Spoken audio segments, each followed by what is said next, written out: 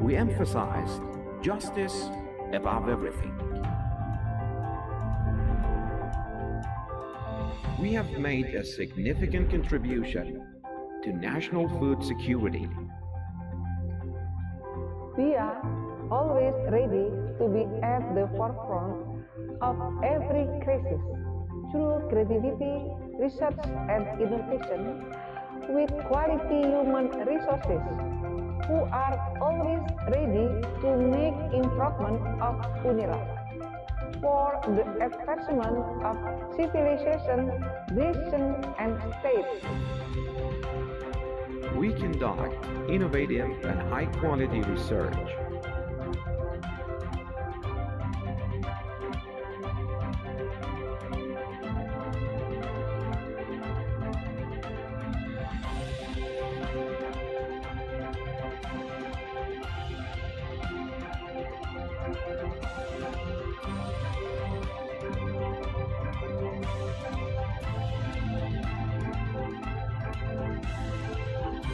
We encourage the academic community to be active in achievement activities.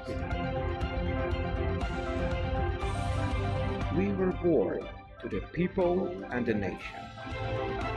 We are UNILA.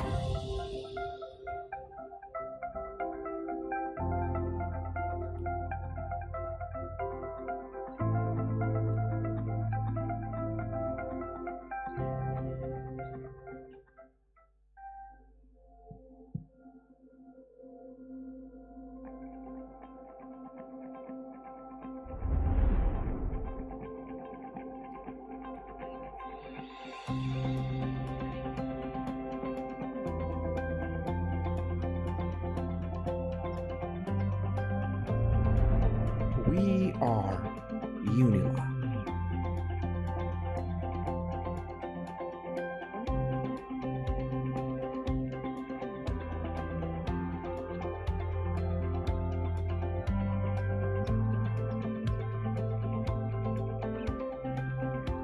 We are adapting to the rapid acceleration of civilization.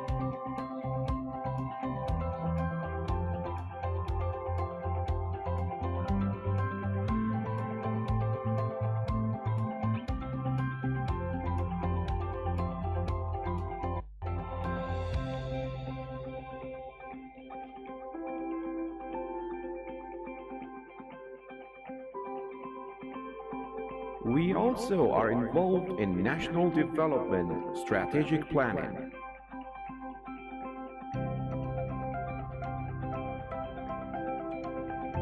We are consistently innovating on medical research development.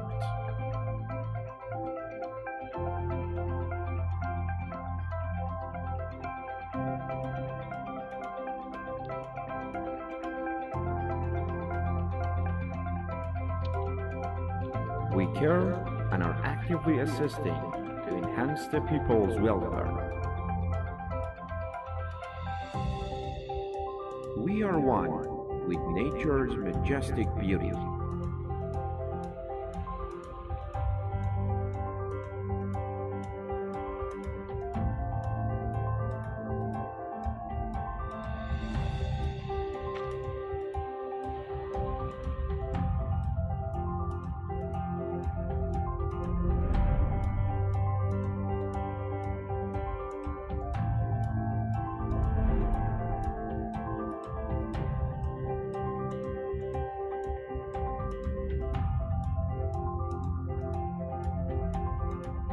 We emphasized justice above everything.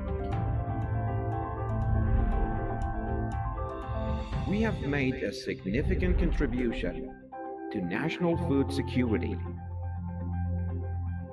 We are always ready to be at the forefront of every crisis through creativity, research and innovation with quality human resources who are always ready to make improvement of UNILA for the advancement of civilization, nation and state.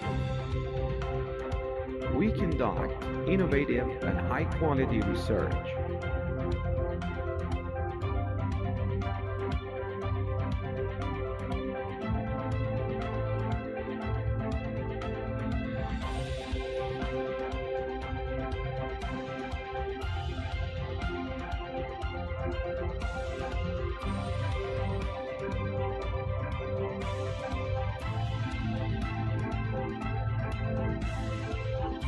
We encourage the academic community to be active in achievement activities.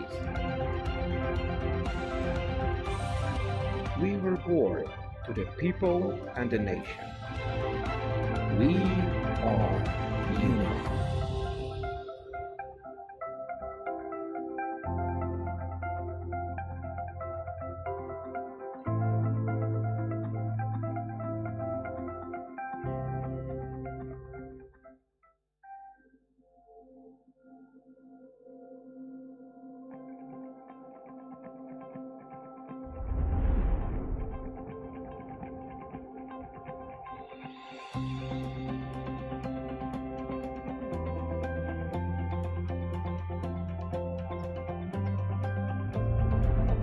We are ULICoSS.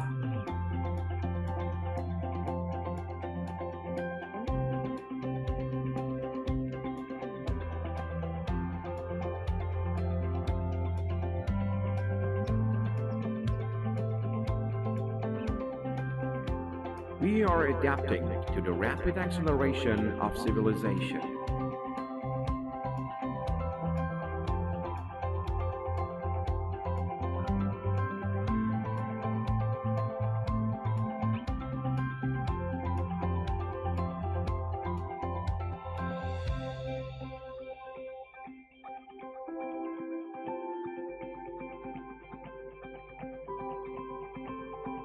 We also are involved in national development strategic planning.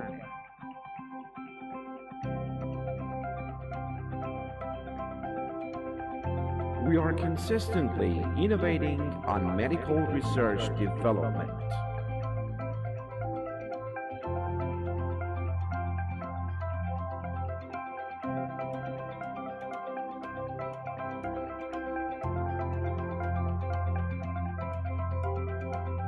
We care and are actively assisting to enhance the people's welfare. We are one with nature's majestic beauty.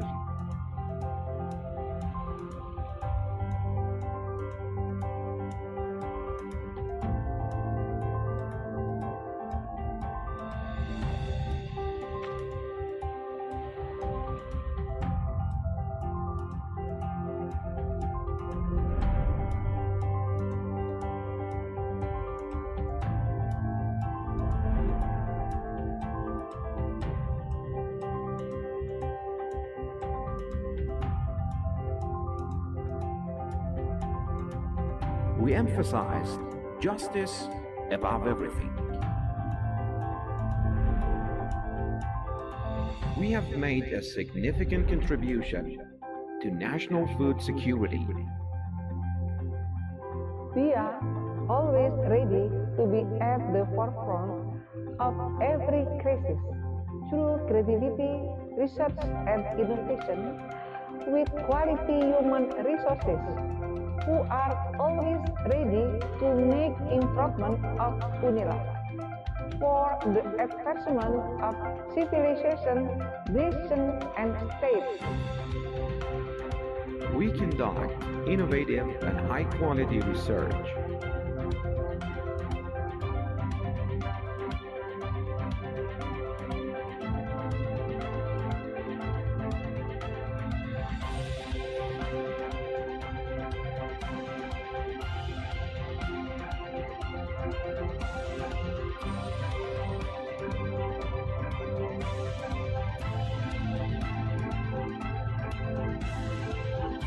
We encourage the academic community to be active in achievement activities.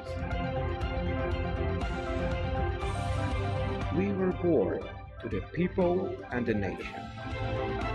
We are ULICoSS.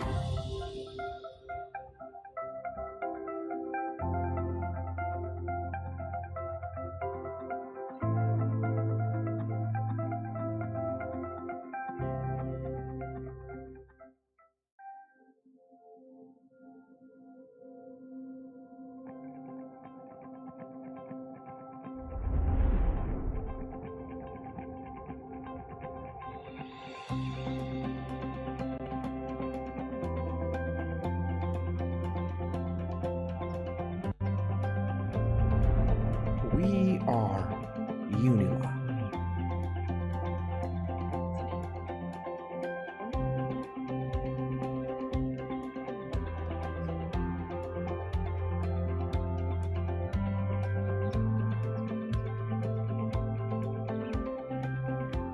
We are adapting to the rapid acceleration of civilization.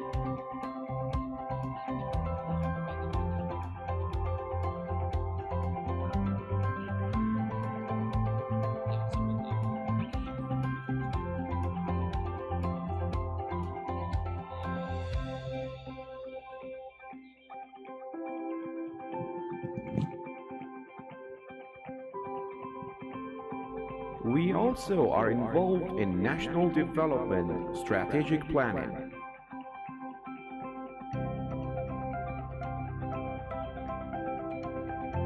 We are consistently innovating on medical research development.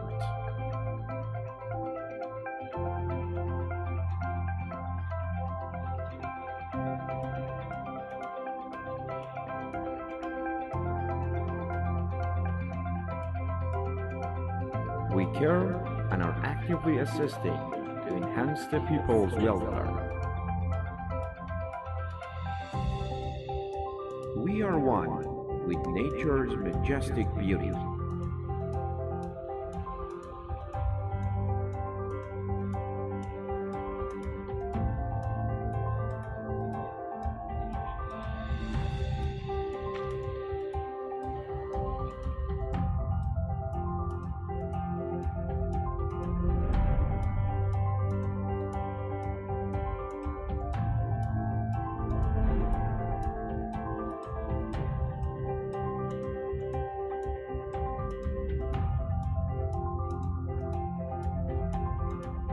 We emphasize justice above everything.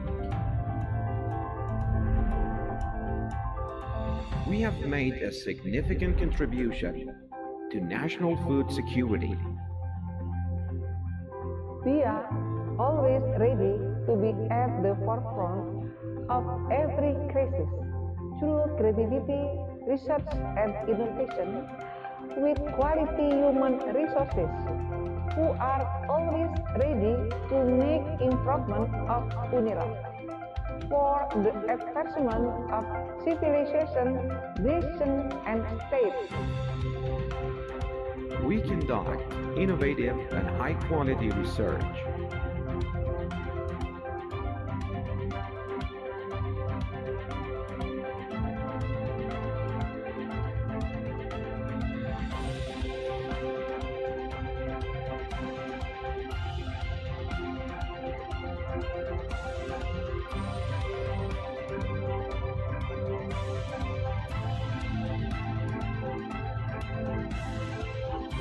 We encourage the academic community to be active in achievement activities. We report to the people and the nation. We are UNILA.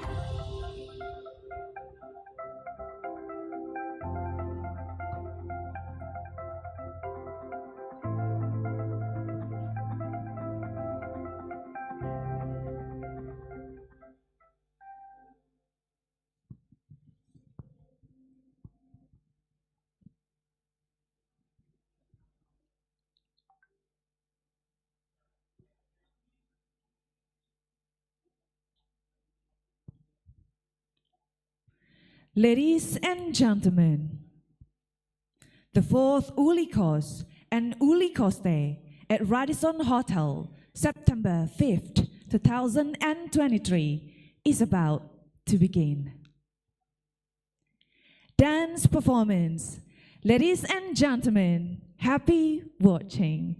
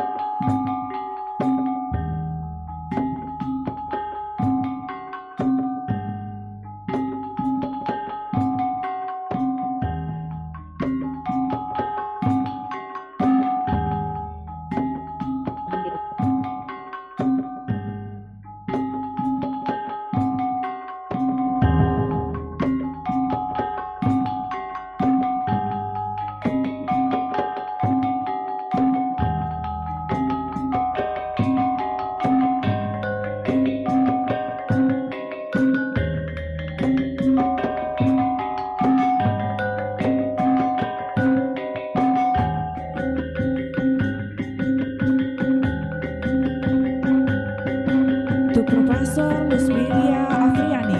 Please be willing to take the kapur siri.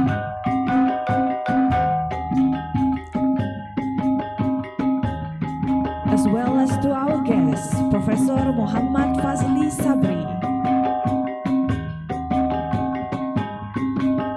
And also to Dr. Muhammad Jimat.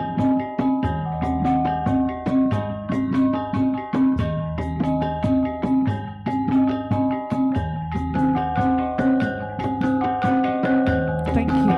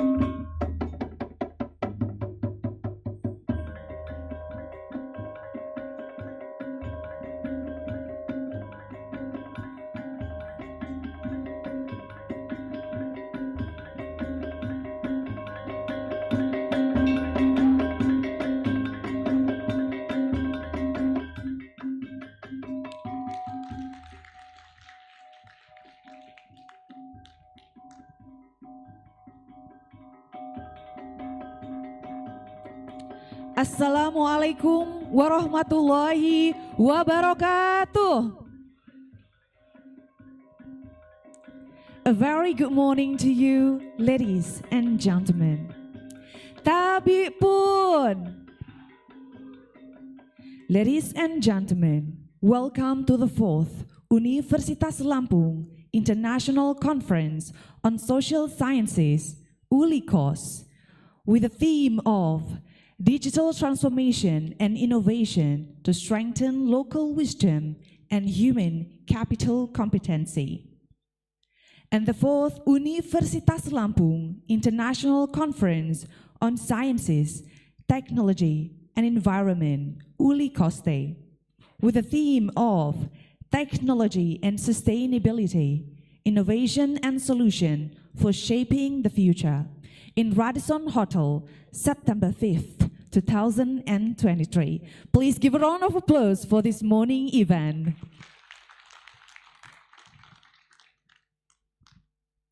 Your Excellency, Director, the University of Lampung, Professor Dr. Engineer Lusmelia Afriani, DEA IPM, Asian Engineer. Your Excellency, the Head, the Institute of Research and Community Services, Dr. Habibullah Jimat, SE, MSI. Your Excellency, the Head of Senate, the University of Lampung. Your Excellency, Vice Rectors, the University of Lampung. Your Excellency, all keynote speakers, the Honorable, the Head of the guest universities, the Honorable, the Regional Research and Development Agency, the Honorable, the Head of Institutes, all Deans, Vice Deans, and Chiefs of Technical Units, the University of Lampung, the Honorable, all committees and participants. Ladies and gentlemen, once again, you are most welcomed.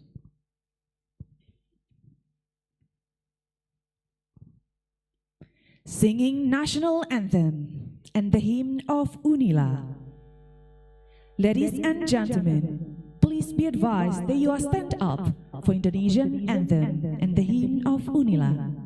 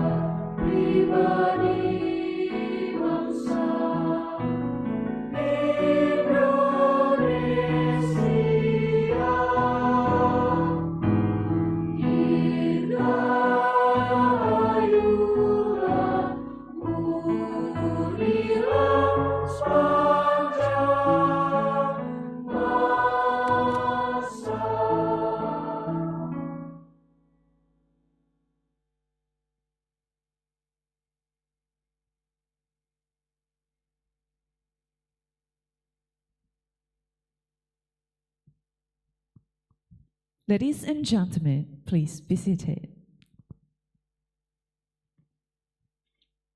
Next, speeches. The first speech will be coming from the head, the Institute of Research and Community Services, to Dr. Habibullah Jimat, SE MSI. Time is yours.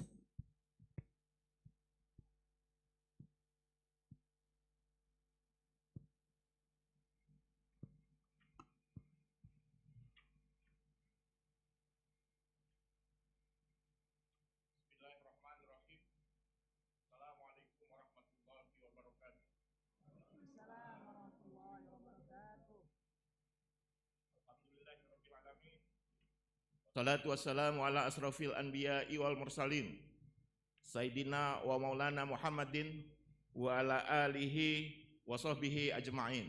Amma ba'du. Tabi pun. Ya pun.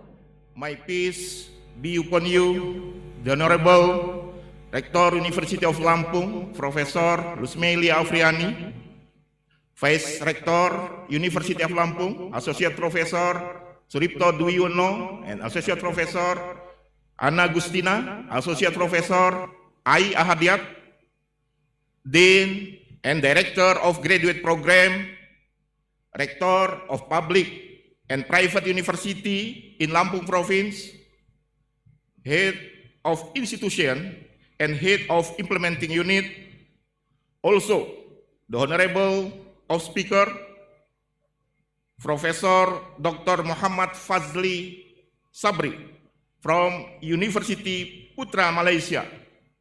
Thank you, Prof. Profesor Dr. Diding Sohandi from University of Lampung. Ariska Warganegara PhD from University of Lampung. Dr. Dani Amrul Ihdan, Vice General Director, CEO of Mining Industry Indonesia, MIN-ID. Associate Professor Tetsu Konishi, PhD from Fukuoka Women University, Japan, and Professor Irina Sestakova from St. Petersburg Mining University, Russia. And for all the guests, ladies and gentlemen, welcome to our international conference. Ladies and gentlemen, local wisdom, technology, environment, and intelligence shall not be ignored or eliminated. Instead, these values must be transformed into the treasure of today's culture by being transformed and reactualized, rationalized, trust theory or scientific paradigm. The cultural treasures that are hidden and stored require reinterpretation to get a refresh of meaning and give meaning to life. The superior local culture, if given a new spirit and revitalized, will be able to contribute to human willpower as well as respond to global structure challenges. So, we shall be grateful that the University of Lampung formulates a theory from the concept and social science and technology environment through this international conference. This international conference will be consist by two conferences. There are ULICoSS and ULICoSTE. ULICoSS carries the theme about digital transformation and innovation to strengthen local wisdom and human capital competency, and ULICoSTE carries the theme technology and sustainability, innovation and solution for shaping the future. The fourth University of Lampung International Conference and Social Science, ULICoSS, and the fourth International Conference on Science, Technology and Environment, ULICoSTE 2023, is an international conference organized by the Institute for Research and Community Service, University of Lampung, Indonesia. The event will take place from 5th until 8th September 2023. This event will be held by a hybrid working model by combining an in-person event with an online meeting via Zoom. Attendants and presenters are expected to interact in this way, using technology to connect to global network.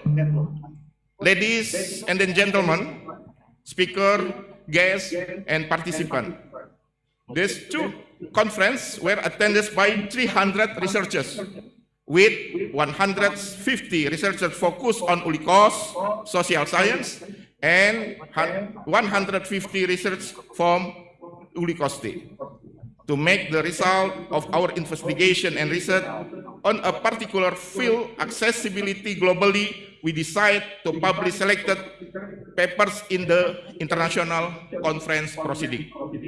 Hopefully, this conference will contribute and will in collaboration in the academic field, especially in potential topics, including as this international conference are local politic dynamic, bureaucracy and administrative issue, economics, business and management transformation, digital business and marketing, innovative communication, history, culture, and social art innovation, and human rights and social welfare development, and in the science, technology, and environment. Thus, they focus on the latest technological advancement and how their advantage will impact our future. Thank you for all committee, speaker, guests, presenters, and participants for supporting this international conference.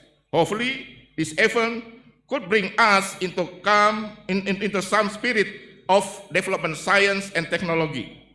Now, may I please invite the Rector of University Lampung, Professor Lusmelia Afriani, to give a speech and also open this event officially.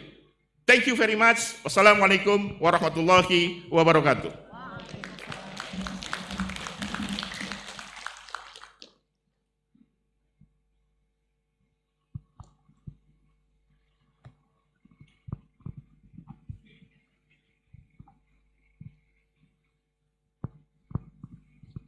Thank you, Doctor, for the speech. The second speech will be coming from the Rector, the University of Lampung, who will also open the conference officially by having the gong sounding. The Professor Dr. Engineer Lusmelia Afriani, DEA IPM, Asian Engineer, the floor is yours.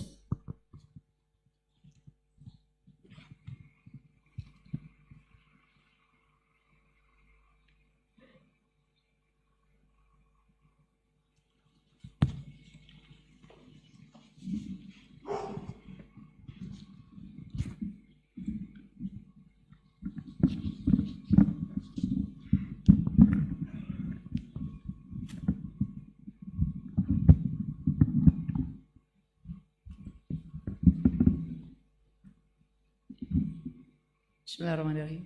Assalamualaikum warahmatullahi wabarakatuh. Waalaikumsalam warahmatullahi wabarakatuh. Good morning, ladies and gentlemen. Tabik pun. The honorable all keynote speakers of 4th ULICoSS and ULICoSTE, distinguished guests, committee, and all participants. Welcome to our international conferences. Today, we have two big conferences, including 4th Universitas Lampung International Conference on Social Sciences, ULICoSS, with the theme of Digital Transformation and Innovation of Strengthening Local Wisdom and Human Capital Competency, and 4th Universitas Lampung International Conference on Sciences, Technology, and Environment, ULICoSTE, with the theme of Technology and Sustainability, Innovation and Solution for Shaping the Future. Ladies and gentlemen, this conference focuses on how academics in the field of social sciences get benefit from digital transformation and innovation, which provide significant opportunities to improve human resource competency, while strengthening local wisdom and shaping the better future through innovation and technology sustainability. Therefore, this international conference, which presents keynote speakers from some other countries, including Russia, Malaysia, Japan, Palestine, China, France, and Indonesia, is intended as a forum for significant breakthrough in the rapid transformation of technology and innovation, while strengthening local potential, policies, and competence of human resources. Ladies and gentlemen, in addition to digital transformation, the way we work today is also adapting new technology and trends. This new landscape forces us to consider the future, especially with the focus on innovation and sustainability. These two conferences provide concrete evidence that University of Lampung has a strong commitment to contribute positively to development of human resources and education in Indonesia, with the jargon "Be Strong." I ensure that this event will be beneficial for everyone who attend here. That is all for me. Hopefully, everything will run as good as it expected. Once again, you are very welcomed. With gratitude, asking for this blessing and saying Bismillahirrahmanirrahim, I declare this international conference to be officially open. Thank you. Wassalamualaikum warahmatullahi wabarakatuh.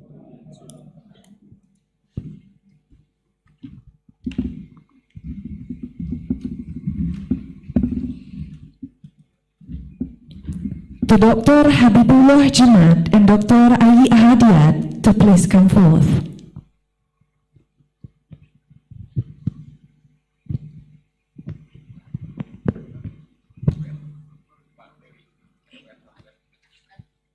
And all the vice rectors, please.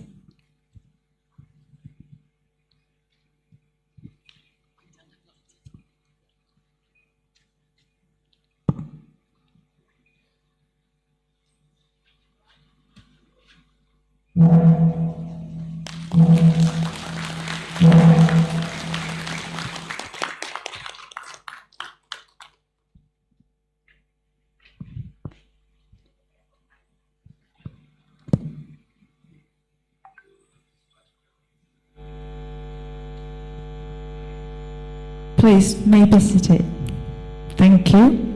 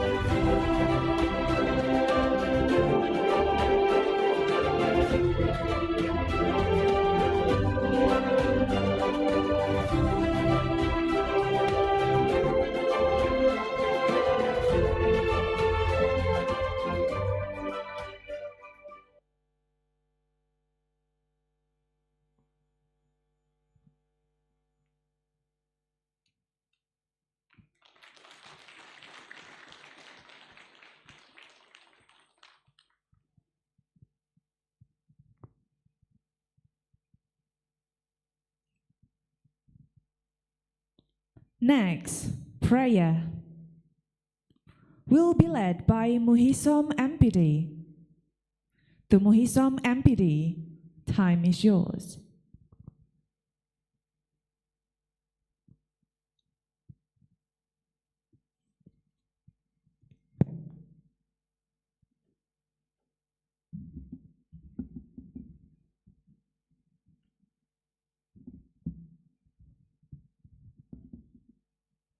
Assalamualaikum warahmatullahi wabarakatuh.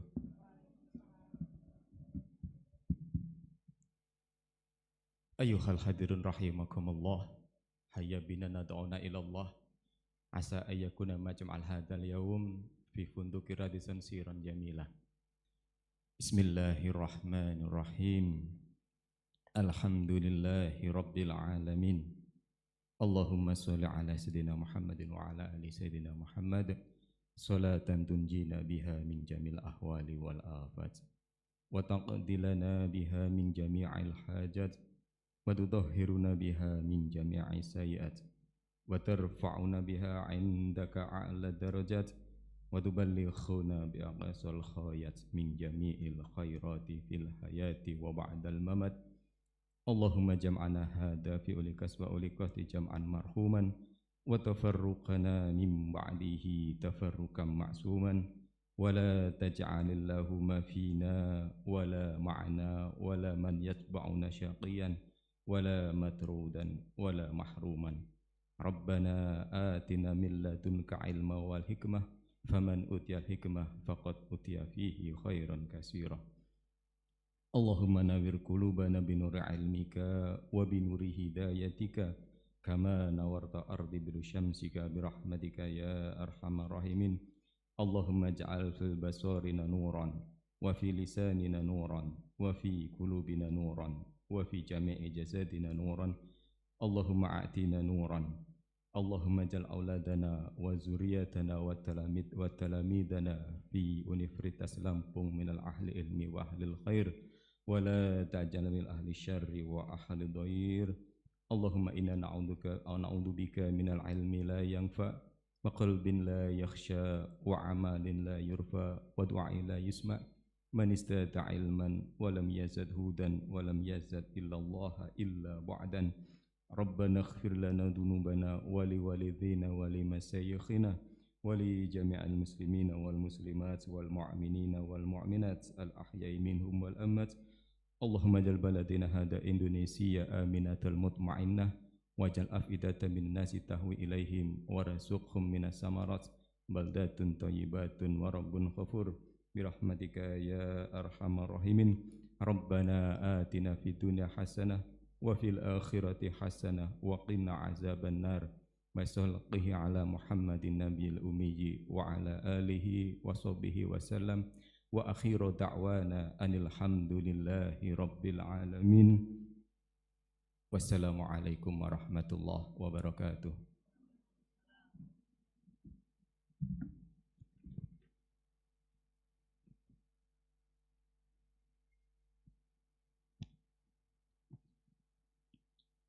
Thank you, sir, for leading the prayer. Next, hand in Cindramata and certificates to the keynote speakers will be led by Ratu and Dynasty. Time is yours.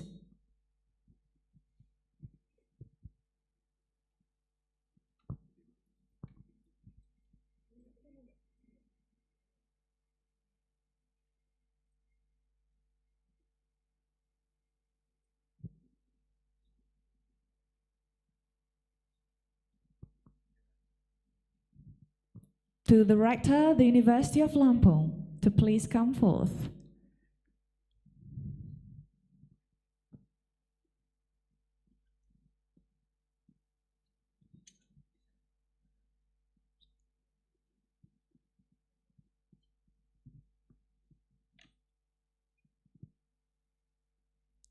The first will be given to Professor Hazli.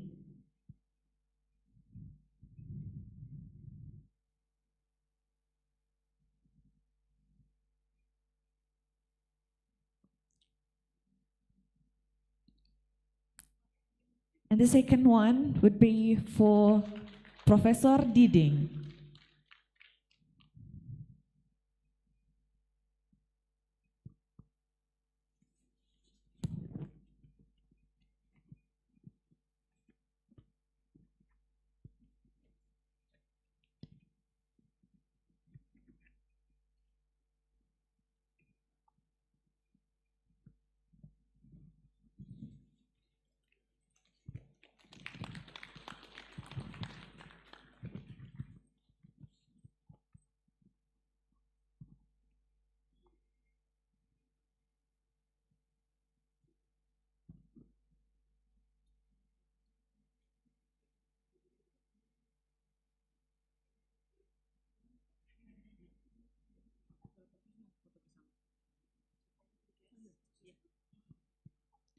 Please to all guests to come forth. The next agenda will be photo session. So please for all the guests to come forth.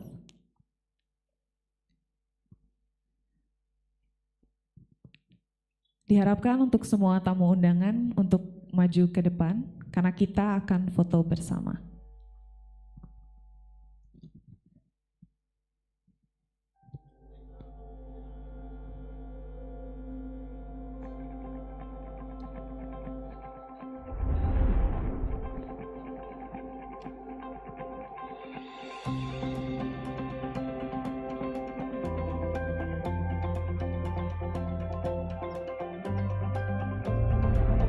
We are UNILA.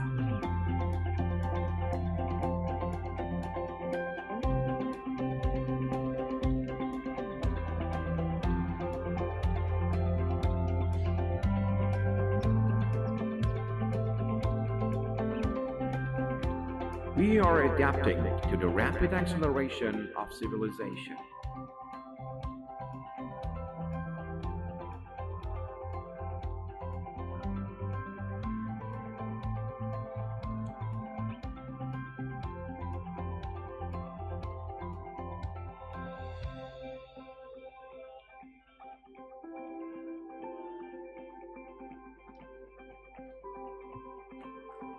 We also are involved in national development strategic planning. Tamu hadirin dipersilahkan duduk kembali.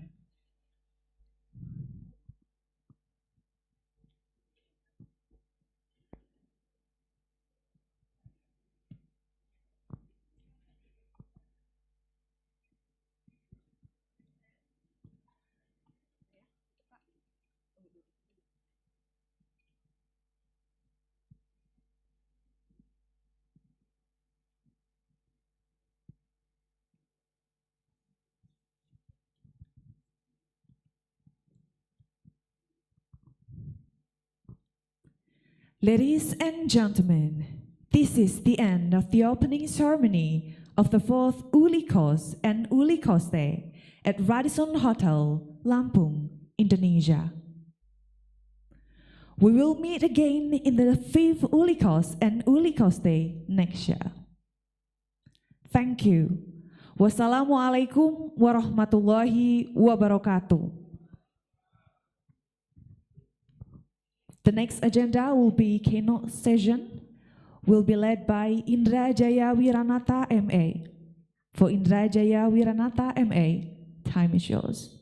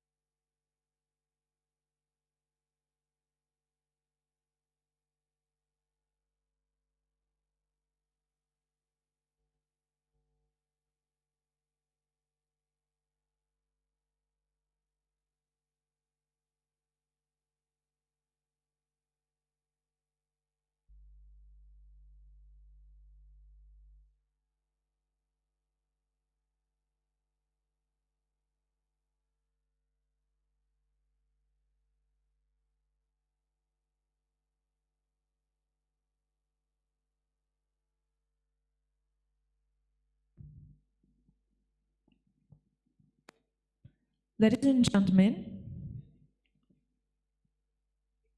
now we have coffee breakfast. So you may go to the left and the right side. Para hadirin tamu undangan, dipersilahkan untuk coffee break terlebih dahulu.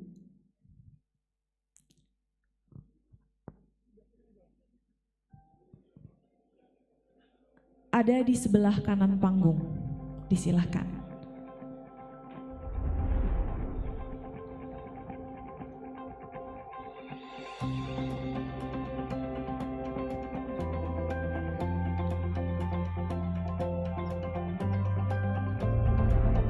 We are UNILA.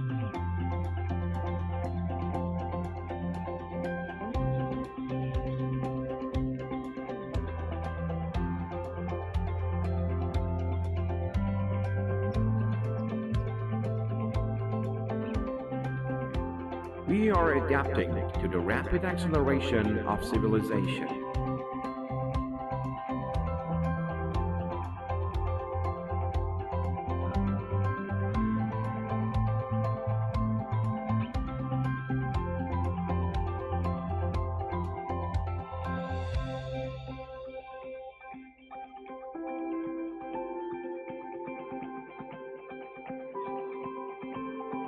We also are involved in national development strategic planning.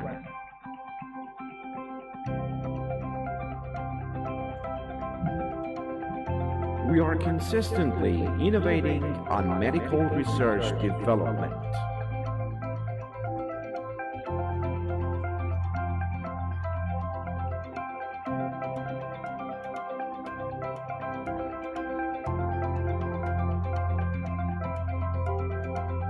We care and are actively assisting to enhance the people's welfare.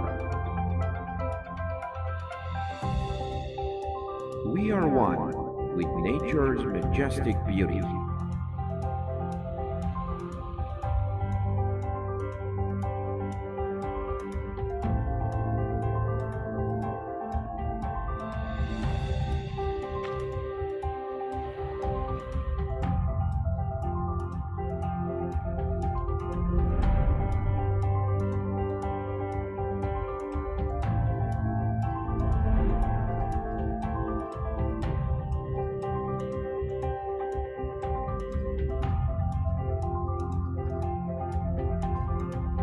We emphasize justice above everything. We have made a significant contribution to national food security. We are always ready to be at the forefront of every crisis through creativity, research, and innovation with quality human resources who are always ready to make improvement of UNILA for the advancement of civilization, nation, and state. We conduct innovative and high-quality research.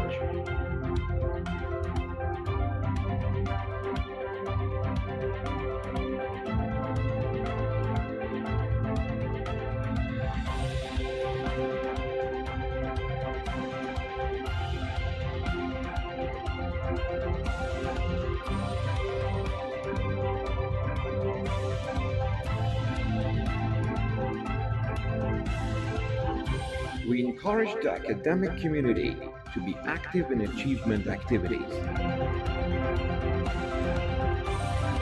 We report to the people and the nation. We are UNILA.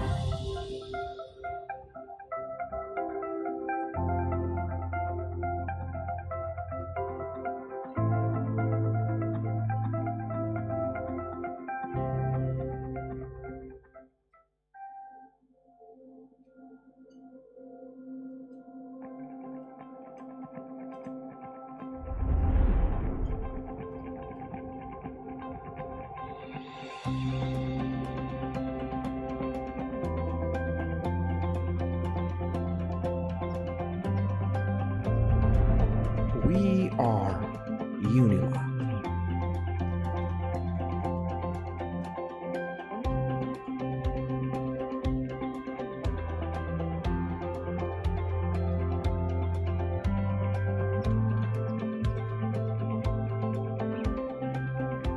We are adapting to the rapid acceleration of civilization.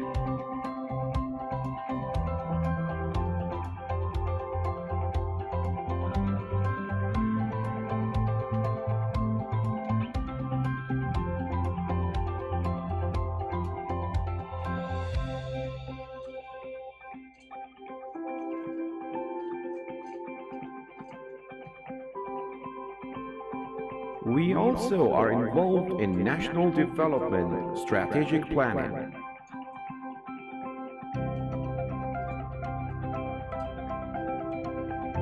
We are consistently innovating on medical research development.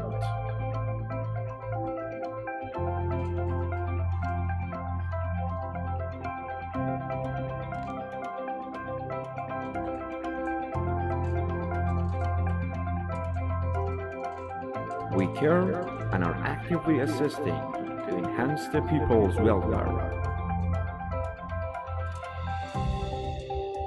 We are one with nature's majestic beauty.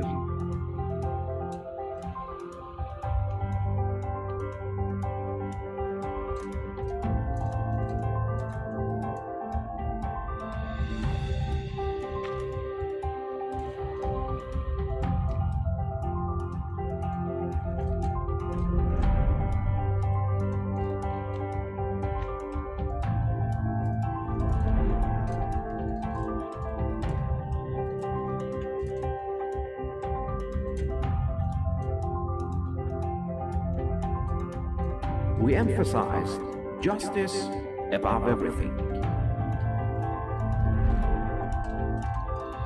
We have made a significant contribution to national food security. We are always ready to be at the forefront of every crisis through creativity, research, and innovation with quality human resources who are always ready to make improvement of UNILA for the advancement of civilization, nation, and state. We conduct innovative and high-quality research.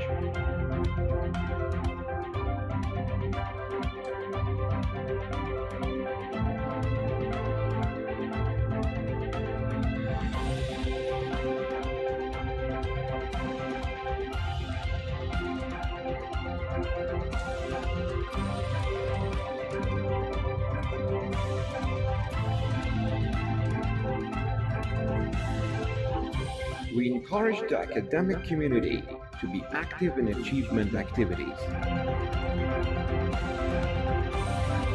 We report to the people and the nation. We are UNILA.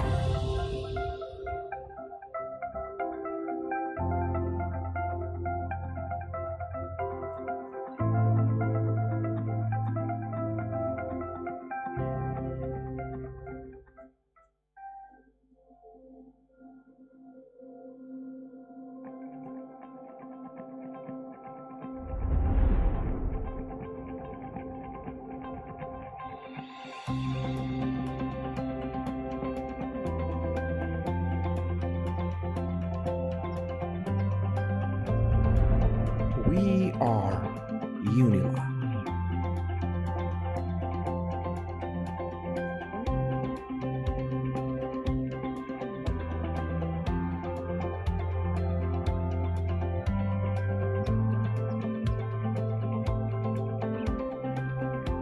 We are adapting to the rapid acceleration of civilization.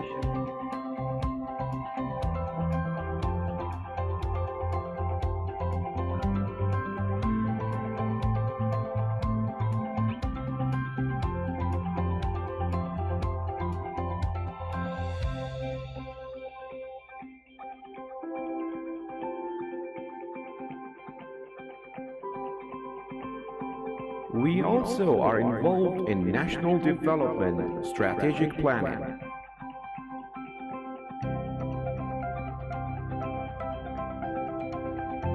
We are consistently innovating on medical research development.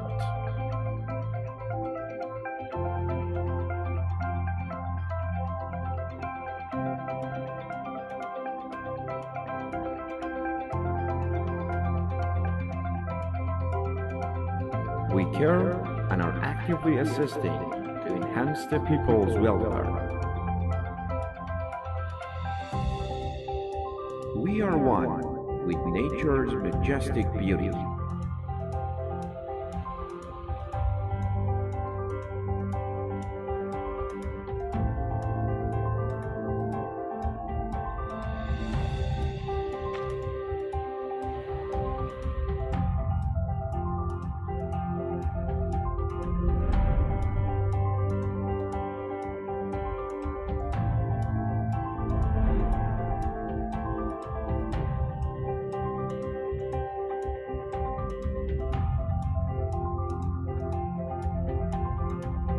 We emphasize justice above everything. We have made a significant contribution to national food security. We are always ready to be at the forefront of every crisis through creativity, research, and innovation with quality human resources who are always ready to make improvement of UNILA for the advancement of civilization, nation, and state. We conduct innovative and high-quality research.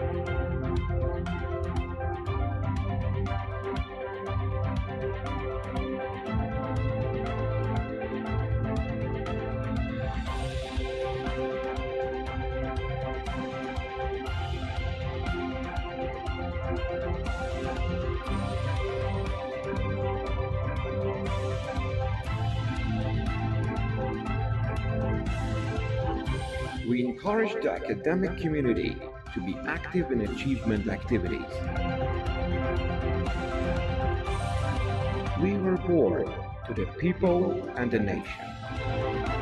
We are UNILA.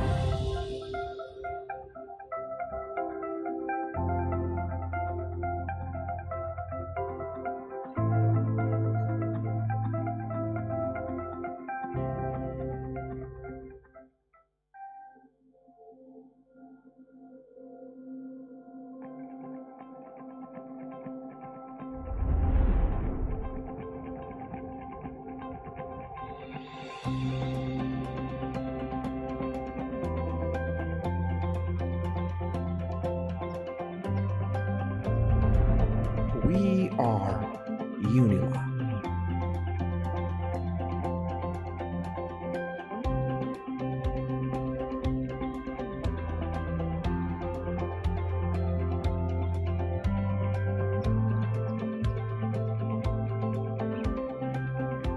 We are adapting to the rapid acceleration of civilization.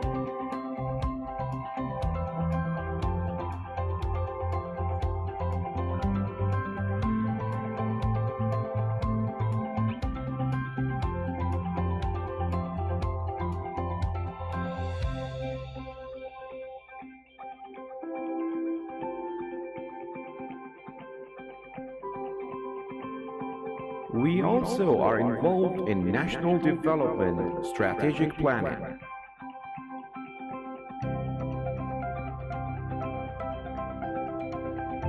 We are consistently innovating on medical research development.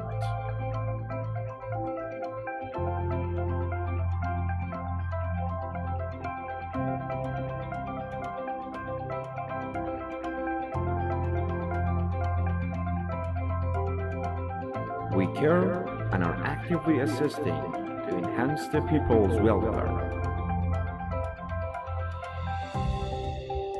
We are one with nature's majestic beauty.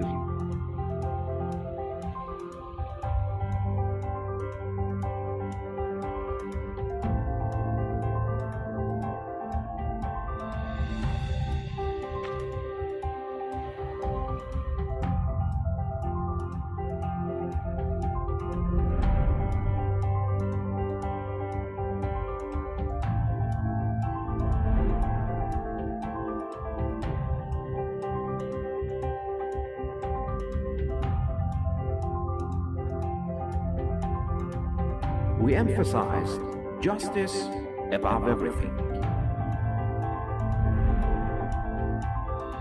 We have made a significant contribution to national food security. We are always ready to be at the forefront of every crisis through creativity, research, and innovation with quality human resources who are always ready to make improvement of UNIRA for the advancement of civilization, nation, and state. We conduct innovative and high-quality research.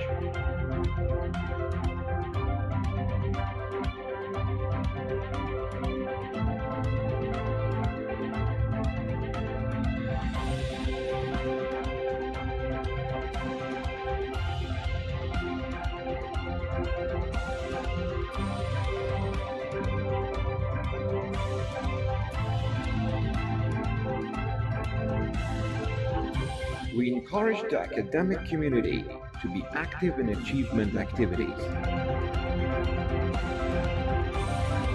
We report to the people and the nation.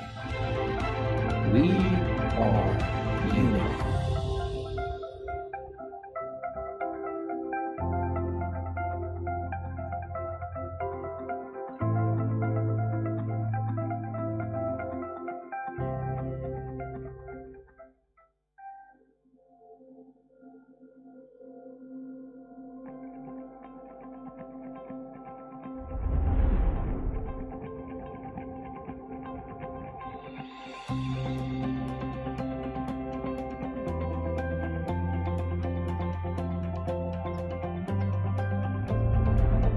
We are UNILA.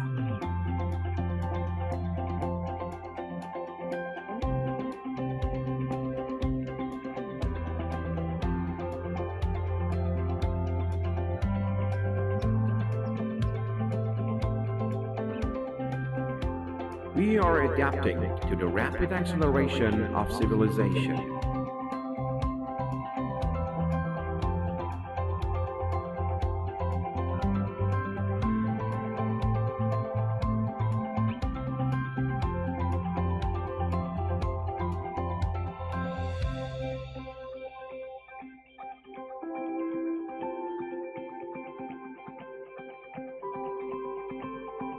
We also are involved in national development strategic planning.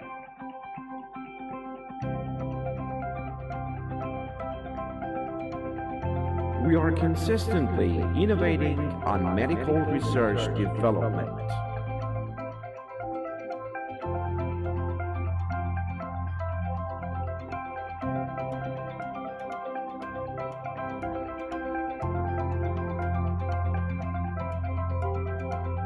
We care and are actively assisting to enhance the people's welfare. We are one with nature's majestic beauty.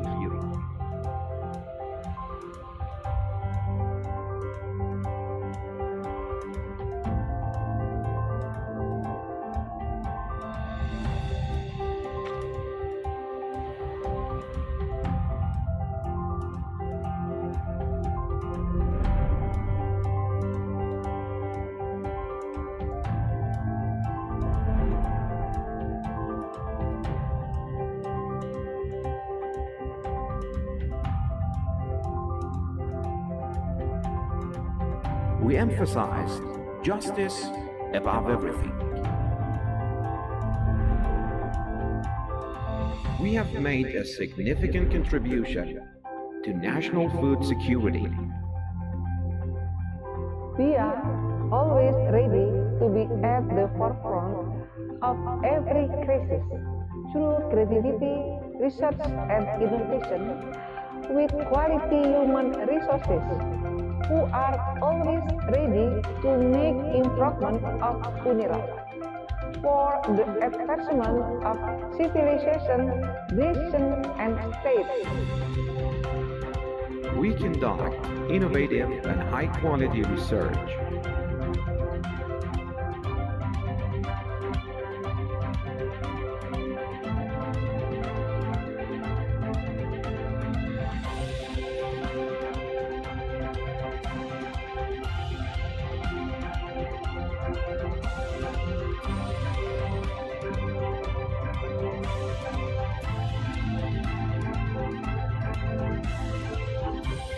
encourage the academic community to be active in achievement activities. We were born to the people and the nation. We are ULICoSS.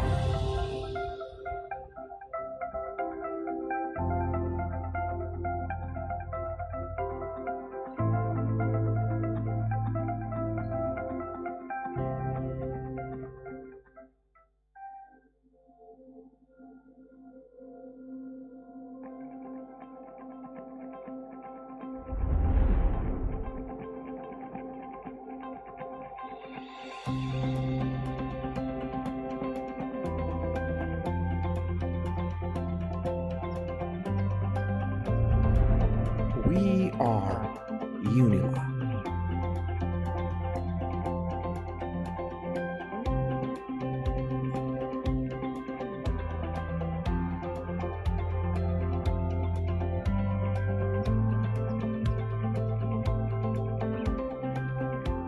We are adapting to the rapid acceleration of civilization.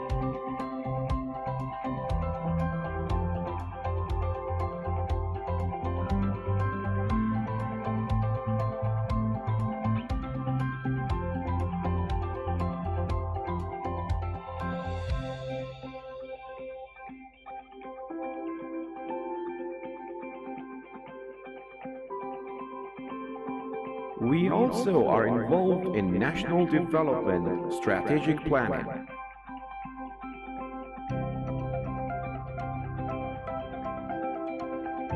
We are consistently innovating on medical research development.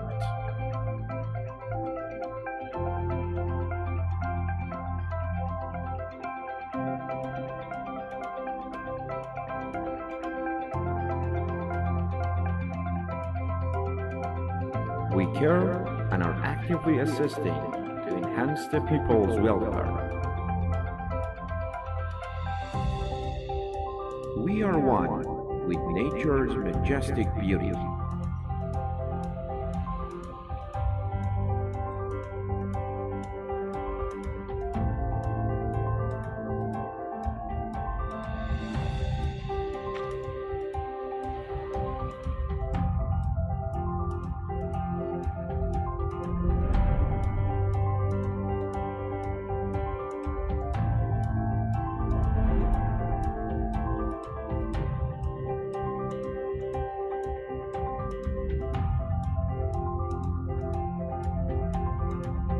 We emphasize justice above everything.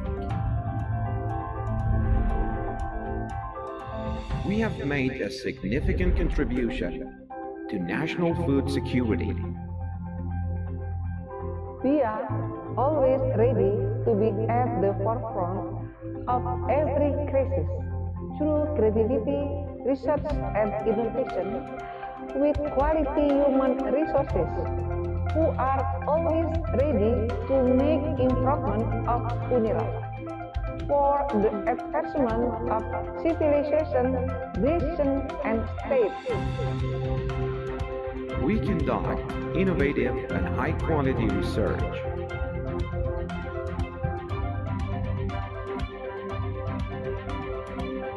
Mohon kepada seluruh presenter yang pada hari ini akan memaparkan,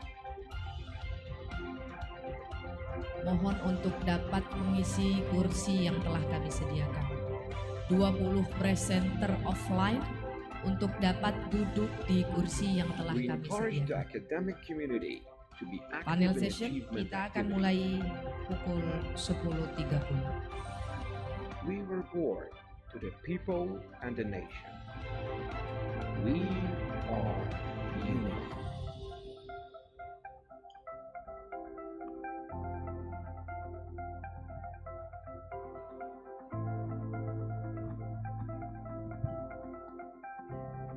Sekali lagi kepada presenter 20 offline untuk dapat duduk di tempat yang telah disediakan di posisi depan.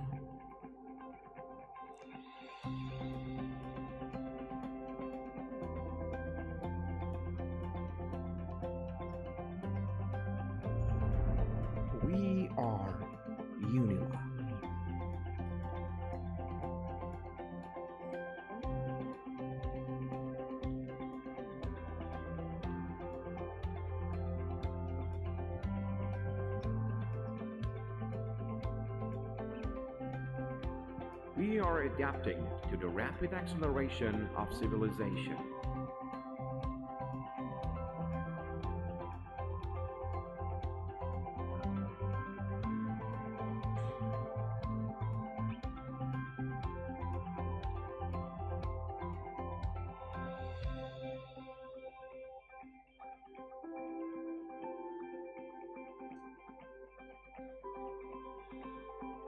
We also are involved in national development strategic planning.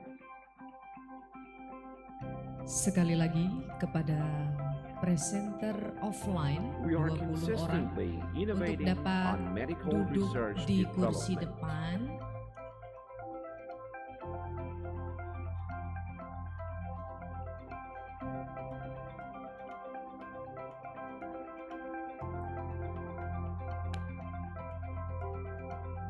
We care and are actively assisting to enhance the people's welfare.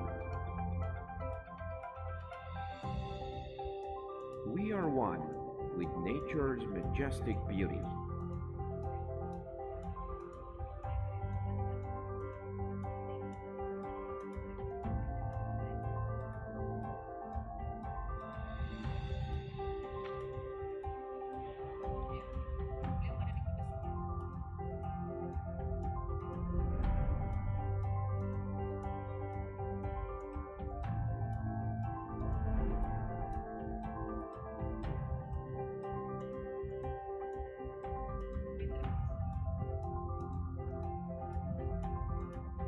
We emphasize justice above everything. We have made a significant contribution to national food security.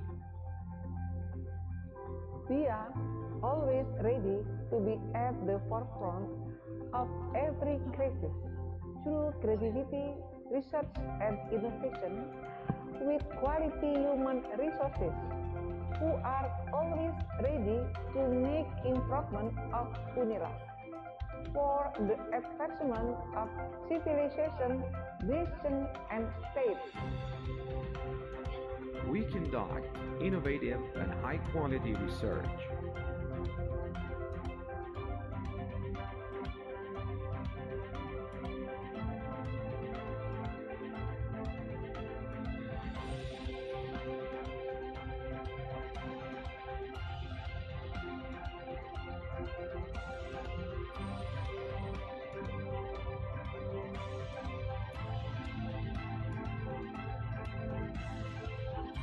We encourage the academic community to be active in achievement activities.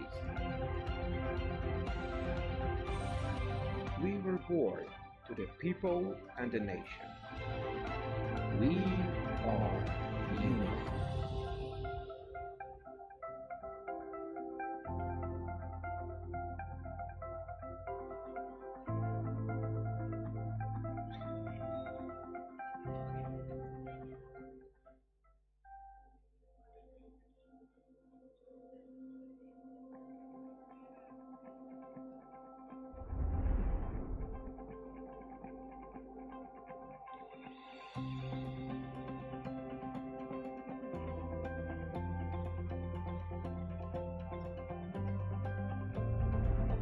We are UNICoSS.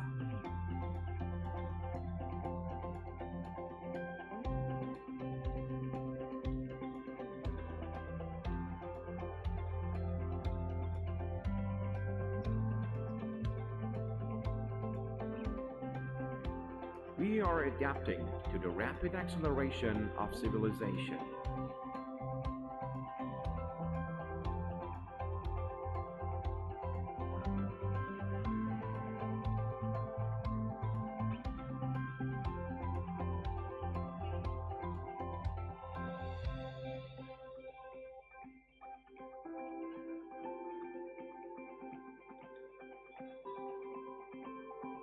We also are involved in national development strategic planning.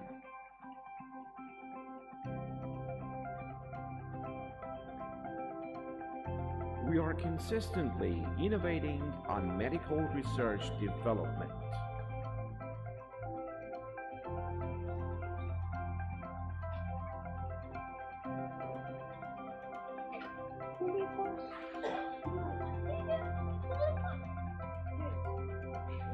We care and are actively assisting to enhance the people's welfare.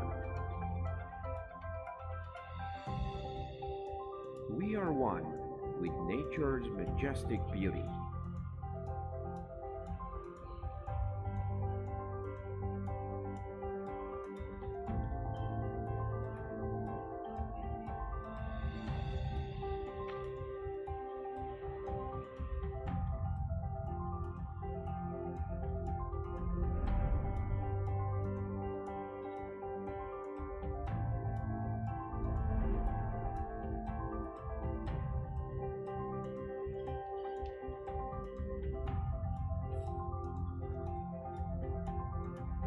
We emphasize justice above everything. We have made a significant contribution to national food security.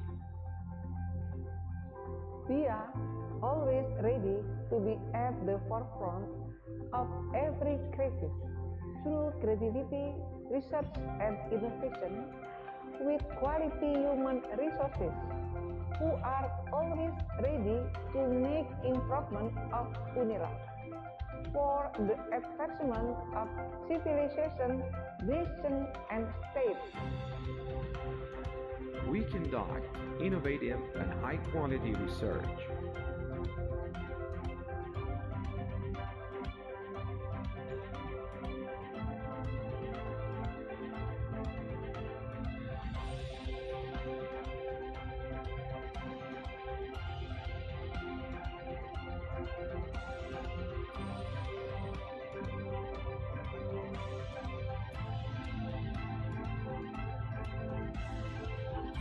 We encourage the academic community to be active in achievement activities.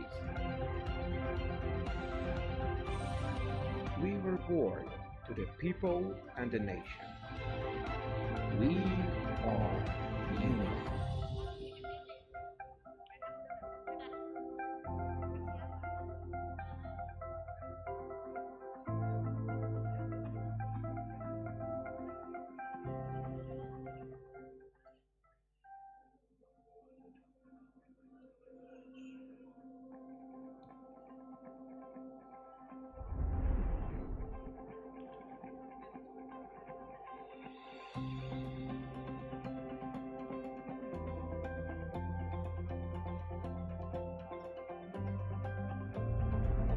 We are UNICoSS.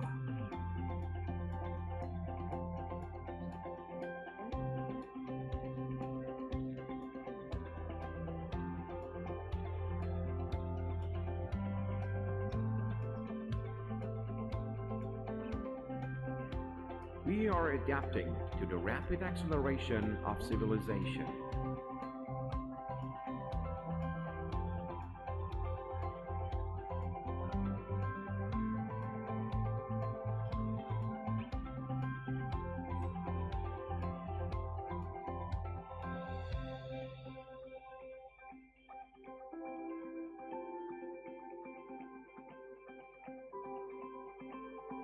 We also are involved in national development strategic planning.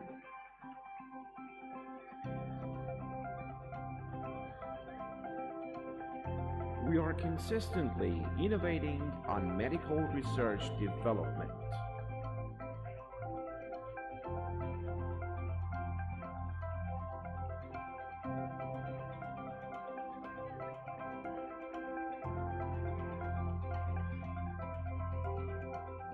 We care and are actively assisting to enhance the people's welfare.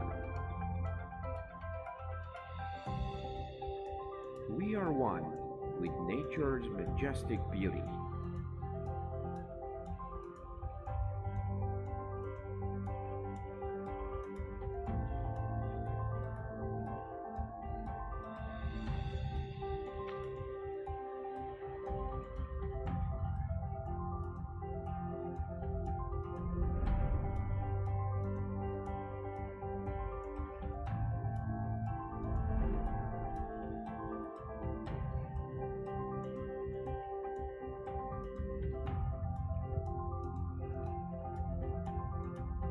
We emphasize justice above everything.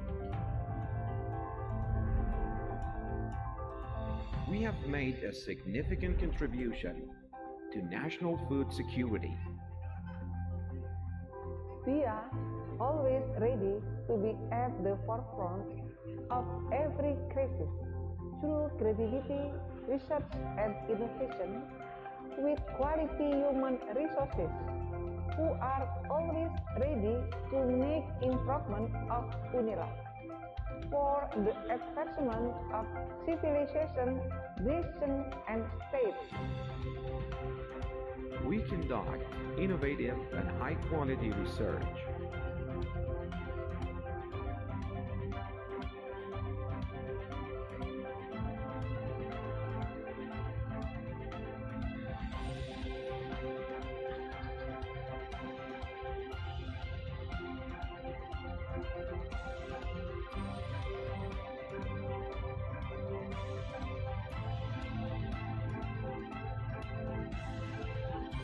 We encourage the academic community to be active in achievement activities. We report to the people and the nation. We are UNILA.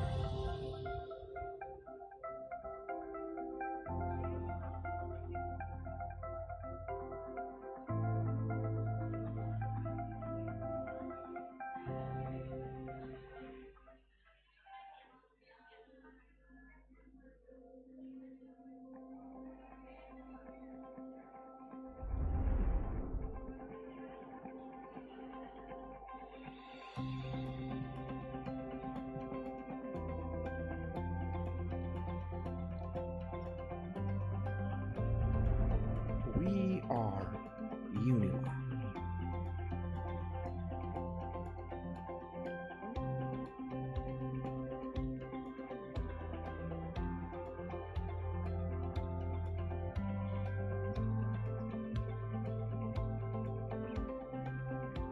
We are adapting to the rapid acceleration of civilization.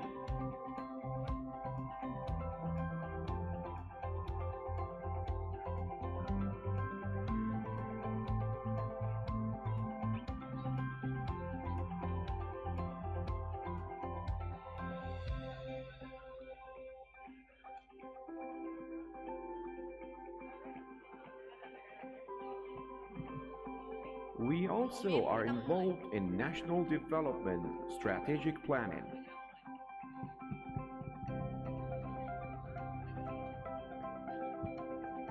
We are consistently innovating on medical research development.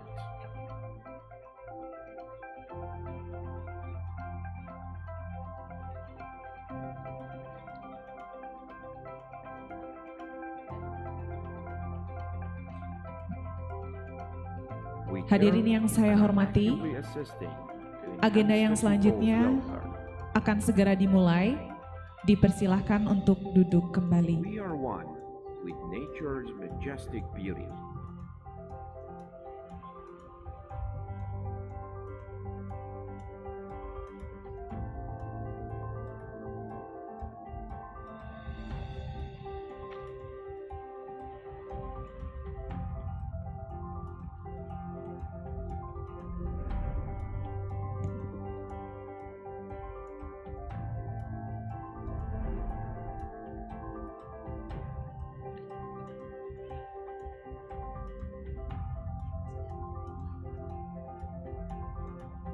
We emphasize Agenda selanjutnya adalah keynote session yang akan dipimpin oleh Bapak Indrajaya Wiranata MA. Kepada Bapak Indrajaya Wiranata, disilahkan.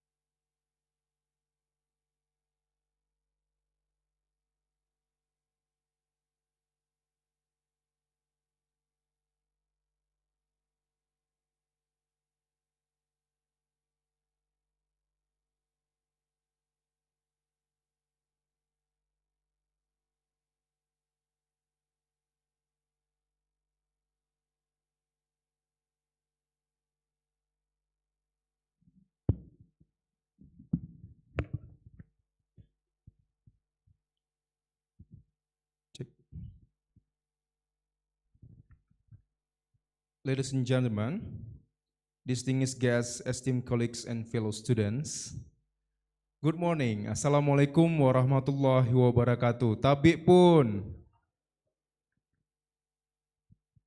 It is my distinct honor and privilege to extend a warm and heartfelt welcome to each every one of you as we gather today here in Radisson Hotel for the 4th ULICoSSE 2023.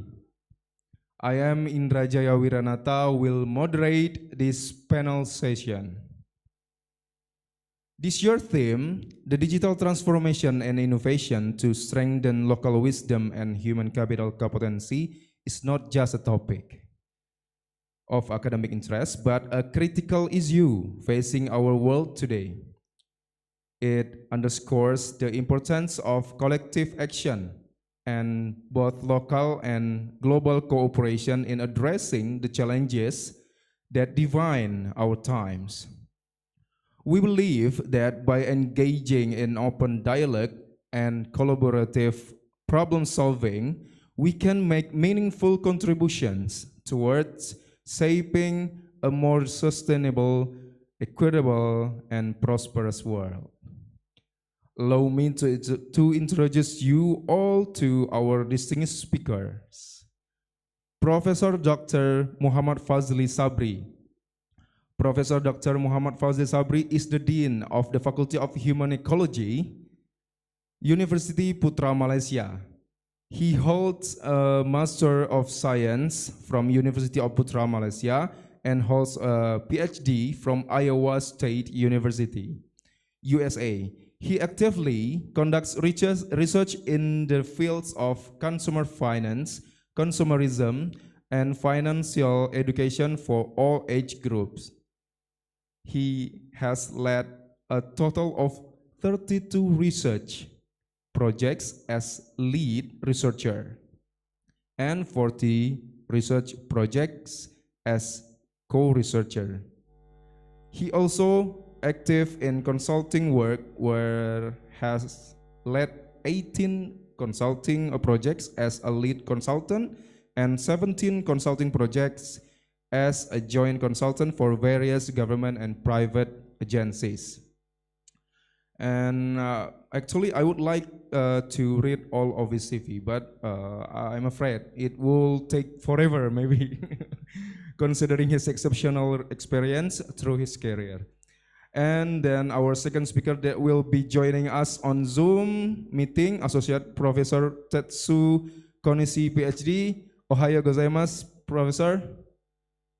And he gets his bachelor's degree in science from Tohoku University, Japan in 2004. His Master of Public Policy from Tohoku University, Japan in 2009. While his Doctor of Philosophy in Area Study is from Kyoto University, Japan in 2016. Currently, he is an Associate Professor in Fukuoka University, Women's University, Japan since 2020. His research interest is especially Indonesian political economy, Indonesian economy, Southeast Asian area studies. He also has so many research within the theme of Indonesia and Southeast Asian studies. And last but not least, our third speaker would be Dr. Dhani Amrul Ihdan. Mr. Ihdan currently serves as a Vice General Director of Mining Industry Indonesia, or Mine ID. In 2014 and 2017, he is a President Director of PT Pertamedica Sentul, Presidency Spokesperson in the Office of President Staff in 2019, and from 2021 until now, he is the Director of Mine ID. Without any further ado, I would like to invite our speakers to the stage, please. Mr. Professor Fazli, the stage is yours. Give applause to Mr. Fazli.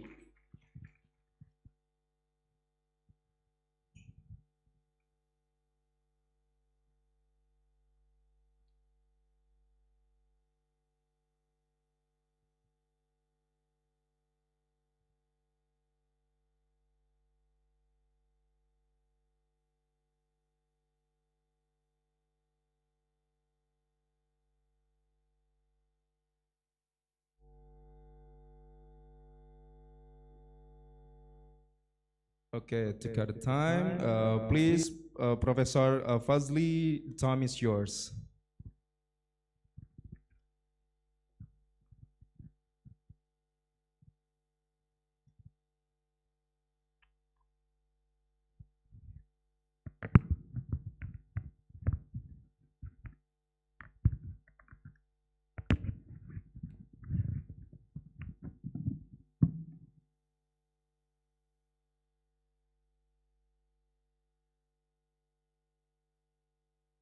Thank you, Mr. Indra, our charming moderator. A'udzubillahi minasyaitonirrajim. Bismillahirrahmanirrahim. Alhamdulillah rabbil alamin wassalatu wassalamu ala asyrafil mursalin wa ala alihi wa sahbihi ajmain. Allahumma yassir wa la tu'assir. Assalamualaikum warahmatullahi taala wabarakatuh and very good morning. Tabik pun alhamdulillah insyaallah. Insyaallah are you ready, Mr. Aldo? Okay, inshallah, ladies and gentlemen, the title of my presentation today is Digital Transformation on Economic, Business and Management Challenges and Way Forward. So as an introduction, as we know that digital transformation is not about adopting a new tool or another. It is a metamorphosis, a complete overhaul in how we think, operate and deliver value. Then can we go to the next slide? Basically, here are the content of my presentation, but allow me to have a short video presentation. So basically, this is about future way of living. I think the video presentation is really related to the topic that I'm going to share with you. Hope you are enjoy. Please don't sleep. It's about 4 minutes, but it is really good, really connected to the topic that we are going to discuss today. So maybe we can start with this, please.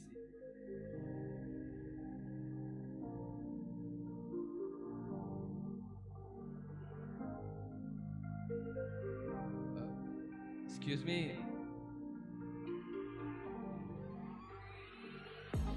Welcome to a glimpse of the future, where it's 2050. As we look around. Okay. All right. Can we go to that video first? All right. Thank you very much.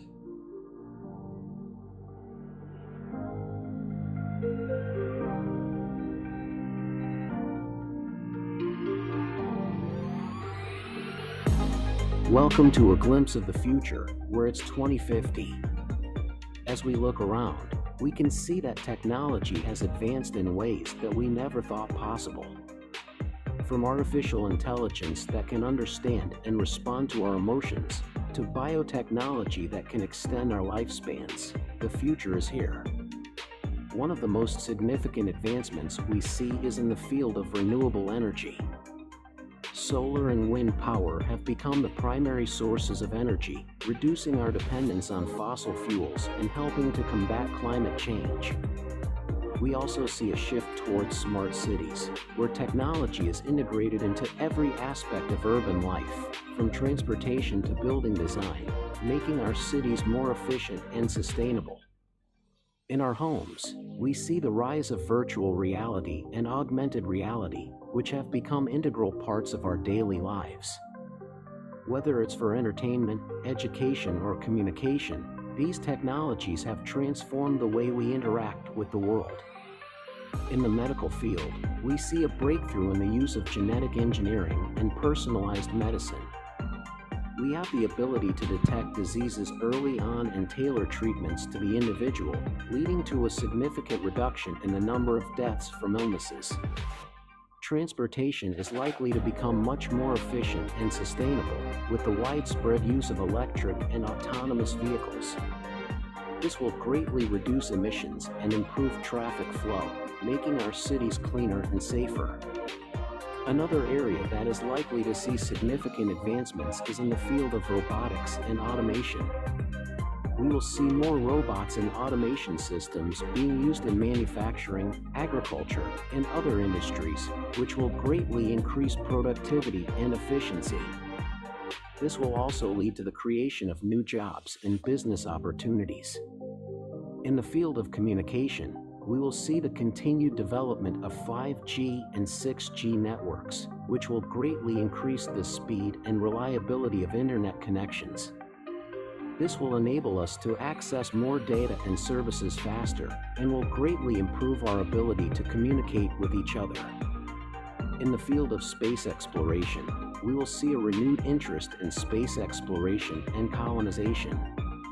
This will be driven by advancements in propulsion technology and the development of new materials, which will make it possible to explore deeper into space and to establish permanent settlements on other planets.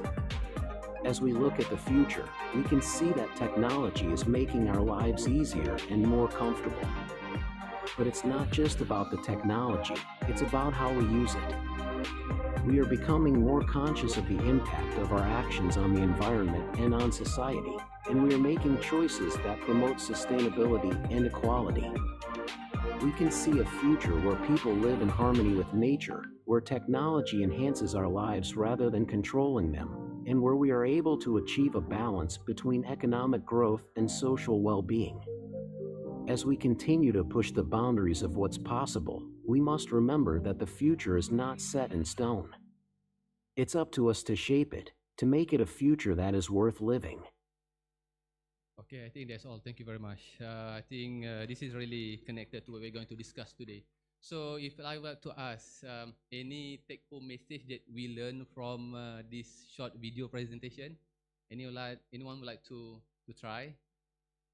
Yeah. Most probably this is what Lampung looks like in 2050, Prof. Yeah, inshallah.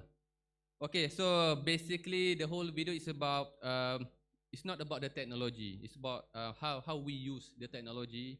I think the most important thing in terms of the sustainability and the equality, and the key important that we can learn from the video is that in terms of balance. Yeah. So meaning that balance in terms of economic growth, normally people talk about digital transformation, they really relate to the economic growth, GDP, so on and so forth. But I think the most important thing is that we must think in terms of the balance between economic growth and the societal well-being. I think in this context, it relates to our topic in terms of the local wisdom, right? So, all right, so here in terms of the introduction, I think basically the video itself have covered in terms of introduction. I think one of interesting is if you can see holiday in space. Before previous one, we never think about that. Now with the advancement of technology, for example, Elon Musk come up with a good package, right? So now everyone, if you have money, if you are rich people, then you can go for a vacation, holidays in the space. All right, next slide, please. All right, so this is interesting. This is from Frost and Sullivan, 2030. So basically, here are some like challenges, issues that we all together we need to think. Number one, in terms of heterogeneous future, what does it mean, right? Studies have shown that the use of digital technology, for example, decreases either linearly or exponentially with the age. So meaning that the use of traditional media, for example, now become more homogeneous, especially to the age people. And then now we also talk about the terabyte era and then hyper localization. This is really interesting when we talk about small, medium enterprise. So nowadays we can see that there are many small satellite, for example, geofencing as an opportunity will allow enterprises to cater the customers on the go, right? Then people also talk in terms of transhumanism. So here they talk about humanity is entering the rise of technology, and the most important also in terms of propelling the question into what's mean to be a human. So we need to think together, right? And then we also have like personalized retail, integrated mobility, everything as a service, future economies, and then can we move to the next slide? Okay, so now the next question is what is digital transformation? All right, so can we next? So to summarize, I think there are three different concepts that we should understand before we go further. Number one, in terms of digitization. Okay, so what is digitization? Digitization refers to creating a digital representation of physical object or attributes. Okay, I give you an example. For example, a scan of paper document and we save it into a digital document, for example. Nowadays, we are very simple, right? And then we can send it. So this is talk about digitization. And then the next is in terms of digitalization. Digitalization refer to enabling and improving process by leveraging digital technologies and digital data. And then it will increase in terms of productivity. And then the last concept is digital transformation. What does it mean? So if we can see the process of devising new business application that integrate all digitized data and by using digitalized application. Okay, can we next? So this is another definition of digital transformation, something that I would like to share with you. There is one study according to Harvard Business Review and a software company Red Hat. Digital transformation basically is the integration of digital technology into all areas of businesses, right? And fundamentally, it's about changing how we operate and deliver value to our customers. I think this is basically more like a business, okay? So now, with the advancement of like I mentioned technology, communication, IoT, AI, artificial intelligence, and then networking. Yeah? So people talk about a cloud, right? So can next. So here we can have in terms of digital transformation. Digital transformation is a profound shift in how organization, firm, business, company, for example, operate and delivers values to its customer. Gives some like additional values to the customer. And then the next slide we are going to see in terms of overview on the digitalization process. There are 6 steps, but I'm not going to discuss in detail. Can we move to the next slide? So, benefits of digital transformation. Why it is so important? We need to understand in terms of digitalized information, or we call it DT. Maybe we can see from like business, economic, and management. Okay. So basically, there are like 10 benefits that I can share with you, but bear me, we have more than that. Number one, in terms of increases customer satisfaction, right? Because one of the clearest advantages of digital in business that will able to implement in terms of robust and digital technologies. For example, like per location and then per industry license modification. And then we also talk about in terms of drive database insight. So now with the digital transformation or DT, right? It will enable robust data collection, centralized data storage, right? So people talk about cloud, creation of tool to analyze. And the next one in terms of enable high quality user experience, encourages collaboration and improve communication, and increases in terms of agility, right? So there is one study done by McKinsey. It's like international company conducted research. They found that 8% of the respondents said that their current business model would remain economically viable if their industry keep digitizing and its current cost. However, 92% of business recognize that the fact that ability to change and be flexible is the key to surviving in this ongoing period of the transition. As we know that due to COVID-19 pandemic, it really give a huge impact in terms of business now. That's why people talk now about digital transformation. So next, I think, can you go back? So another benefit in terms of limit in terms of human error. So an undeniable advantage of going digital is the process stop error, okay, by eliminating time-consuming manual data entry and human inefficiencies. And then we have in terms of encourages environment and increases in terms of operational efficiency. So basically, there are some of the advantages why we should look at into DT itself. And the next one, so can we discuss about in terms of challenges of digital transformation? All right. So number one, in terms of lack of organizational change management strategy, the lack of proper organizational change, for example, can have negative impact towards the organization. And then there is one study also according to KPMG 2022 Global Tech Survey. Organizations have reported talent gap issues that threaten to slow down digital transformation. And they found that 40% of respondents said that a shortage of experts hindered the progress. 32% said that adding new talent and new system is costly. And 29% said that the lack of skill, right, to implement the system led to delay in terms of the progress. Now we can see in terms of the importance of upskilling, reskilling in terms of our knowledge in digital.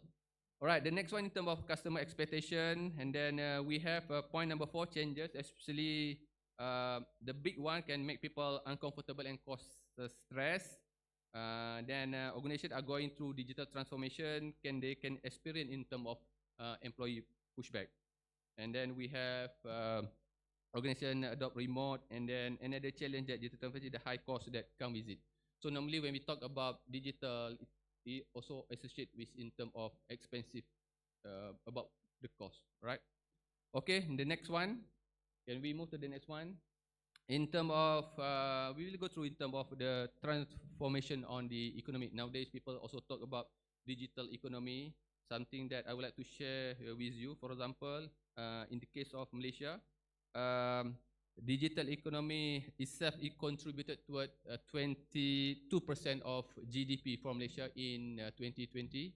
Now, government of Malaysia really put effort, investment toward the developing of digital transformation in Malaysia. So through what they call it under Ministry of Communication and Digital, they have established one what they call it MDEC, so Malaysian Digital Economy Corporation, for example.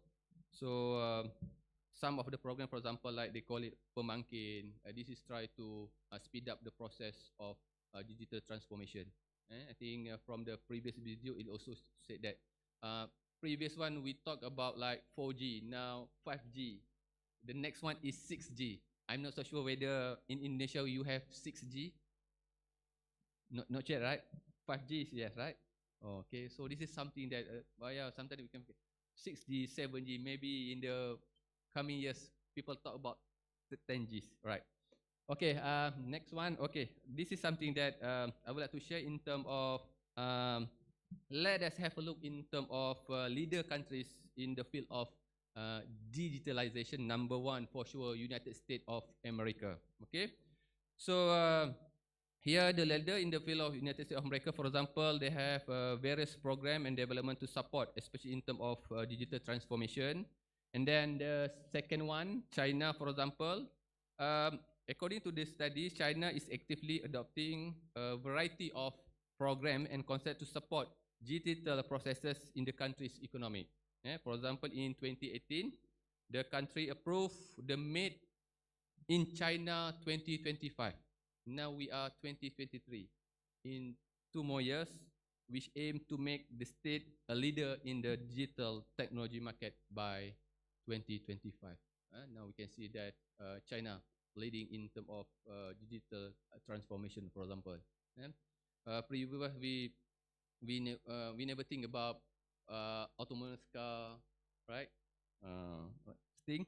And also for the South Korea, so the South Korean authorities support the implementation of progress in the field of artificial intelligence and blockchain technology, stimulate business organization to implement in terms of digital platform and solution. And last but not least, I think maybe later on our professor, he can comment on this. Japan, for example, the key document governing the long-term development of the state in digital technologies in the strategy of society 5.0.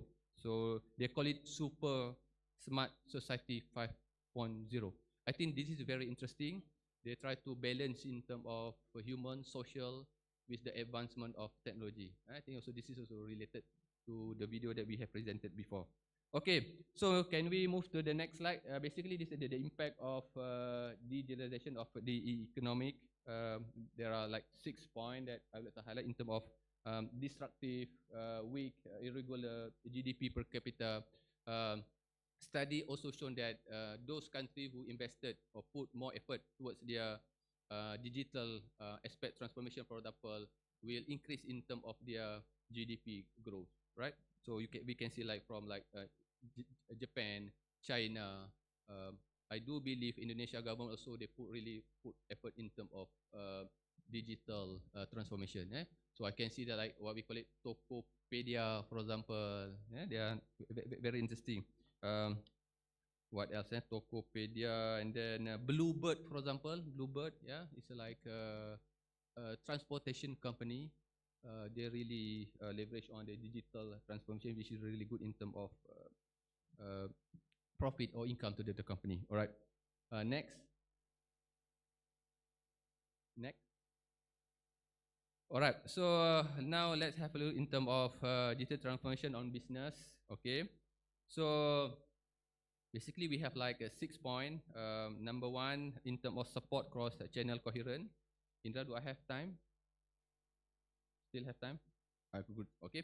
So MIT, Sloan Management Review the close story to enable multi-channel service and must ensure coherent among all the channels. And then in terms of individualized customer experience, so as we face rapid growth of available touchpoint and greater amount of customer data, companies can convert all customer-related data to actionable insight. This is very, very interesting. And digitalized operation and communication internally. They talk about BYOD, which is bring your own device. I think nowadays we can see that we ourselves, for example, almost every day we with our device or devices, for example, tab, handphone, phone cell, all right. And then optimize in terms of automate. So this is really focusing on employee experience from repetitive task to strategic and business operation. And then point number 6 in terms of converge sales, marketing, and customer service. This is to replace in terms of the traditional operation of business. And the last point, which is streamline the partner experience. So now we can see that many businesses, for example, have recognized the need to integrate partner of vendor of experience, right? And can we go to the next slide? Okay, all right. I think we are good. We try our best, inshallah. Okay, so on the business management, I'm not going to detail one by one, but basically there are business management. We can say in terms of adapting new business model until awareness. But I would like to focus more on the next slide. Okay, so distribution on management. Okay, so number one, we can see that reduction in cost, for example. Okay. So study shown that in terms of inpatient processes can cost organization up to 20%. Digitalization enable company to automate processes and save time and money. The second one in terms of the higher productivity. So this is in the case of like a small, medium enterprise business where small business integrate digital technology for the processes. I do believe nowadays we really encourage small, medium enterprise to integrate, to learn about this skill or technology. And then in terms of the third one is in terms of consistency. Once we digitalize automated tasks, will like customer service or sale, follow call, email. So it will save in terms of time and then our work. The most important thing in terms of the transparency. Yeah. So transparency in business is important. If you automate a process, finance, metric, payroll, for example, this is kind of like give transparent to the customer. They can easily find in terms of the processes itself. And then last but not least, in terms of the adaptability. And here are some of like benefit that DT, for example, digitalized transformation can benefit in terms of human resource, because we talk about human resource, human capital competency, for example. Number one in terms of employee self-service portal. In this case, employee self-service portal empower workers, employees, for example, to manage recurring tasks such as updating their info, filing in timesheet, managing benefit, which are otherwise handled by the HR department. So this is we can do by our own, by ourselves. The second one in terms of AI, artificial intelligence powered application tracking system. So AI powered applicant tracking system use pre-programmed filters And the next one in terms of HR chatbot. So nowadays we are talk to robots, not talk to people. Sometimes when we have like trouble, then okay, so we have like robot to communicate. And even we talk about like Chat GPT now, right? Chat GPT. Oh, they are really superb. So the next one in terms of digital adaptation platform, and last but not least in terms of company-wide announcement pop-up. And we are almost done. So can we move to the next slide? All right. Okay. So next one in terms of conclusion, what's next in digital transformation, right? So number one in terms of high performance software, right? The second one, we have what we call it no code or low code, where low code and no code platform are software development methodologies that enable users with a little to no coding knowledge. I can see that nowadays many young children they learn about coding program. This is very interesting. So we try to educate them at the early age. Then we have artificial intelligence and machine learning, and we also have in terms of multi-cloud solution. And when we talk about digital or digital transformation, we cannot run from away from like cyber security because it always involve with risk. And as we know that now we have like e-wallet, e-commerce, we also keep track by like keep track because of like what we call it financial scam, for example, right? And the next one in terms of blockchain development, and then now people move toward software 2.0. All right, okay, Indra, this one should be my last slide. Okay, so digital transformation strategy. I think maybe this is something that we can discuss later on. I would like to highlight in terms of the four main area or four main market players, for example. Number one in terms of company, okay. So for companies to compete successfully in the fast-changing market environment, the power of innovation and creativity needs to be unleashed among the workforce with the aim of staying ahead. And for employees itself, right? So digital transformation represents a significant challenge to employees. So they need to really learn and adopt in terms of new skill. So we talk about reskilling, upskilling. Nowadays, people also discuss about cross skilling. Okay, and the next one in terms of the customers itself. So customer experience and expectation have been significantly impacted by digital companies, operating on local or global basis. And last but not least, I think the most important thing is that we ourselves as a consumer, because today consumers are constantly connected, especially in terms of app native and aware that what they can do with the technology, right? So because there is one study found that 80% of the consumer prefer interacting with automated computer system, and these computerized systems are always available and are less biased and faster, especially among young millennial, Gen Z. Now people also talk about Gen Alpha. I think with that I end my presentation, and thank you very much. Thank you very much, Professor Fazli. That was a very insightful presentation, and listening to your presentation before, we should realize that we are now living together with the technology and AI for sure. And you said before, it is not all about the technology, but how we use it, right? Yeah. Once again, thank you very much, Mr. Fazli. On to our next speaker, I invite Professor Tetsu Konishi. Are we already have Professor Tetsu?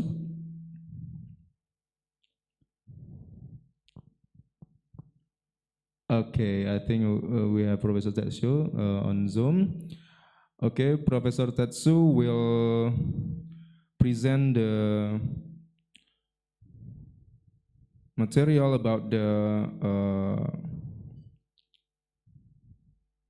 state and capital in the digitalized post-pandemic era. Please, the time is yours, Professor. Yeah, thank you very much. Can you hear me? Okay, yeah, thank you very much, and I am very honored to be participate the ULICoSS, the fourth ULICoSS, and I'm very feel honorable to be here. And actually, I am now in Indonesia, but in Jakarta now, and I let me share first my slide. Wait a moment.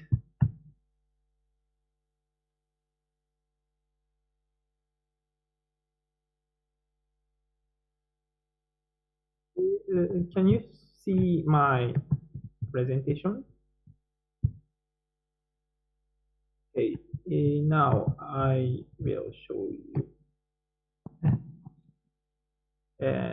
Now, my topic is about state and capital in the digitalized post-pandemic era, and here is the contents, but I will explain one by one. And actually, I am not. I am specialized on political economy in Indonesia, especially, and I have worked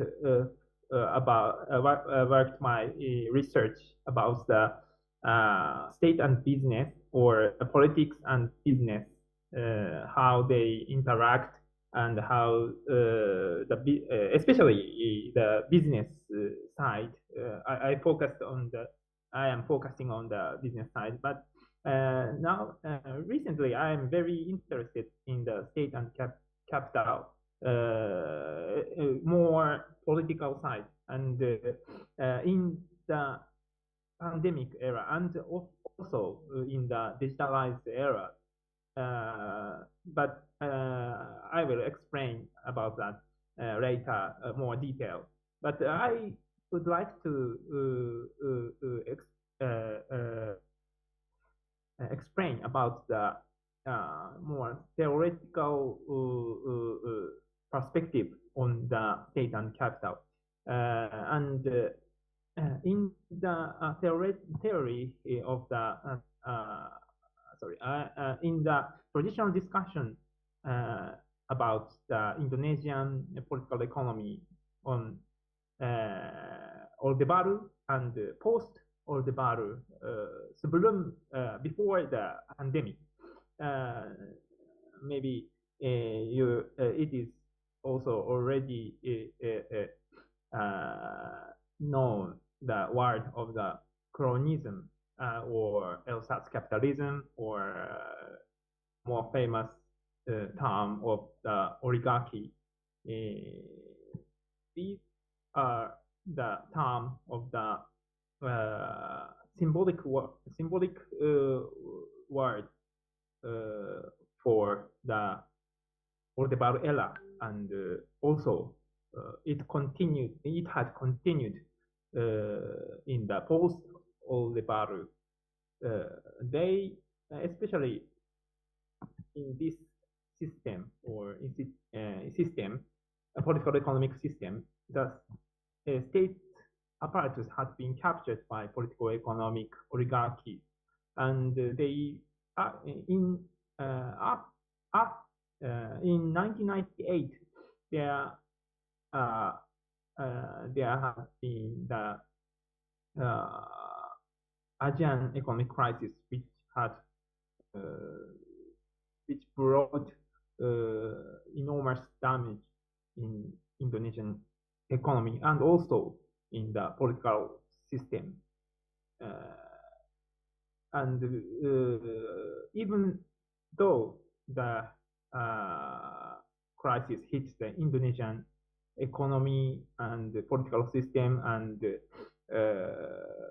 institutions, the oligarchs reorganized their power relations, and they survived after the 1998 crisis.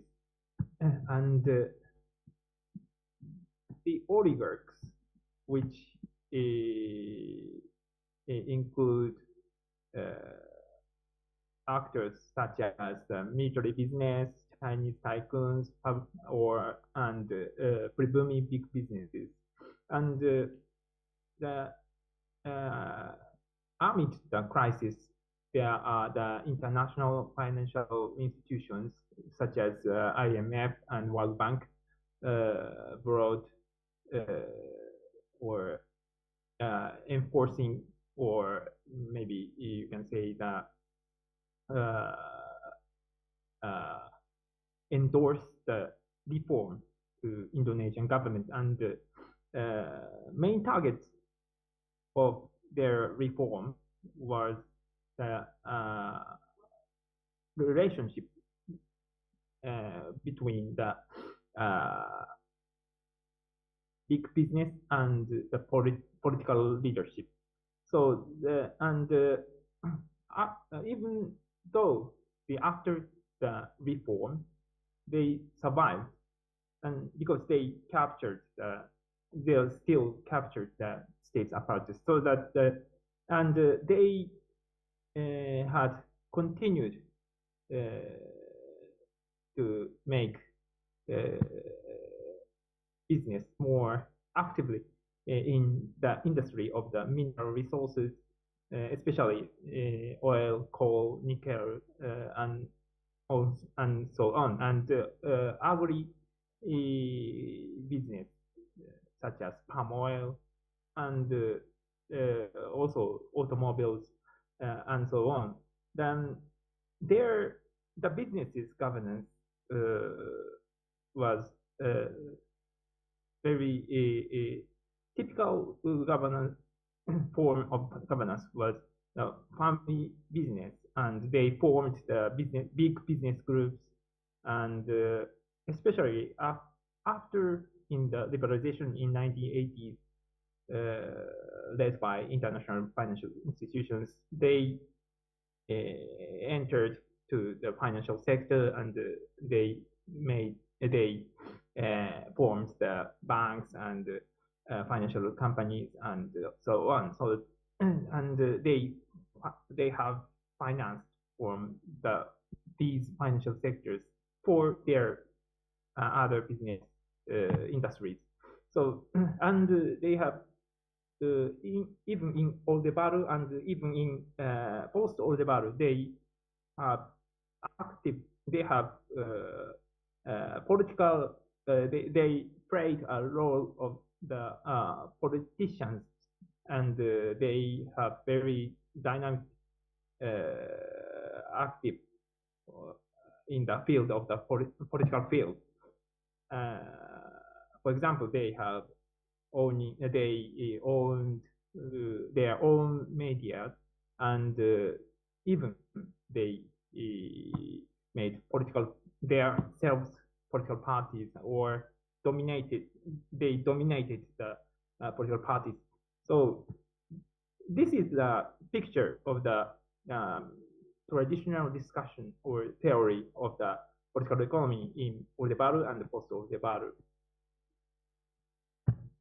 And nowadays, so in 2014, now current president of Mr. Joko Widodo, about the Mr. Joko Widodo's administration, they have some theory or discussion about the resurgence of state capitalism. This is this theory mentions that this state capitalism is the second state capitalism.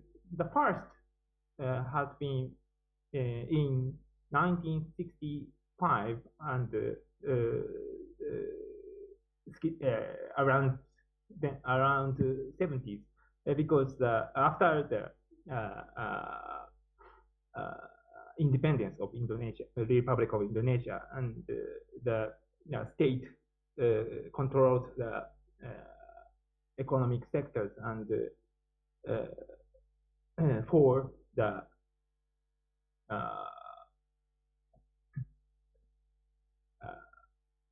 Indonesianisasi in the political and economic field. The theory insists that in the Jokowi administration, state capitalism has resurgent, and they mentioned that when Jokowi entered office in 2014, the government's SOE sector strategy changed significantly. SOEs are now chosen to take on a more active role in economic development. Jokowi has repeatedly referred to SOEs as the agents of development or agen pembangunan. This term, the agents of development, already had used in 1960s or 70s, and reminded them that their major goal should be to contribute to national advancement. And they mentioned that Jokowi has been critical of past government's use of SOEs as cash cows and profit maximization as SOE's priority. The president noted that the duty of SOEs in the construction sector is to build as much infrastructure as possible rather than simply enjoying profits from the existing ones. So, this is clear. This sentence clearly mentions that in definition of the state capitalism in Indonesia.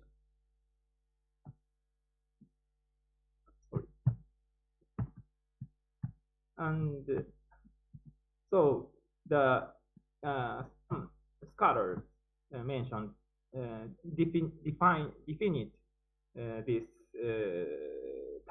this type of the Indonesian state capitalism as restrained state capitalism in democratized era, because restrained means there have some president's will for controlling state as a state capitalism, but there have some coalitions or some political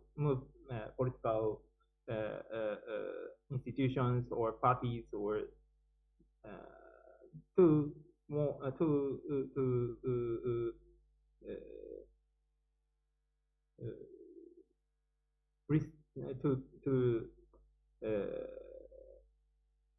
move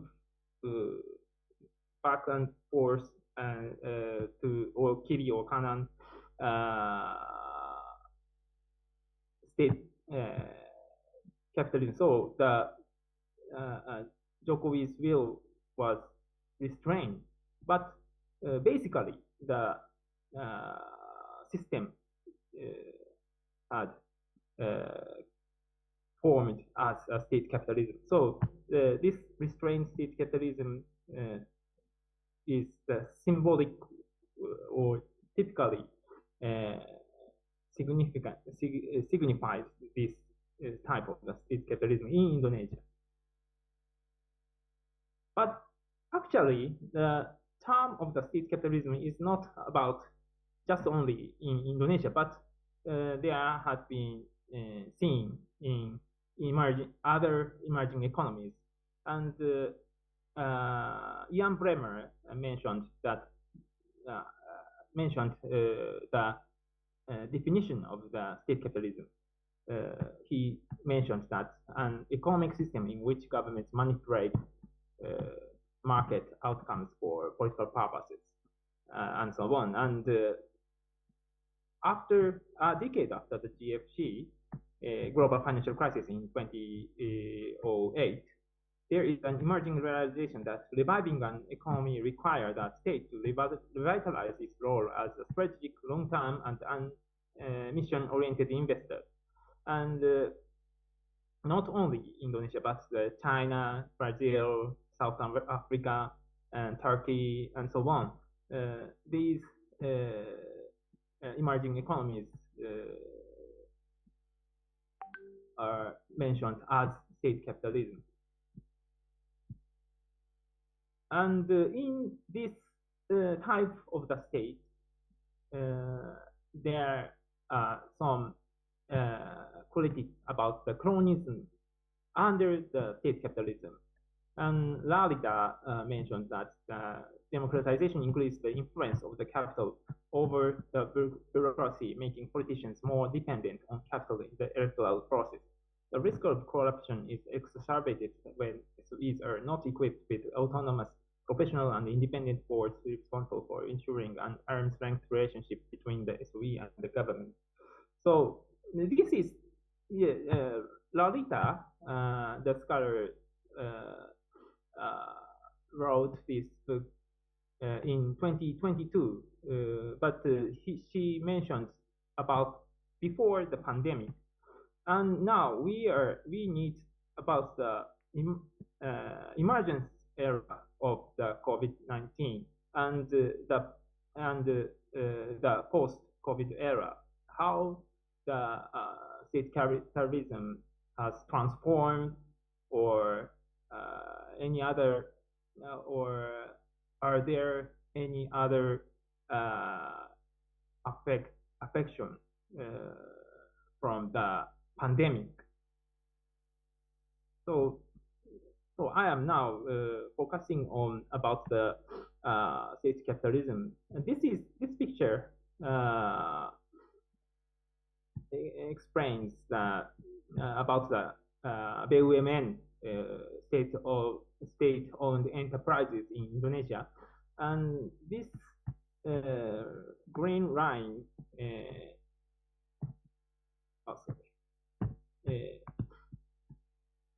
illustrates the earnings per state budget. And before the pandemic, in Jokowi administration, it decreased, or stable, not fluctuated. But in the 2020, after the in the pandemic, the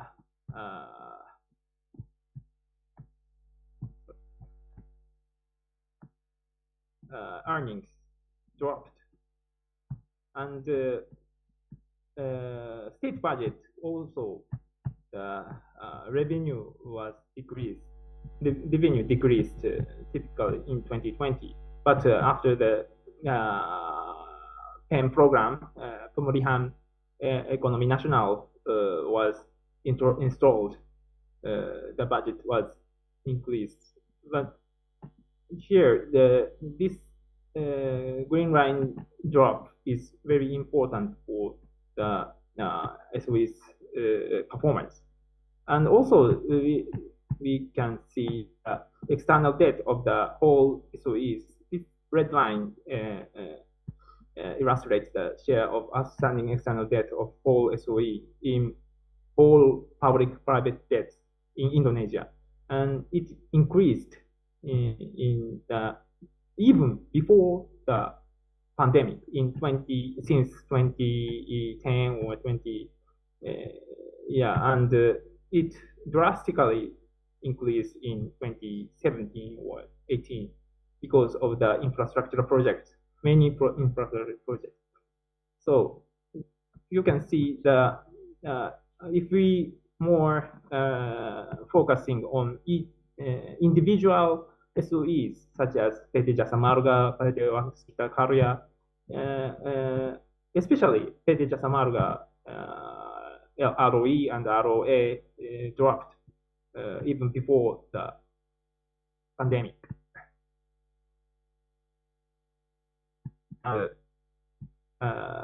Once the first Jokowi administration started, it dropped sharply.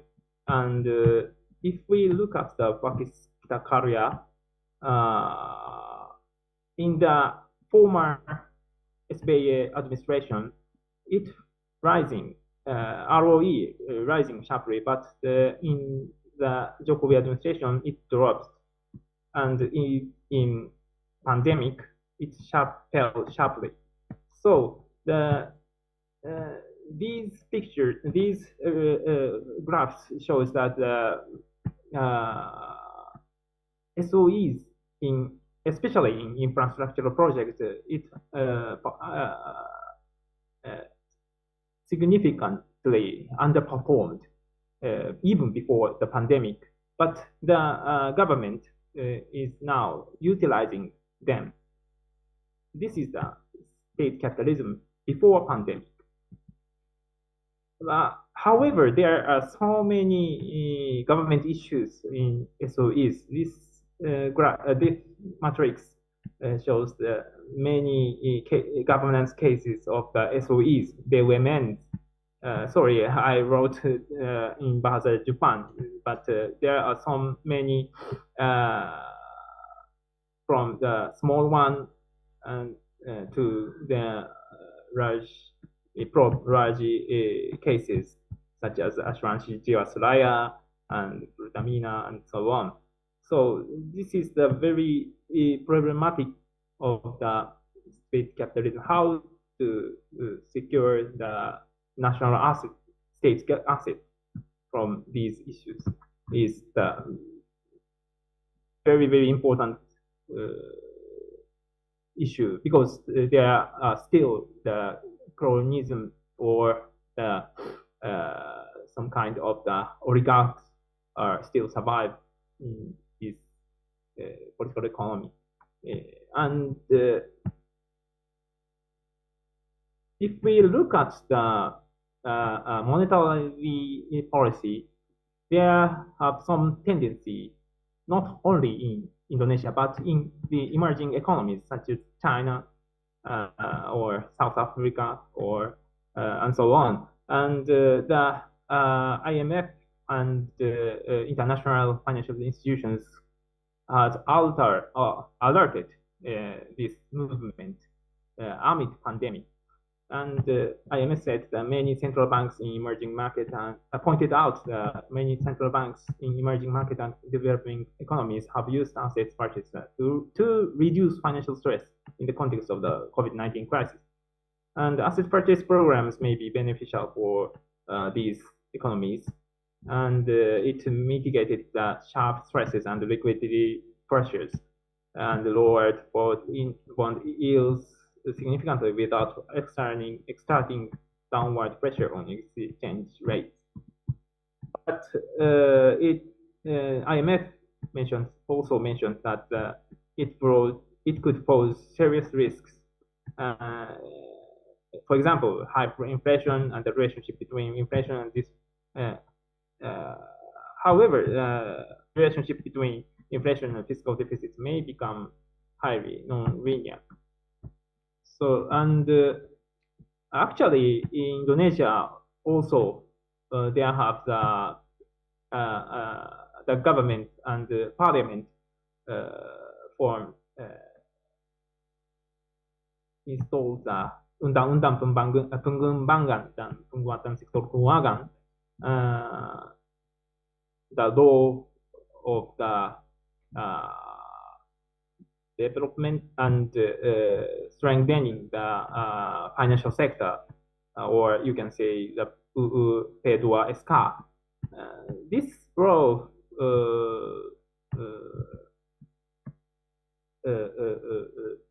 regulates that Bank Indonesia can purchase the SBN, Surat Berharga Negara, or the state sovereign non-limited under the emergency situation. Before that, there have been proposed or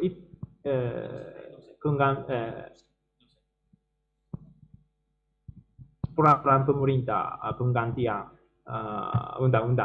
pengganti Undang-Undang Nomor 1 Tahun 2020. This proposal regulated tentative for since 2020 until 2023. So that, and Undang-Undang P2SK ini regulate permanent. So, and it Sorry to remind you, Professor, we only have 5 minutes left. Thank you. Thank you. And this is the movement in Indonesia for the shifting to monetarization. Actually, this graph shows that SPN, especially the obligasi negara, increased sharply. And after the 2022 or 2023, they have issuing ON have increased, and the red and actually BI and Bank BUMN purchased the volume of the purchase by BI and Bank BUMN have also increased, and actually this figure illustrates the inflation rate and the repo rate, but I skipped it, and I would like to make a remark, conclusive remark, as there have the new. I would like to mention that new normal state capitalism has emerged in Indonesia, and this is the hypothesis, but the classic. There have been under the pandemic era, quasi fiscal policy. They are utilizing their women infrastructure. This is continued since a continuing project since before the pandemic until now. And for example, the EKN project on Sashi and so on. But I would like to mention that there have new normal monetary policy shifting to more monetarization side. And also there have been CDBC. This is the project name, Project Garuda, named by Bank Indonesia. And this currency, digital currency of the central bank is the you can see the Bank Indonesia's website and initiative of the Bank Indonesia, and more you can later you can have the difference of the bank. But I actually not specialized on the CDBC and the digitalization, but this project is for the digitalized era, so that including CDBC and monetarization, these policy have mixed and or influenced each other. So maybe we can say that the state and capital are adjusting to the digitalized and the post-pandemic society. Or so I am now.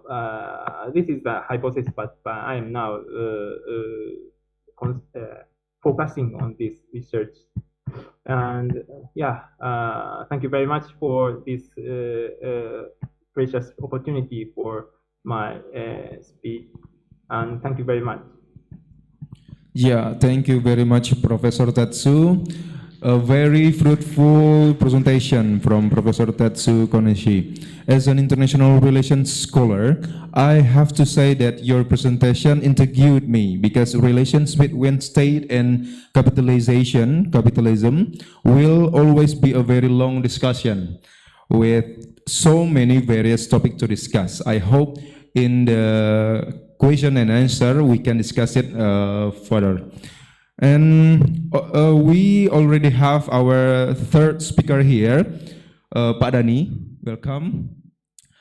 Pak Dani from Mind ID, and to get the time, Pak Dani, the time is yours, please.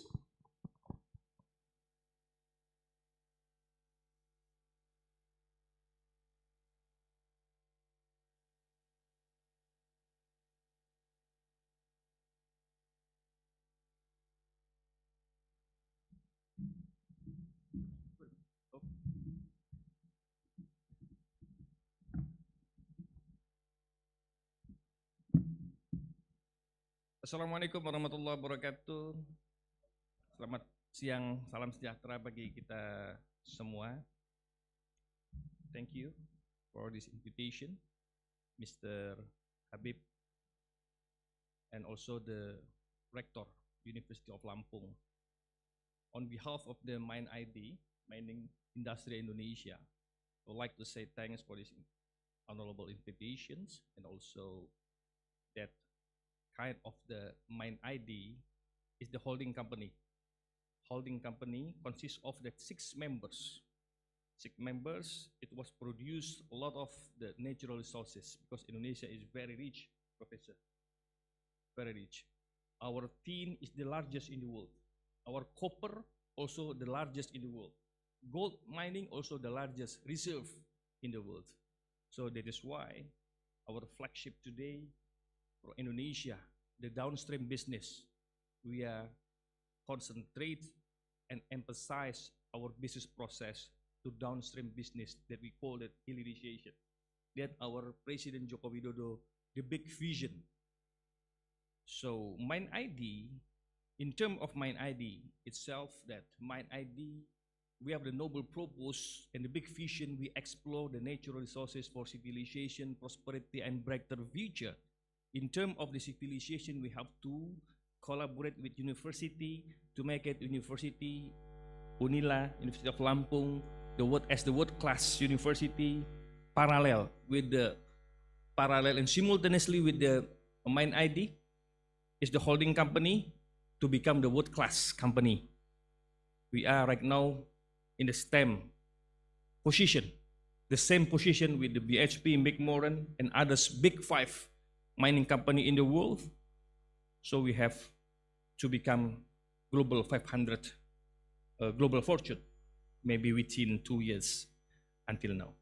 Bapak dan Ibu sekalian berbahagia.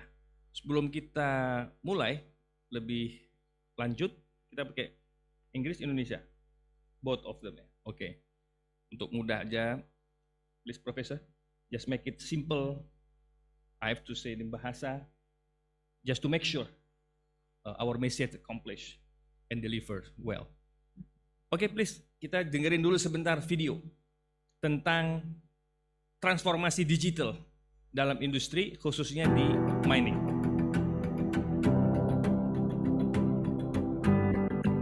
Decarbonisation, digitisation and diversification are disrupting mining models and creating new opportunities. This means that mining in the future will be vastly different from today. But what exactly will change and how can miners adapt? Let's imagine a mine of the future. By 2040, AI and cognitive intelligence guide targeted, cost-effective exploration that opens up new discoveries. Unlike the single large pits of today, ore bodies of the future are complex and more geographically dispersed. A 50 to 100 kilometre mine site is the norm. This larger footprint means that it's more important than ever that miners build trusted partnerships with all stakeholders. Alternative sources of capital finance these very different mines. We have seen the emergence of national mining companies with governments operating some mines themselves. These different financing models create significant structural disruption in the sector.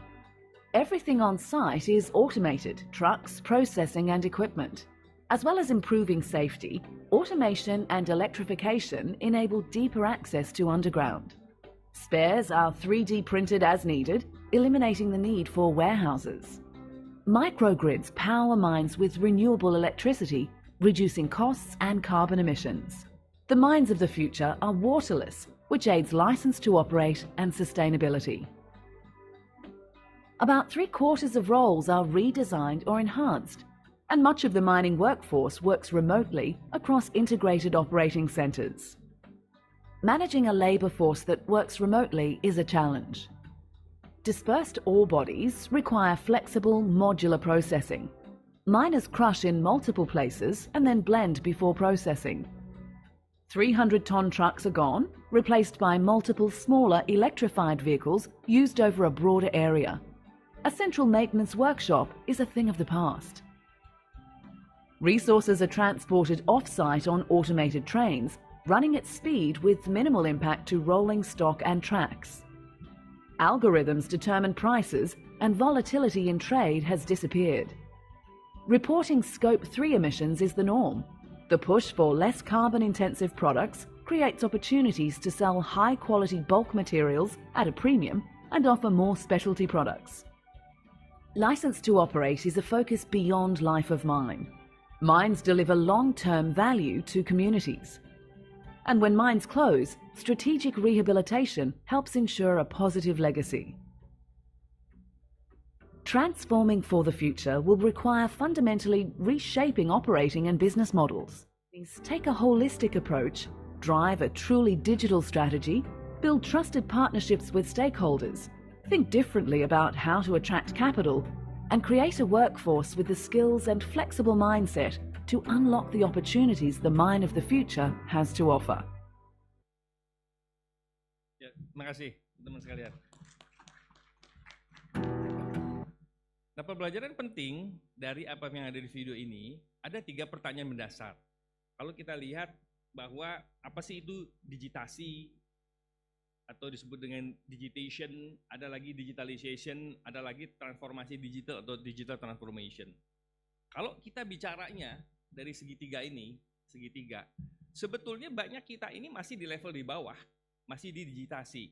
Kayak umpamanya kita bicaranya menggantiin kertas jadi paperless, yaitu bagian daripada masih kepada digitasi. Hanya mengganti yang fisik menjadi yang non-fisik atau yang kita sebut dengan paperless. Kita datang ke rumah sakit, berobat tanpa pakai medical record yang pakai lembaran medis itu, kertas, namanya paperless. Nah, itu baru paperless, itu baru bicaranya digitasi, belum transformasi digital. Naik lagi ke atas. Nah, kalau naik lagi ke atas, ini sudah masuk kepada proses bisnis yang berubah. Tapi belum transformasi. Kenapa? Kalau bicara transformasi digital, berarti dari hulu, proses, hilir, semuanya sudah terintegrasi. Tidak hanya one stop service, tapi juga ada otomisasi, ada juga integrasi sebuah sistem, ada sebuah platform, yang mana platform itu memiliki dashboard tersendiri, dan semua proses bisnis terintegrasi, sehingga tinggal diklik, hulu, proses, hilir, ada di situ. Itulah yang disebut dengan digital transformasi. Itu memberikan kemudahan. Karena output daripada transformasi digital ini adalah economic of scale. Skala ekonomis dalam bisnis. Karena bisnis nggak mungkin bisa customize, adaptif, kompetitif, kalau dia nggak punya skala ekonomis. Dan ingat, sekarang ini 45% dari economic of scale ditentukan dari digitalisasi.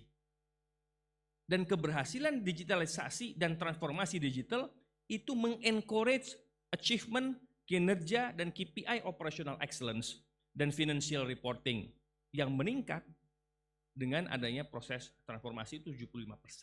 Tapi kuncinya adalah skala ekonomis. Nanti kita lihat satu-satu seberapa besar impact-nya skala ekonomis ini terhadap produktivitas korporasi dan juga indeks skala ekonomis akibat adanya transformasi digital, evidence based.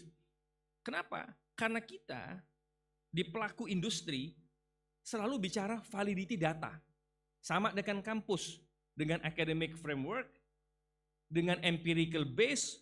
Nah, kita dengan memang betul-betul empirical base berbasiskan kepada keseharian dan operasional di dalam proses bisnis yang ada. Jadi ada ukuran before dan afternya. Nanti kita lihat satu-satu dampak dari proses transformasi digital dan bagaimana milestone, menyusun milestone transformasi digital. Saya juga bangga ya, Mas Profesor, diundang di Unila, karena saya adalah salah satu alumni Unila, Fakultas Ekonomi. 94 masuk, 97 akhir selesai, 98 bulan-bulan April, Mei itu wisuda, dan sempat ikut demo di Jakarta. Waktu itu karena saya adalah ketua BEM terakhir sebelum jadi badan eksekutif mahasiswa ya, sekarang kan, nah itu BEM terakhir.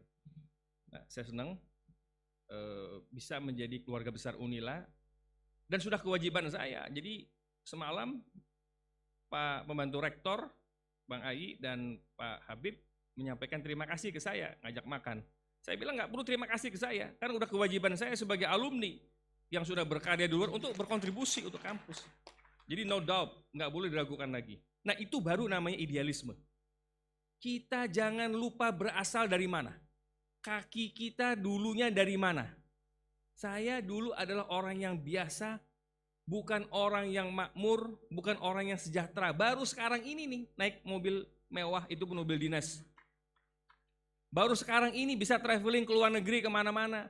Sebulan berapa kali, setahun berapa kali. Baru kali ini bisa merasakan nginep dan ketemu dengan presiden, kepala negara dunia di dunia. Baru minggu lalu saya kembali dari Afrika, dampingi Presiden Joko Widodo untuk signing akuisisi dan kerjasama eksplorasi pertambangan di Afrika. Baru minggu lalu. Tapi itu kita dapat ini baru sekarang, Pak. Baru sekarang ini kita bisa berdiri dengan kepala negara Indonesia, presiden Indonesia, dan juga presiden dari negara-negara luar negeri. Tapi kalau bukan karena Unila, bukan karena didikan para dosen, para pahlawan-pahlawan tanpa tanda jasa yang mencetak mindset kita, nggak mungkin saya bisa hadir di sini. Tidak mungkin. Jadi sekali lagi, jangan sekali-kali melupakan sejarah. Bagi teman-teman sekalian yang sekarang ini dosen, ataupun apapun profesinya yang nanti akan menjadi rising stars dan menjadi the next leader, ingat Bung Karno tahun 1967 dalam sidang umum terakhir MPRS, itu 9 kali bilang jas merah, jangan sekali-kali melupakan sejarah. Itu dalam filosofinya. Dalam filosofinya. Untuk membuat kita harus ingat di mana kita berada dulu, dan setelah kita berhasil, apa yang harus kita kontribusikan untuk apa yang sudah kita rintis dan memberikan legacy untuk kita sekarang akibat sebuah proses masa lalu. Bapak dan Ibu sekalian berbahagia, ini intermezzo sedikit. Selanjutnya kita lihat, sekarang kita bicara tangga tadi yang segitiga tadi. Nah, ini topik kita mungkin kurang lebih ya hampir sejam lah kurang lebih. Kita bicara tadi tentang digitalisasi, transformasi digital. Sekarang tren di digital transformasi di industri pertambangan. Trennya, kita lihat megatrend. Makanya namanya megatrend. Megatrend will reshape mining industry. Jadi megatrend itu akan reshape mining industry. Nah sekarang, kemarin kita bicaranya COVID. Kalau COVID kemarin 2020 sampai 2022 dan sekarang adalah post-COVID. Kalau kita bicara teknologi, demografi, kita bicara globalization, environment, itu sudah given. Yang membentuk kita shifting pola pikir kita, pola kerja kita, top of mind kita shifting nih, berganti. Tapi itu semua sudah given. Jadi COVID-19 mengajarkan kita untuk given, harus mau nggak mau, suka dan tidak suka berubah. Nah sekarang kita bicaranya megatrend, trigger trend impact of the primary force change. Kita lihat bagaimana 3-10 tahun ke depan.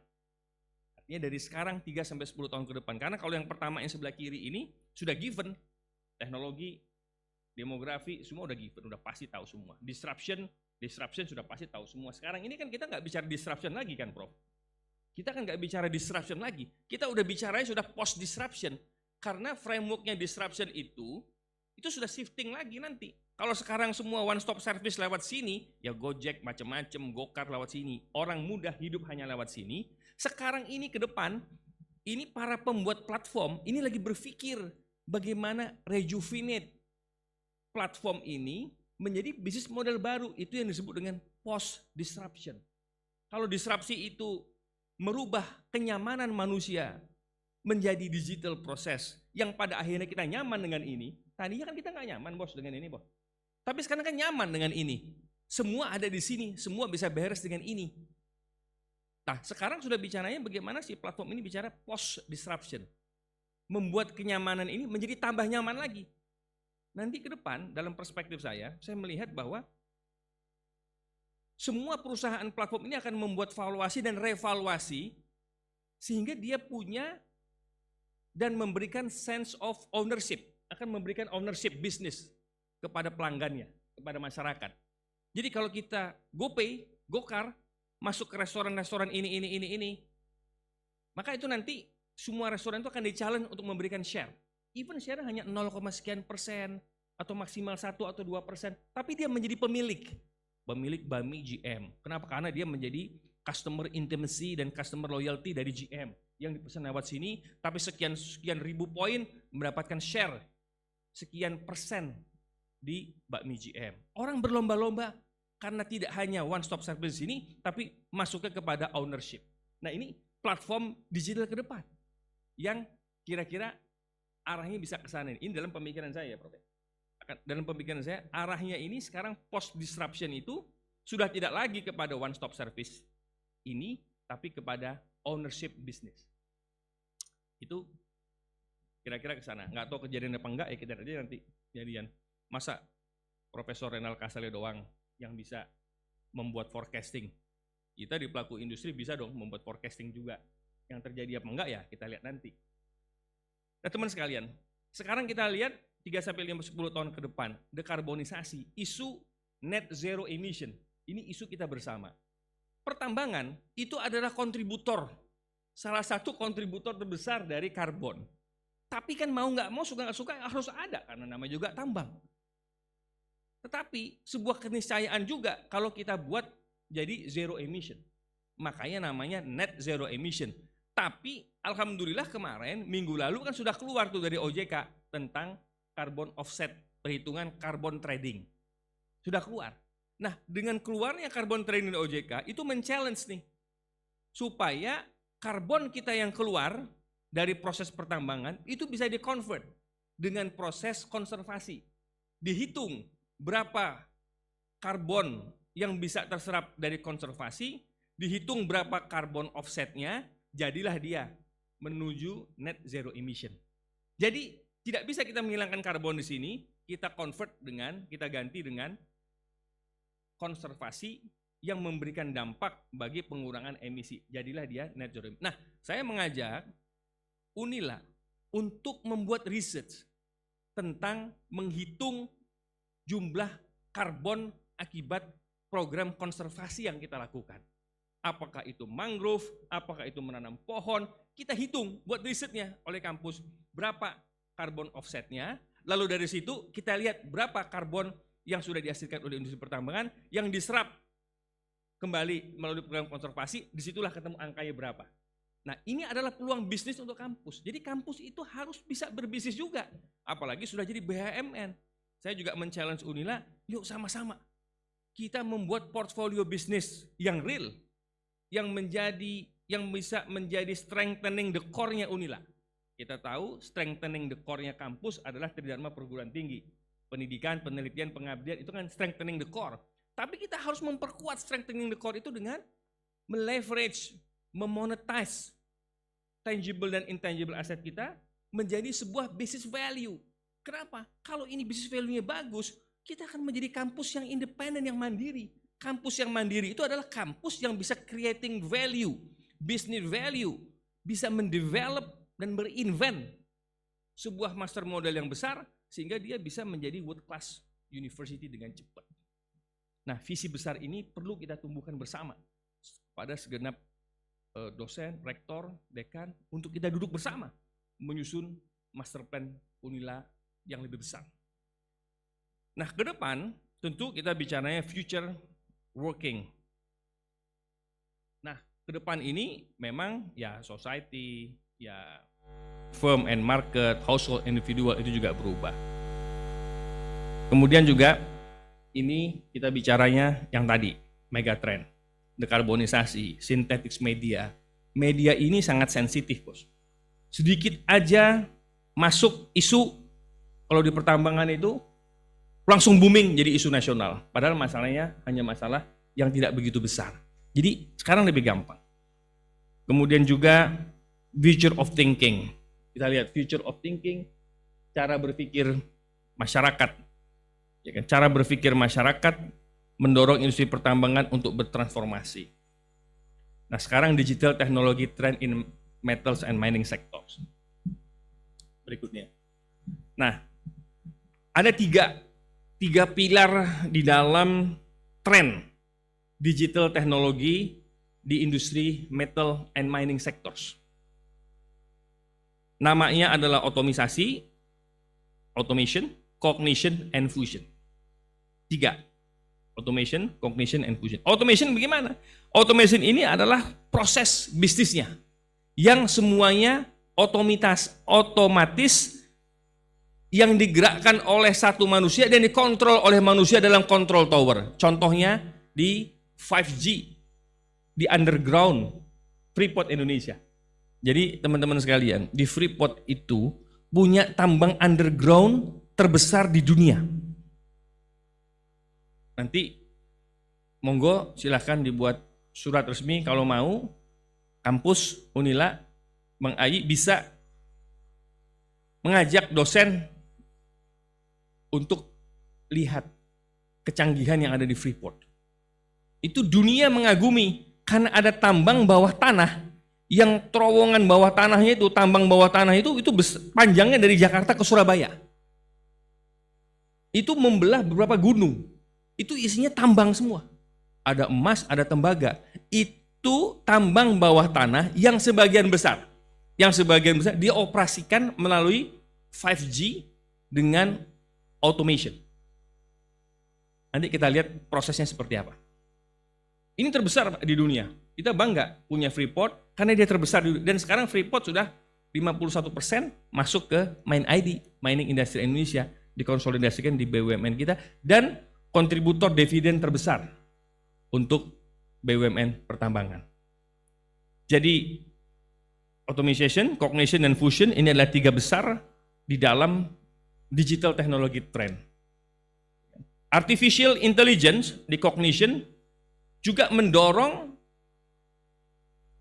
para geologis kita untuk menentukan jarak antar mata bor di dalam proses drilling, sehingga ada namanya program geogloggling itu untuk menentukan seberapa rapatnya mata-mata bor itu nanti, dan setelah dapat hasil tambangnya lalu segera dimasukkan dalam data sampel, uji lab, dan dilihat apakah tingkatan-tingkatan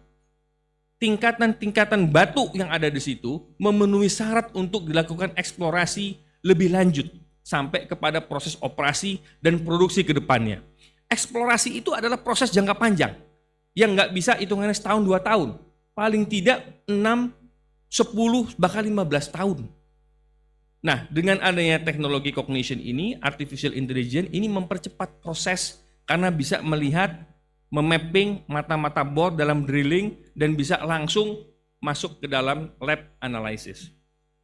Fusion juga sama, ini data integrasi untuk juga mengimprove performance dan reduce cost untuk melihat repairing alat, kemudian alat-alat berat kapan habisnya, alat-alat berat kapan harus digantinya, terus bagaimana integrated supply chain-nya, bagaimana raw materials-nya, bagaimana distribution chain-nya, kalau ekspor pengangkutannya seperti apa, kapan dia akan tiba untuk mengurangi lead time, waktu tunggu di port, di pelabuhan yang lama mengakibatkan juga lead time-nya tinggi. Semakin tinggi lead time, maka cost-nya semakin mahal dan tidak efisien. Inilah transformasi bisnis di mining and metal sector di tempat kita. Ini bukan udah jalan. Sekarang kita lihat the importance of cyber security to support digital transformasi. Nah, ini sering diremehin orang padahal sekarang banyak kejadian tentang cyber security. Kita lihat cyber security. Nah, ternyata 46% tantangan transformasi digital ini di cyber security. 35% di lack of standardization, kelemahan standarisasi. Dan seterusnya ke bawah. Tapi yang paling penting, ternyata 46% ini di cyber security, dan ternyata 46% dari kelemahan atau tantangan di dalam transformasi digital akibat cyber security itu yang disebabkan karena kelengahan kita dan tidak kita persiapkan sebuah platform, sebuah modeling, sebuah software untuk mengamankan kita dari serangan cyber security. Akibatnya lihat slide berikut. Setiap 14 detik ini para ransomware, virus-virus ini yang dikendalikan, virus-virus yang dikendalikan oleh para hacker, Ini nyerang kita nih, yang nyerang handphone, yang nyerang website, yang nyerang media sosial, nyerang platform-platform digital yang dibuat oleh perusahaan, bahkan oleh kampus. Kemarin BSI, Bank Syariah Indonesia, kena. Ini yang kena ini, ransomware attack occurs. Diserang. Akibatnya data-data jebol. Para hacker nunggu, passwordnya dikunci. Untuk ngasih tahu password, bayar kos. Jadi ada pemerasan cyber di sini dalamnya. Yang dilakukan oleh oknum-oknum hackers, ahli-ahli IT ini. Nah, kejadian ini kok bisa begini? Ya, begitulah dunia cyber. Begitulah dunia digital. Begitulah dunia yang disebut dengan borderless world ini, risikonya begitu. Nah, kita sekarang gimana? Yang mempersiapkan cyber security-nya. Mau nggak mau, kita harus siapin. Nah, ini kita banyak lengah. Kenapa? Lihat. Setiap 14 detik, ransomware attack. Kemudian, berapa biaya yang kita keluarkan untuk recovery akibat attack ini? 3,8 million US dollar. Profesor, coba bayangin. Biaya yang kita keluarkan untuk recovery serangan-serangan digital ini dari ransomware, dari para hacker yang menyebarkan virus-virus, itu 3,8 juta US dollar. Secara rata-rata perusahaan harus keluar. Artinya setara 50 miliar ya. 50 miliar perusahaan harus recovery. Contoh tuh BSI kemarin tuh, begitu udah kena serangan begitu-gitu, puluhan miliar untuk recovery ya berat. Nah, oleh karenanya kita perlu persiapkan. Dan 67% increase in security dari breach over the last 5 years. Dan celakanya lagi, 70% employee itu nggak ngerti tentang cyber security. Nah, ini bukan asal, ini survei. Riset yang dibuat oleh McKinsey kalau nggak salahnya. Jadi 70% ini orang nggak ngerti tentang cyber security. Termasuk kita, jangan-jangan kita belum ngerti ini cyber security. Buktinya apa? Tiba-tiba ada orang minta install di WA kita, ya kan? Tolong install ini. Padahal itu virus. Kita enak aja. Wah, program baru nih, keren, install. Padahal begitu kita install, data kita terserap tuh ke sana tuh. Begitu data kita terserap ke sana, udah terbuka. Nanti mereka ngancem nih, kita akan masukin nih di media live, apa segala macam. Kalau enggak, gini-gini. Nah, ini kan pemerasan cyber. Kan sering kejadian begitu, Mas. Data-data pribadi ini keluar. Itu data pribadi, apalagi data perusahaan. Yang dijual data perusahaan itu ke pihak-pihak lain yang tidak bertanggung jawab dipergunakannya. Ya jadilah dia pembobolan data, pembobolan bank, dan seterusnya. Nah, kenapa? Karena nggak punya kesadaran. Employees don't understand cyber security. 70% employee don't understand cyber security, nggak ngerti. Nah, makanya kita perlu acara-acara begini nih sering-sering nih, Bos. Untuk apa? Kita sharing. Tapi bukan cuma sharing, yuk kita buat platformnya. Yuk kita buat master modelingnya. Yuk kita antisipasi serangan-serangan cyber security. Kita memang nggak sehebat hacker-hacker internasional yang hebat, tapi kita mempersiapkan fundamentalnya ketika ada attack, ransomware attack occurs, terjadi ransomware attack ini, kita sudah punya mekanisme penolakannya. Kita tahu bagaimana merejectnya. Kita tahu bagaimana menyelamatkan data security kita. Nah, sekarang cyber attack industri ini secara geografis di tahun 2021-2022 kita lihat. Ternyata yang paling sering cyber attack ini industrinya di mana coba? Ini dibicaranya di dunia ya. Di Indonesia khususnya, dari Badan Cyber dan Sandi Negara. Ini datanya valid dari Badan Cyber. Ini ternyata yang paling besar cyber attack-nya di industri manufaktur. Yang kedua finance dan insurance, yang tadi bank, asuransi, data nasabah, data bank. Tapi yang paling besar di manufacturing. 23,2% di tahun 2021 cyber attack itu pada sektor manufaktur. Baru kemudian finance dan insurance, baru professional and business service, baru sektor energi. Jadi di tempat saya, energi dan pertambangan itu cuma 8%, 8,2% dampak dari cyber attack. Tapi yang paling gede di atas tadi, manufaktur, finance, and insurance. Nah, ini dampak. Oleh karena itu, tadi yang saya sampaikan, kita lihat datanya 3,8 juta US dollar, setara 50 miliar, biaya recovery kita. Lebih mahal loh biaya recovery kita. Dan cyber kriminal ini sukses untuk dengan target-target perusahaan di semua sektor. di semua sektor. Nah, sekarang kita bagaimana transformasi digital di Mind ID. Pak Erick Thohir, Pak Menteri BUMN kita, sudah menyampaikan bahwa 5G, teknologi 5G di underground Freeport menjadi pilot project dan master model yang digunakan bagi sektor pertambangan yang tidak hanya di Indonesia, tapi juga di dunia. Pak Jokowi waktu kesana juga dia ngasih apresiasi. Nggak nyangka bahwa Indonesia punya tambang underground terbesar dengan teknologi yang sangat canggih. Yang dikelolanya seperti ini. Kalau dulu 4G yang atas, sekarang 5G yang bawah, lebih pendek. Dan kalau dulu, kalau di yang atas itu, yang paling atas, itu cuma 15-25 megapiksel throughputnya.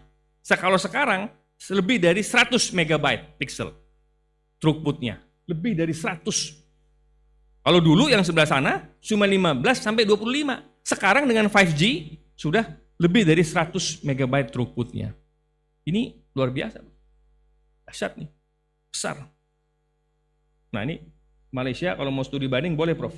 Mau benchmark kita lihat, gitu kan. Saya 2 bulan silam jumpa dengan yang di Pertuan Agong, juga kami sudah sampaikan ini, kita punya. Beliau impress. Siapa tahu Malaysia mau bangun, kita siap support. Kerjasama sama kita, Mind ID. Jadi Indonesia itu bukan cuma mengirim TKI dan TKW ke Malaysia. Tapi sekarang Indonesia harus mengirim technical skill, know-how, strategic alliance, global partnership, bahkan financial and business support kepada Malaysia. Kan, kepada Malaysia. Nah, oke. Nah, ini remote yang tadi saya bilang remote loader operation. Nah, ini Prof. Ini yang di 5G itu. Bayangin aja ini 5G, ini orangnya ketawa-ketawa ngoperasiin tambang sepanjang Jakarta Surabaya. Hampir 1000 km ya, 900 berapa? Hampir 1000 lah. Ya, more and less lah. Dari Jakarta ke Surabaya, Bro. Nah, dia ngoperasiinnya sambil ketawa-ketawa nih. Kenapa? Bukan meremehkan dan tidak concern terhadap operational safety, service excellence, no. Karena dia hanya mengontrol dari sebuah monitor dan make sure bahwa robotnya jalan di bawah itu. Jalan sendiri. Jadi nambangnya jalan sendiri. Itu yang disebut dengan automation tadi. Itu yang disebut dengan automation. Dia bisa ketawa-ketawa mengoperasikan sepanjang Jakarta dan Surabaya untuk menambang tambang emas, copper, dengan teknologi 5G. Nah, ini extra miles di dalam bisnis proses di sektor pertambangan. Nah, kita terus terang teknologinya Indonesia masih belum punya, kita masih belajar dari McMoran, dari Amerika, dalam bentuk strategic alliance.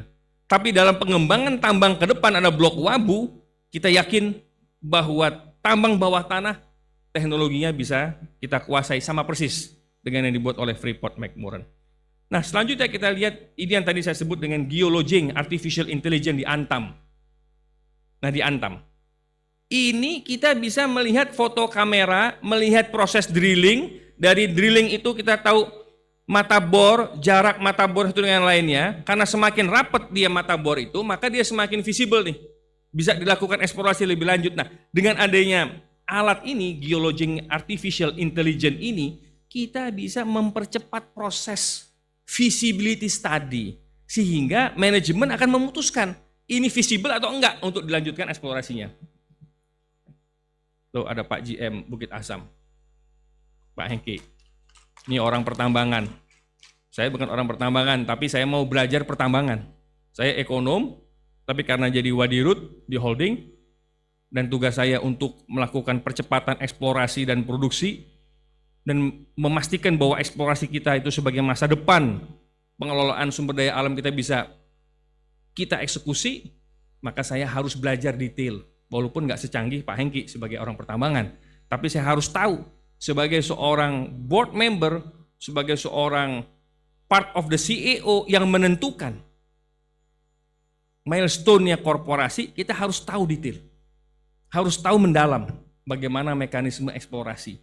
Tuh drilling, proses dari mulai dia drilling sampai dengan lab analisisnya, mata bor, masangnya gimana. Proses tambang itu dari mulai dari infrared, indicated, measure. Ya Pak, again. Dari mulai measure, indicated, by measure, indicated, kemudian bisa ditambang.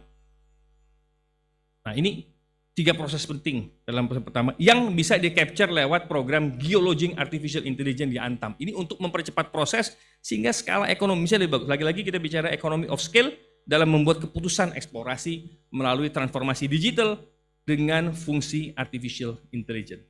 Terus dua terakhir nih. Nah ini di Bukit Asam, nah ini di tempatnya Pak Hengki. Kita lihat nih, train loading station. Dari mulai kereta nih, loading, ngangkut batu bara. Naik dia ke atas, coal delivery. Masuk dia ke tempatnya Pak Hengki di Tarahan, unloading station. Mau diekspor, mau dikirim ke PLN untuk pasar dalam negeri ataupun luar negeri. Nah, kan keretanya kosong lagi tuh. Masuk lagi kereta yang kosongnya terus sampai naik muter lagi dia ke atas. Nah, itu semua bisa dikontrol lewat satu monitor.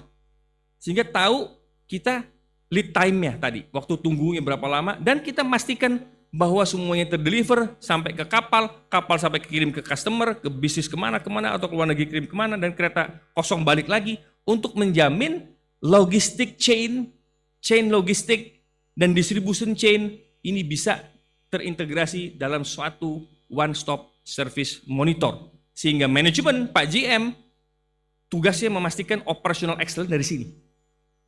Kelihatannya sederhana, sederhana, ini muter-muter doang ya Pak GM ya. Ya nggak sesederhana ini. Di lapangan nggak sesederhana ini. Nah itulah gunanya IT tadi. Diplototin itu cukup monitornya. Nah terakhir, bagaimana kita lihat perusahaan besar, bagaimana kita lihat BHP. BHP ini korporasi besar yang ada di dunia. Bagaimana BHP ini punya sensor operation untuk extraction fase, untuk meningkatkan bisa memprediksi di mana kita naruh mata bor. Jadi adanya teknologi itu di BHP, kenapa cepat eksplorasinya? Karena dia bisa menentukan di mana naruh mata bor yang tepat. Nah itu BHP.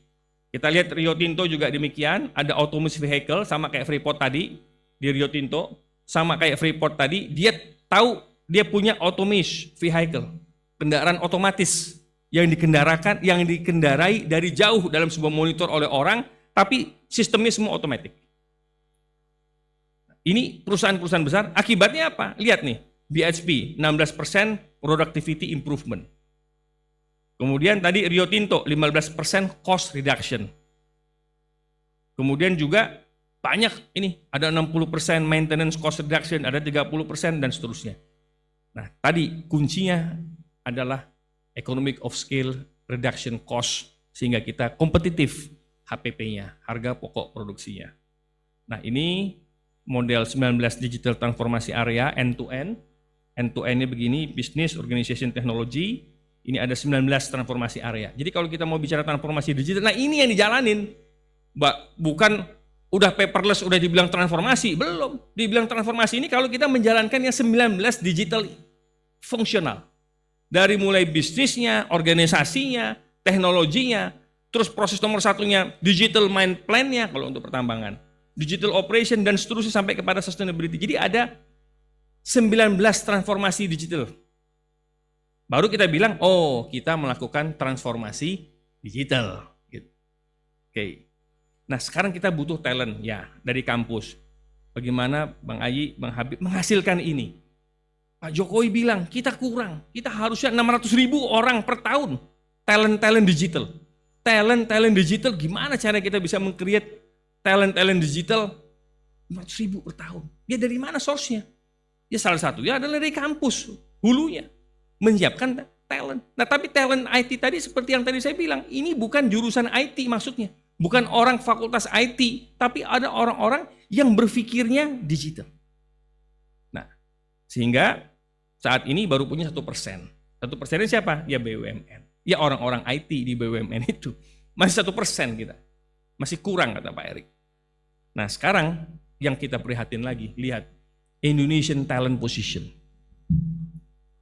Coba kita lihat, refers to IMD, International Management Development. Competitiveness, Yearbook 2022, sekarang nih baru. Indonesian Talent di Indonesia ini ranking 50 dari 64 negara. 50 dari 60, bukan 50 dari 500 negara, Pak. Tapi 50 dari 64 negara. Bayangin aja, negara dengan 270 juta penduduk, Bang Habib. Dengan 19.800 pulau. Dengan 400 lebih suku bangsa dan bahasa. Itu hanya ranking 50 dari 64 negara untuk talent digital. Kenapa? Ya karena 3 sebab ini, Mas. Salah satunya ya kampus ini yang harus ditransform juga untuk mensupport digital ini. Ya kampusnya ya industri juga. Lihat nih, investment and development. Investment made for talent development such as educational infrastructure, number of teacher, training and etc. And other indicator. Jadi investmentnya ini kurang dari infrastruktur pendidikan, dari kampus, memang investasi kurang. Ya kenapa? Karena menganggap digital itu sebagai beban, sebagai burden, tidak sebagai investment. Nah makanya kurang. Yang kedua appeal. Appetite-nya. Itu menjadi faktor yang memang kita susah mencetak the best talent. Quality of life. Remunerasi yang memang masih kecil. Memang kita akui, remunerasi masih kecil. Makanya Bang Habib dan kawan-kawan sekalian, kami kalau saya ke luar negeri, itu selalu menemui diaspora kita. Tujuannya apa? Agar mereka bisa kembali. Ketika mereka kembali, saya tawarin mereka untuk kerja di tempat kita, di Main ID. Kenapa? Mereka membawa journey internasional yang mahal. Ngapain berkarya di luar? Kita masukin. Tapi remunerasi kecil, kita naikin, kita sesuaiin. Makanya di tempat kita ada namanya Functional Career Path. Untuk apa? Untuk para expert-expert itu, supaya mereka bisa kembali ke Indonesia, mendevelop bisnis baru, membangun merah putih. Tapi kita kasih remunerasi yang sepadan. Memang nggak sebesar yang di luar negeri, tapi at least sepadan. Itulah gunanya kita mendekati para diaspora untuk kembali ke Indonesia. Readiness, kesiapan. Readiness dari existing talent from a country to compete. Karena apa? Number skill workernya, level of language proficiency, ya, bahasa, level of mathematical ability, level managerial ability juga menjadi handicap. Handicap untuk kita membuat talent posting kita lemah. Nah sehingga kita perlu mencetak 4 hal ini, kompetensis. Success profile digital, automation leaders to accelerate digital talent ecosystem. Jadi ekosistemnya ini yang kita rubah. Nah inilah ekosistemnya. Inilah ekosistem talent digital. 4 ini yang kita mulai. Sekarang strategic thinkingnya. Ini acara ini meng-create strategic thinking. Kita berpikir strategis, membuat master plan, membuat plan of action. Masuk. Commercial acumen, ini mesti dibangun. Kampus mesti membangun commercial acumen. Sense komersialnya mesti ada.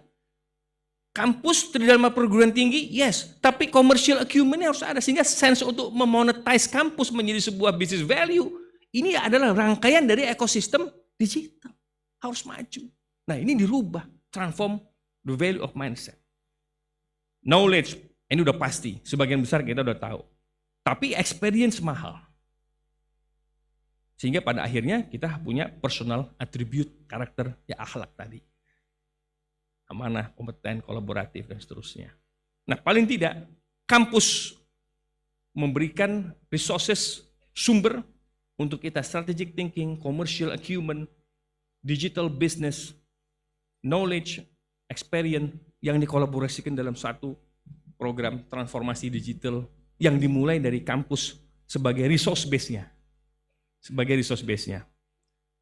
Pada akhirnya, teman-teman sekalian, sebelum kita menutup, saya juga di dalam memimpin sebuah korporasi besar seperti Main ID yang sekarang ini alhamdulillah revenue-nya sudah lebih dari 125 triliun, bottom line-nya juga sudah lebih dari 23 triliun, dan kita akan menuju kepada 30 triliun ke depan.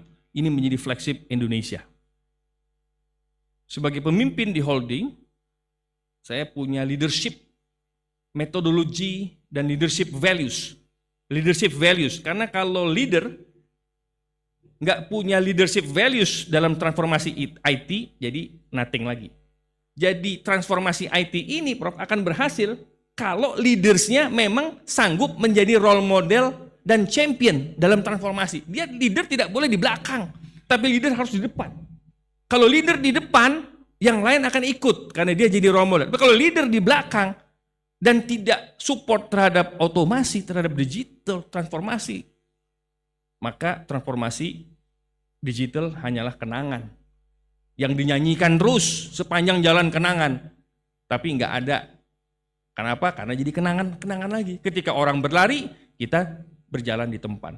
Nah, makanya prinsip saya, digital transformasi not only shift the business process paradigm, bukan cuma shifting paradigm, tapi juga merequires, membutuhkan fundamental breakthrough dalam leadership. Itu tadi, fundamental breakthrough-nya gimana?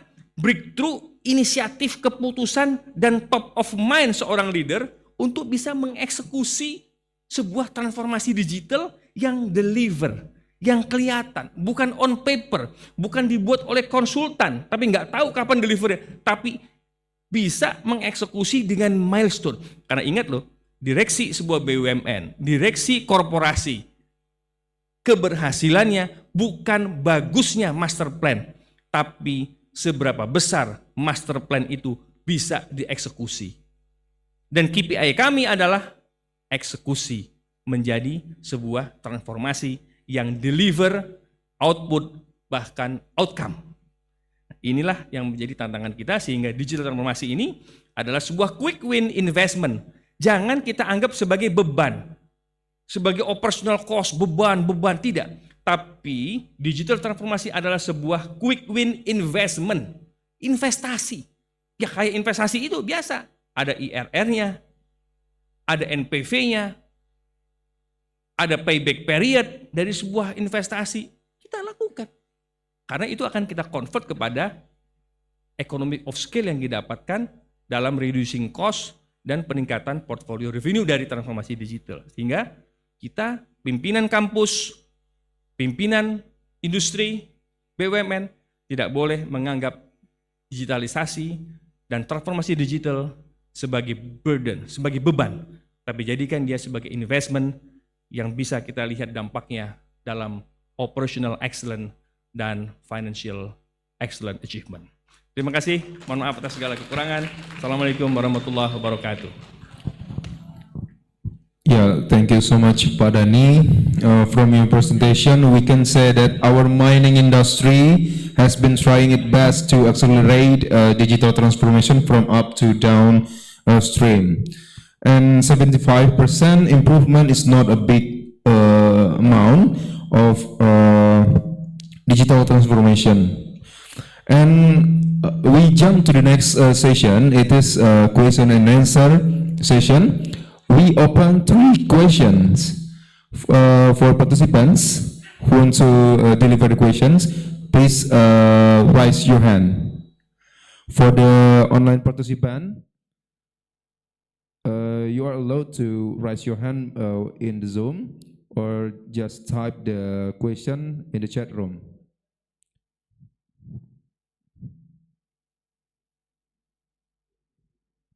Silakan.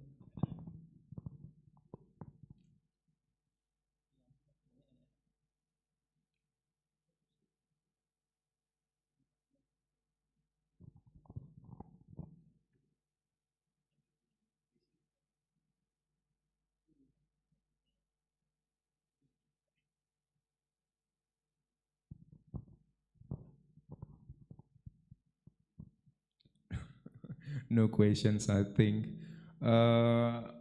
Maybe the question is from me. We talked about the AI and technology before, how the AI and technology can affect our social life. Like as an example is me as an academician, how the AI can become the potential for me, or maybe can become the like a bad impact for the scholar like me. It's for Mr. Fazli. Okay. Thank you very much ya. Jadi jawab dalam masa Malaysia, Indonesia pun boleh lah ya. So basically it's about how we can benefit from artificial intelligence, right? So but before I answer that question, so we have to look from both. There is like pros and cons. In every decision that we make, there is like pro and cons. But in terms of how we can benefit artificial intelligence, right? For example, in the case of like academia, for example. So one good example is that nowadays we have like ChatGPT, right? So by having this kind of artificial intelligence technology, it really can help in terms of how we are going about, especially in terms of research, penyelidikan dan sebagainya. I do really love what Pak Dr. Denny mentioned about in terms of mega trends. This is something that we should look beyond. So by having this kind of AI, we should do, it's not like about traditional research. So we should focus more on like futuristic study, do some like projection, research, which is really can benefit us as like, and in this case, you as an academia. Thank you. So it can make us easier to do something else and productive, more productive. Is there any questions, please?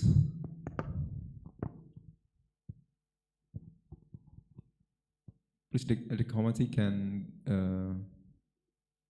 give the microphone.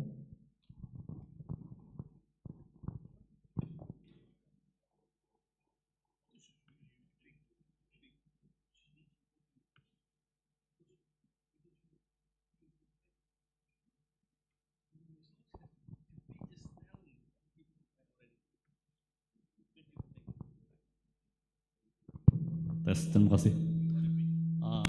My question to Mr. Dani, but I want to say in Indonesia. Main ID, saya pikir, terutama untuk main ID ya. Main ID itu kan kalau saya lihat banyak yang apa sih, emas, gold, batu bara yang kita produce kemudian bisa kita digunakan oleh customer.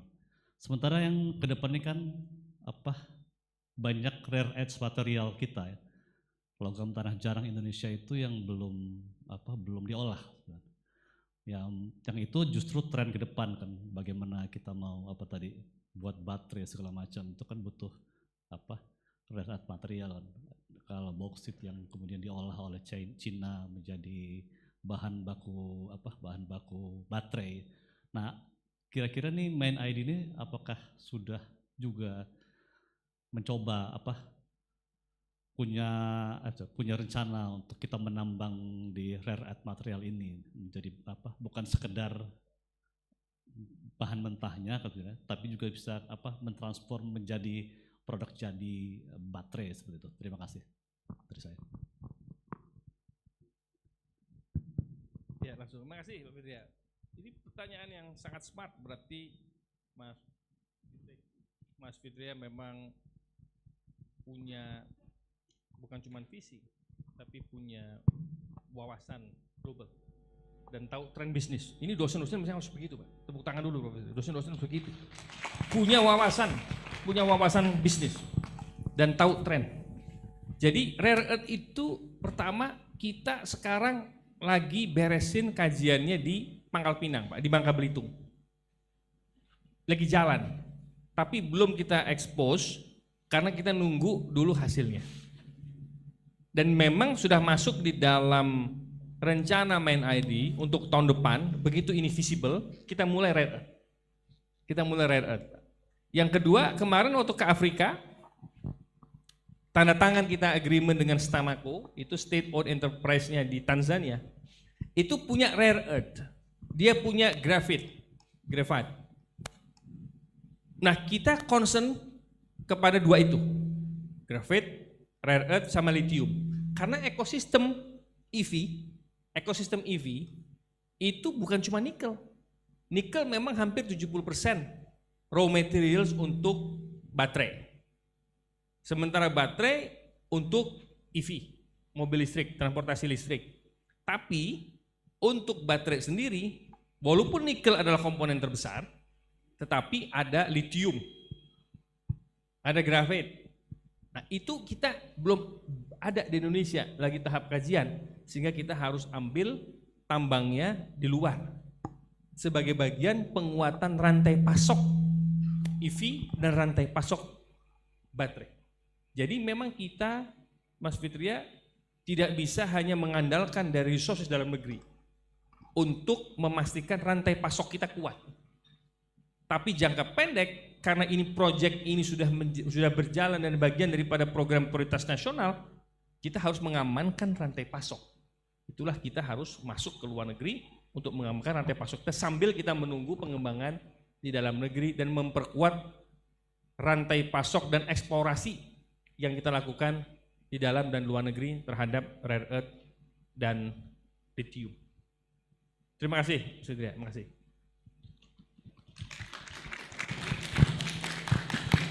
Yeah, there is a question from online participant. For Professor Tetsu, you already tell us about Indonesia's situation before pandemic time, but what is our situation now? What is your perspective as a foreign scholar seeing Indonesian situation in the post-COVID era? Thank you, Prof. Thank you very much. Can you hear me? Can you hear me? Is it okay? Yeah, it's clear. Yeah, thank you. Actually, I am now thinking about that issue. So the question is very meaningful and very smart, and I'm now focusing on and theoretically there are the state capitalism is the some kind of the topic in the political economy, and actually this is very insightful and important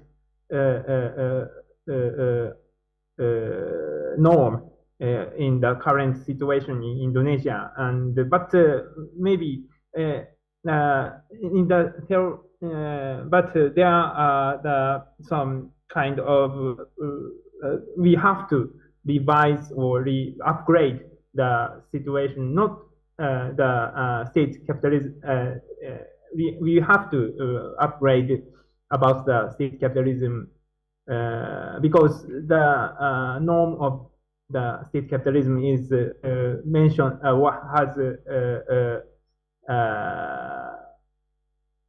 mentioned in the before pandemic era.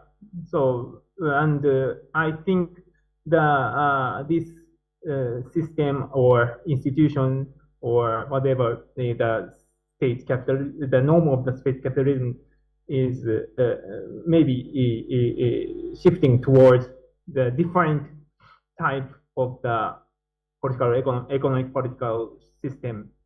So I'm now wondering how to figure out how to this political. I'm now struggling myself with my research. So maybe it is. I just figure out that it is important to figure out yes, this is some kind of the state capitalism in Indonesia, but I am now thinking about more detail. Thank you. Okay, So thank you, Professor Tetsu. Yeah. Thank you, Professor Tetsu.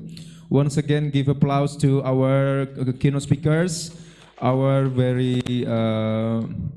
our distinguished keynote speakers. This is our last session of the first session in the third ULICoSS for ULICoSS 2023, and see you on the next session after lunch. Thank you.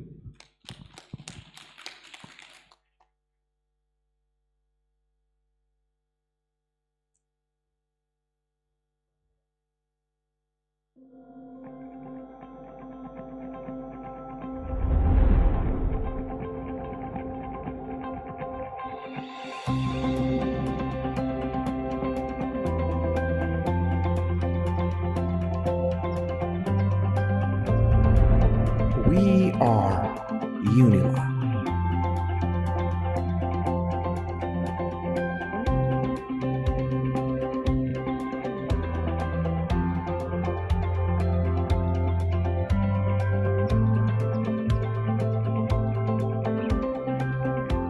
We are adapting to the rapid acceleration of civilization.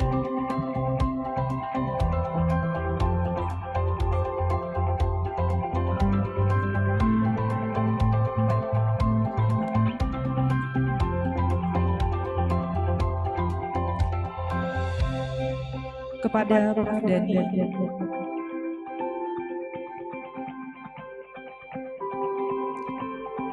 We also are involved in national development strategic planning.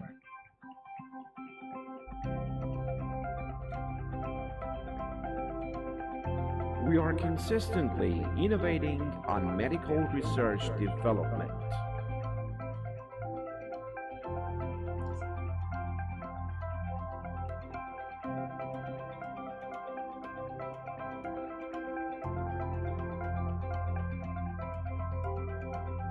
We care and are actively assisting to enhance the people's welfare. Kepada Prof. Dani We are dipersilahkan one untuk with maju nature's majestic beauty. ke depan karena akan diserahkan pengalungan tapis oleh Bapak Habibullah Jimat.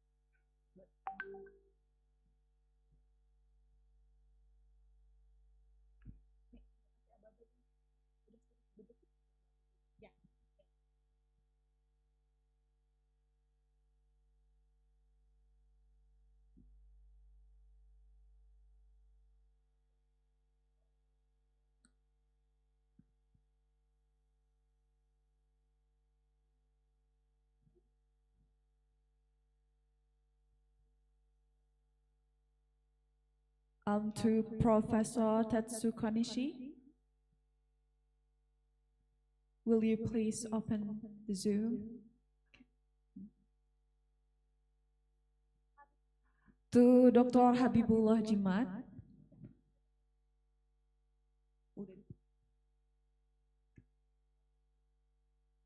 to come to kepada Sekretaris LPPN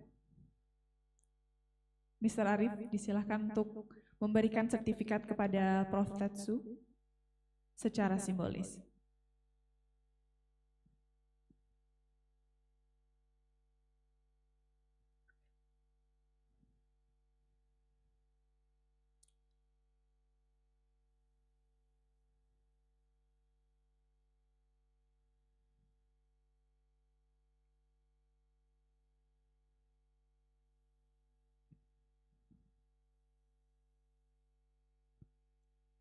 So this is certificate for Professor Tetsu, as symbolized.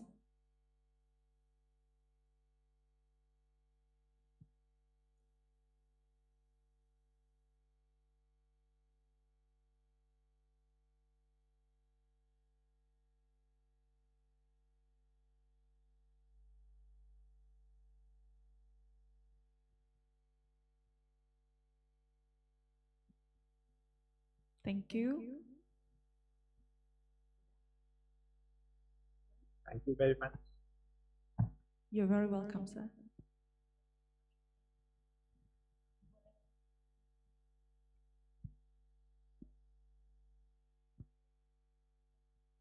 Kepada para hadirin yang terhormat, disilakan untuk menikmati makan siang. Disilakan. Baik, Bapak Ibu, silakan menikmati jamuan makan siang. Oke, sekali lagi Bapak Ibu dipersilakan untuk bisa menikmati jamuan makan siang. Thank you. Ini sudah disiapkan.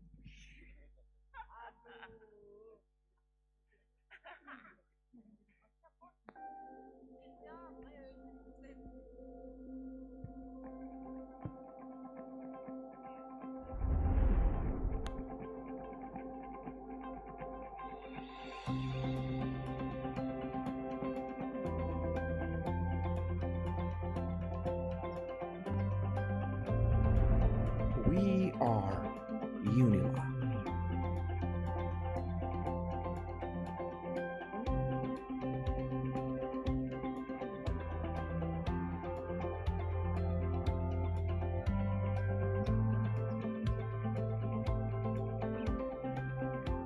We are adapting to the rapid acceleration of civilization.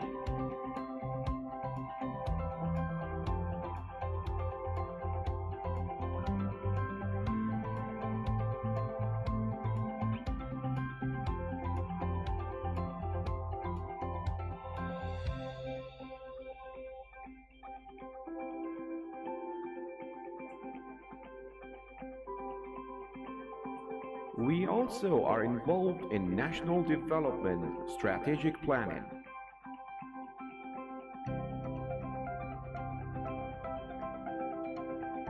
We are consistently innovating on medical research development.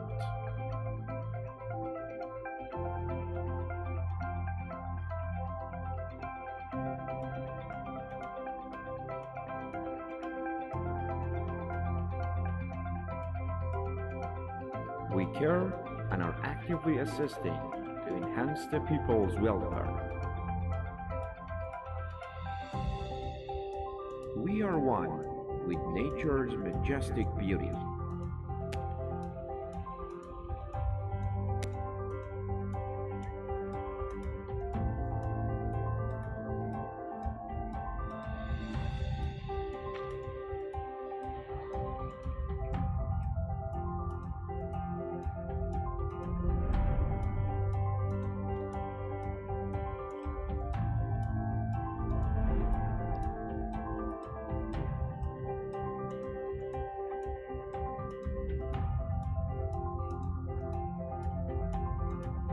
We emphasize justice above everything.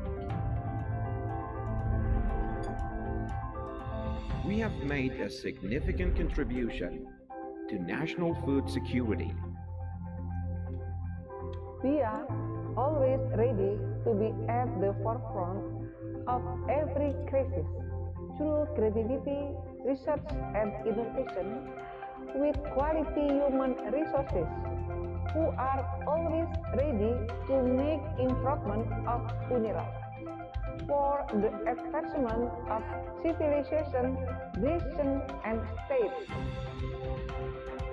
We conduct innovative and high-quality research.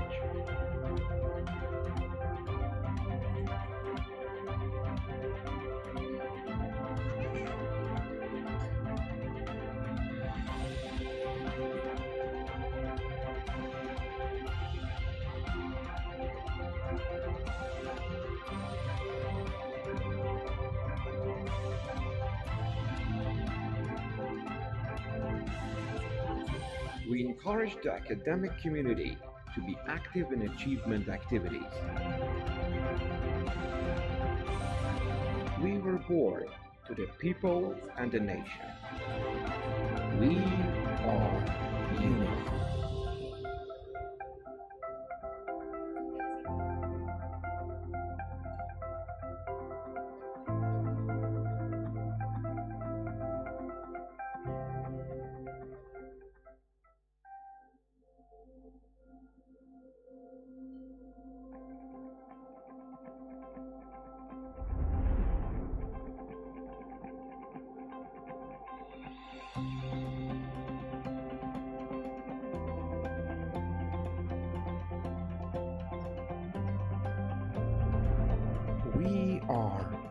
UNILA.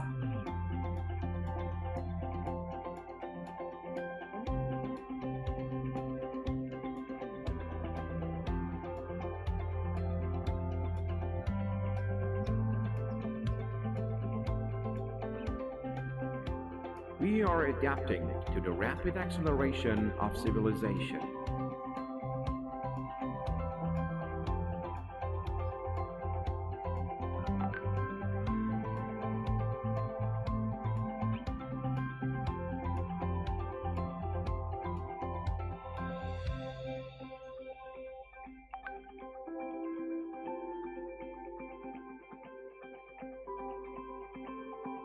We also are involved in national development strategic planning.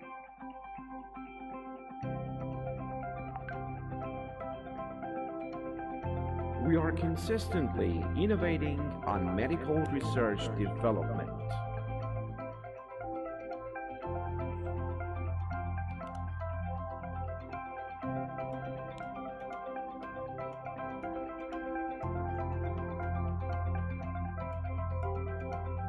We care and are actively assisting to enhance the people's welfare.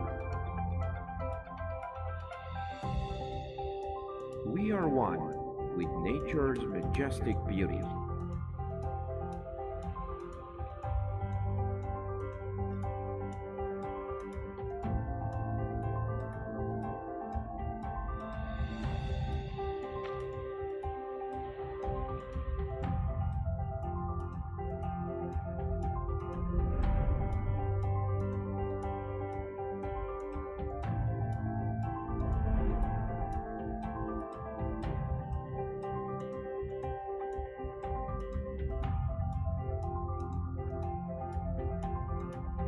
We emphasize justice above everything. We have made a significant contribution to national food security.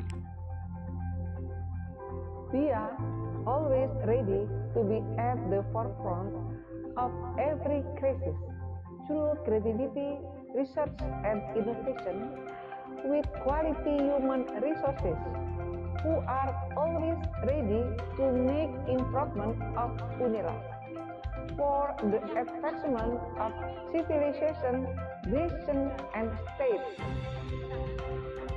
We conduct innovative and high-quality research.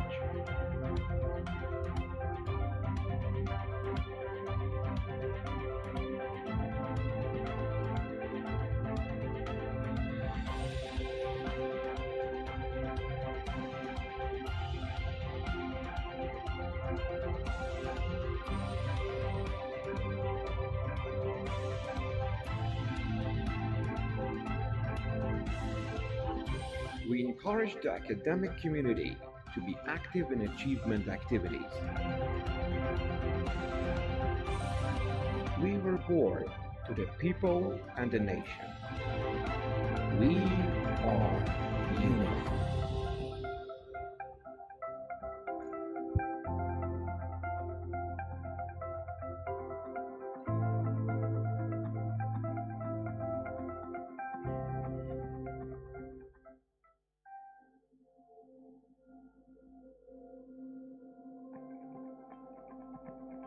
Please for Prof. Tetsu to stand by in Zoom because of we want to screenshot certificate and Prof. Tetsu. We are UNILA.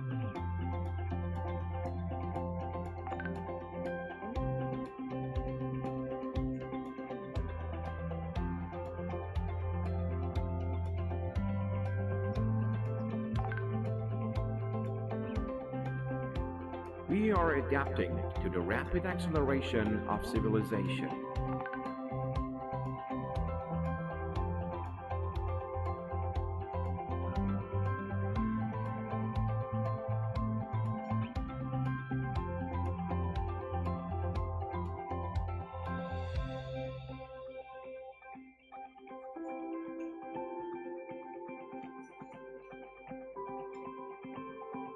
We also are involved in national development strategic planning.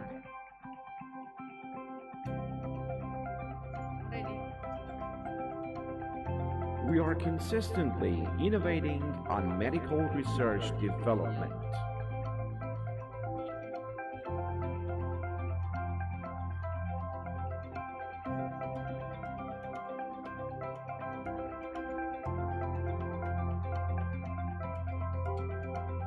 We care and are actively assisting to enhance the people's welfare.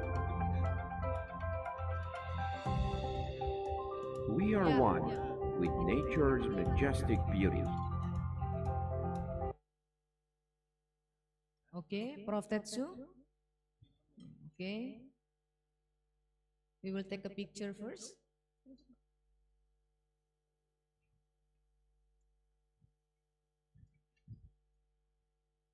One, two, three. Already?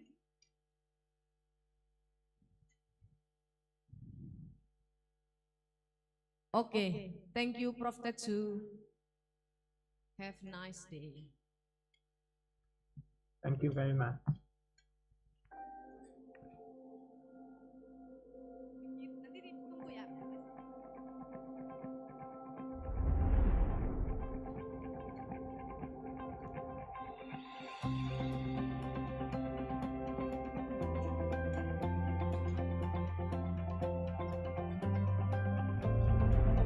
We are UNILA.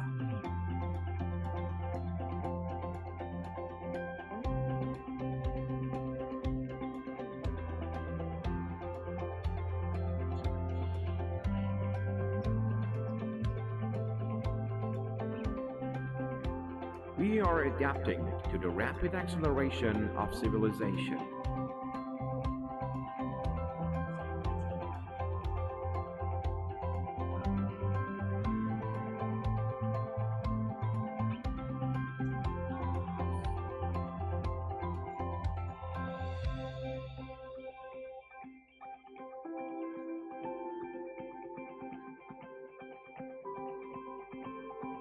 We also are involved in national development strategic planning.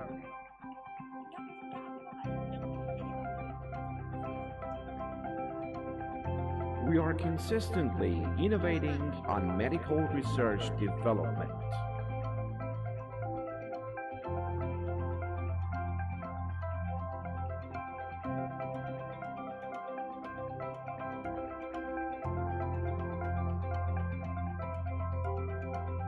We care and are actively assisting to enhance the people's welfare.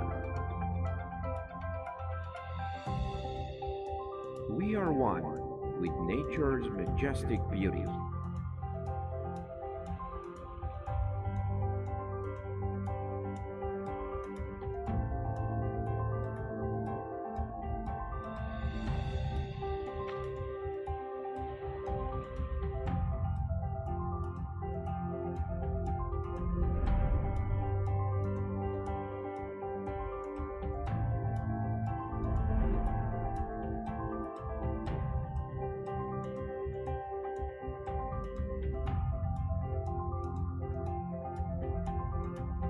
We emphasize justice above everything.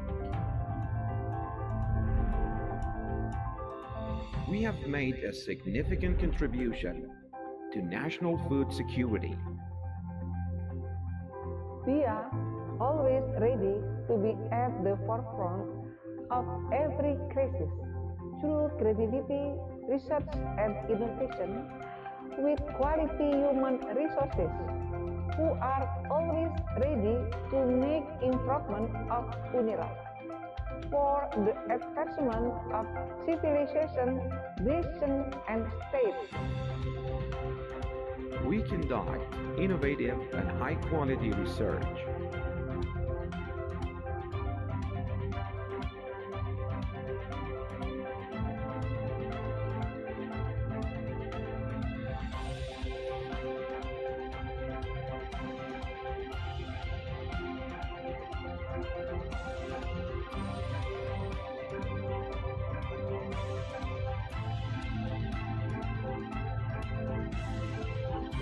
We encourage the academic community to be active in achievement activities.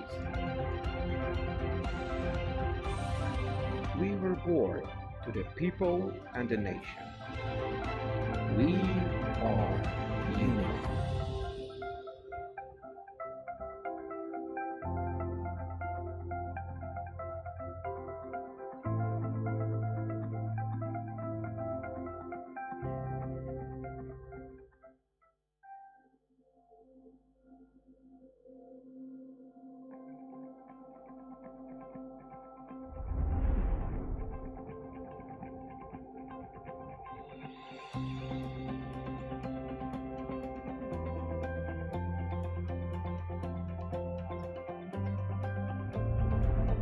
We are ULICoSS.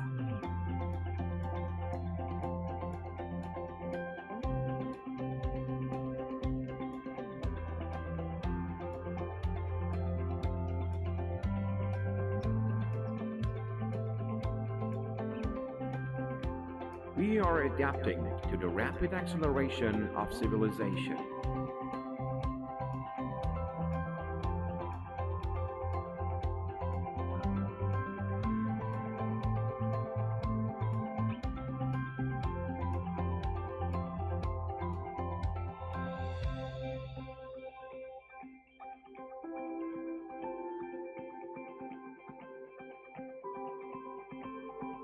We also are involved in national development strategic planning.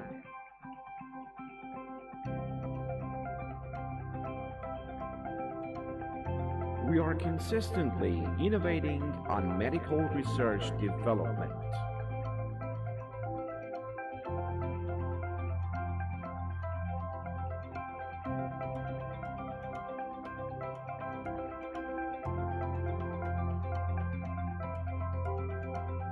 We care and are actively assisting to enhance the people's welfare. We are one with nature's majestic beauty.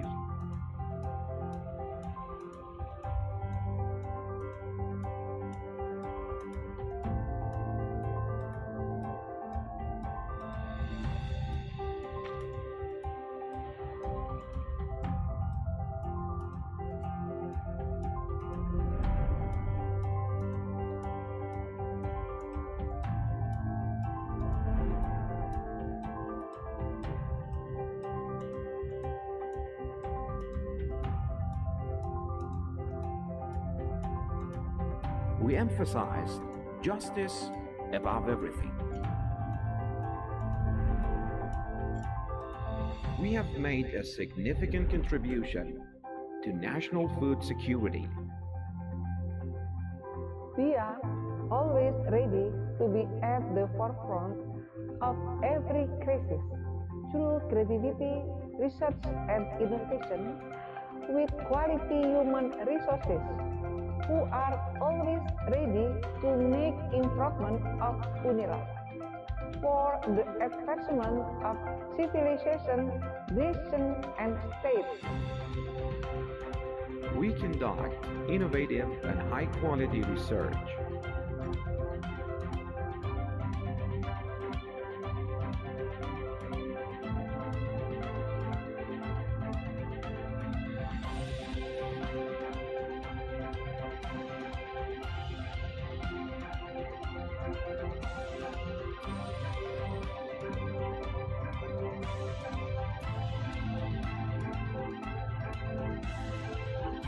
We encourage the academic community to be active in achievement activities. We were born to the people and the nation. We are ULICoSS.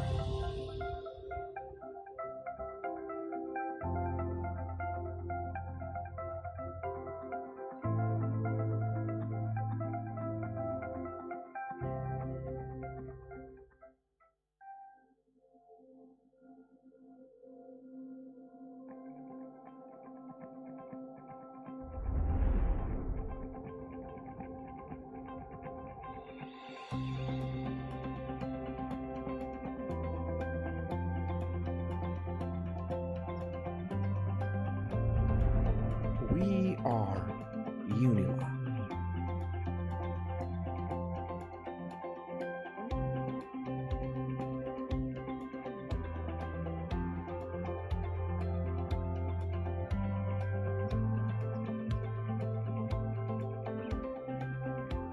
We are adapting to the rapid acceleration of civilization.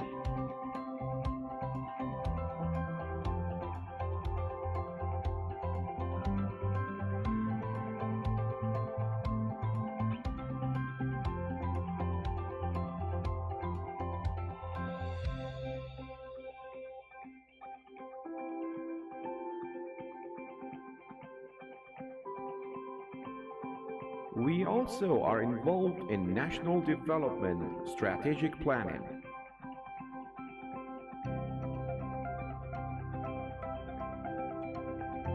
We are consistently innovating on medical research development.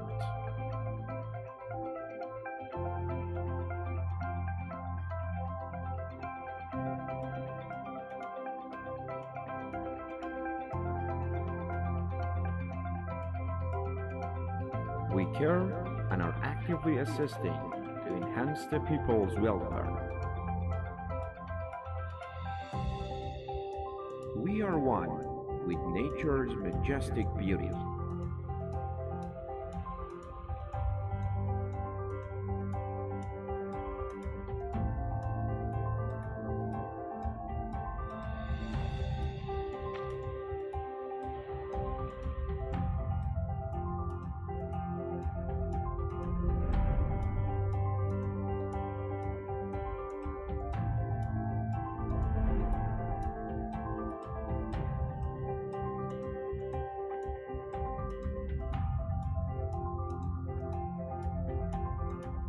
We emphasize justice above everything.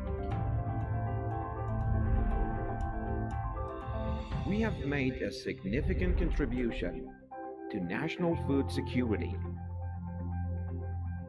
We are always ready to be at the forefront of every crisis through creativity, research, and innovation with quality human resources who are always ready to make improvement of UNILA for the advancement of civilization, nation, and state. We conduct innovative and high-quality research.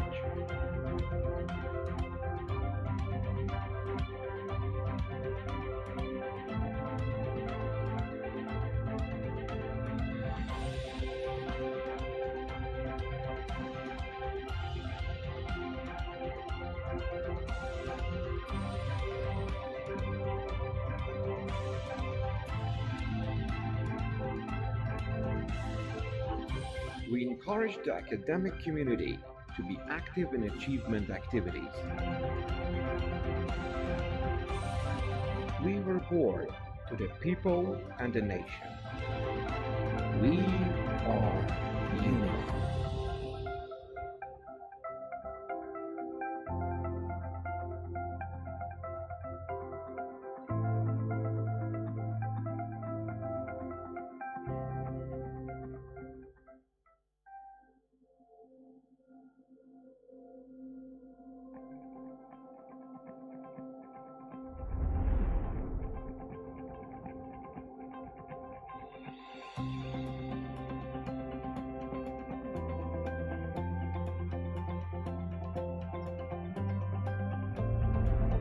We are UNILA.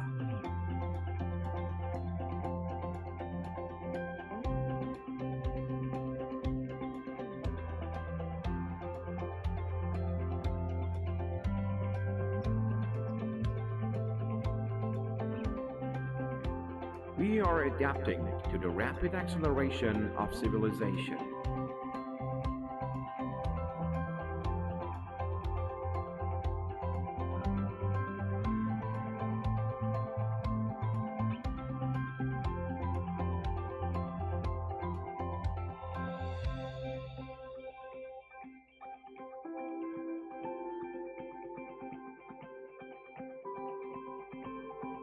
We also are involved in national development strategic planning.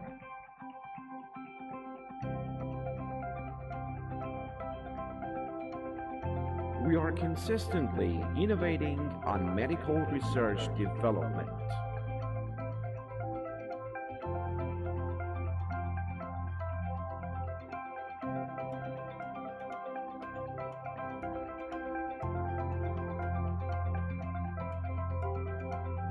We care and are actively assisting to enhance the people's welfare. We are one with nature's majestic beauty.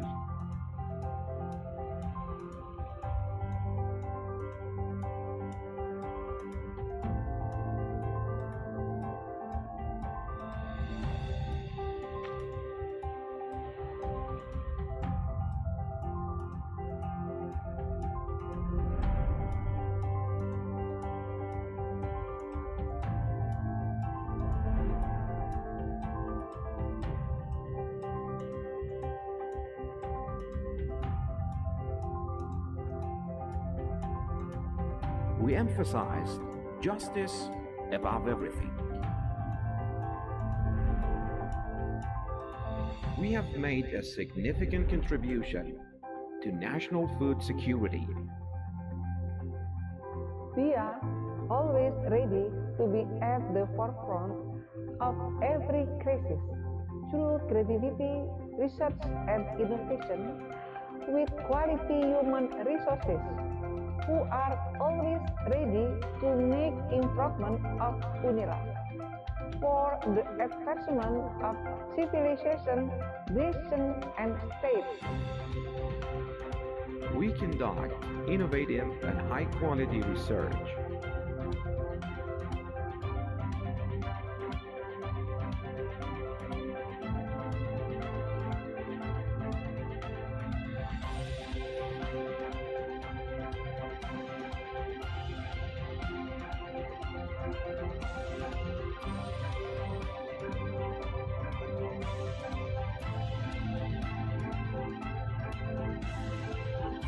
We encourage the academic community to be active in achievement activities.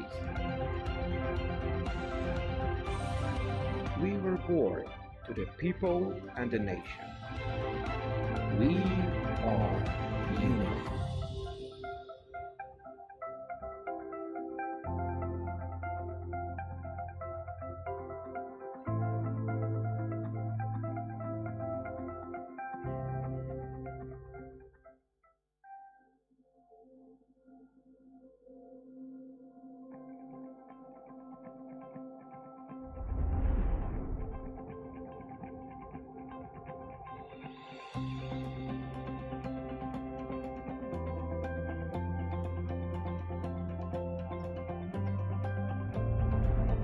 We are UNILA.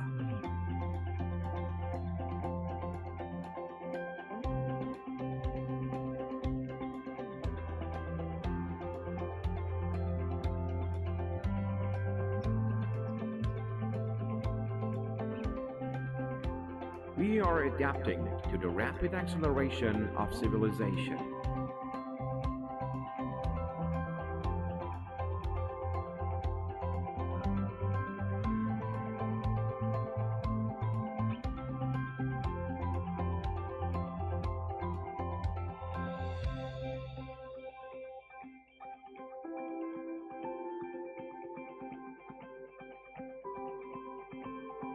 We also are involved in national development strategic planning.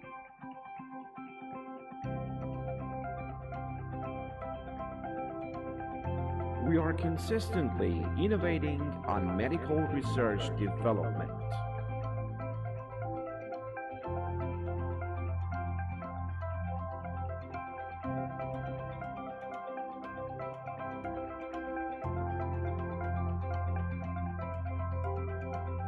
We care and are actively assisting to enhance the people's welfare.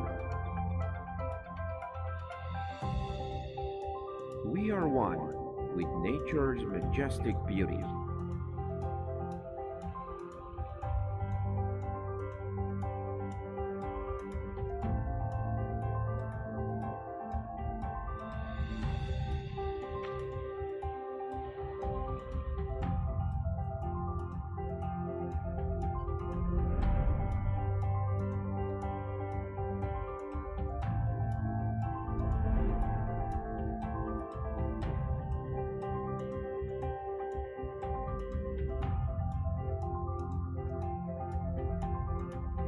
We emphasize justice above everything. We have made a significant contribution to national food security. We are always ready to be at the forefront of every crisis through creativity, research, and innovation with quality human resources who are always ready to make improvement of UNIRAL for the advancement of civilization, nation, and state. We conduct innovative and high-quality research.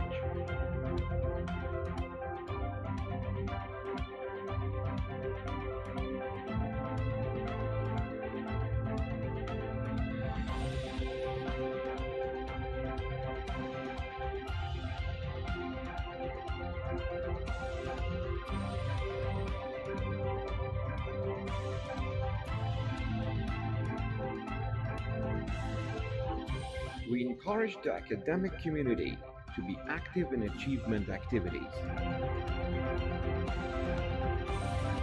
We report to the people and the nation. We are UNICoSS.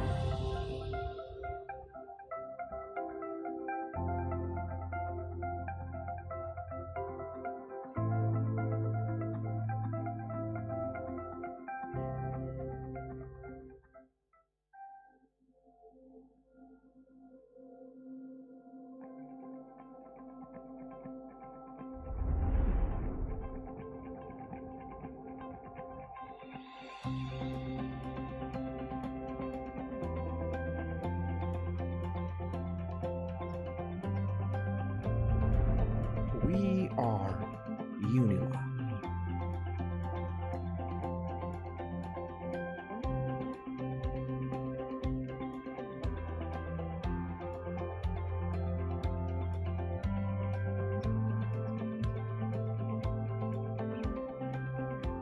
We are adapting to the rapid acceleration of civilization.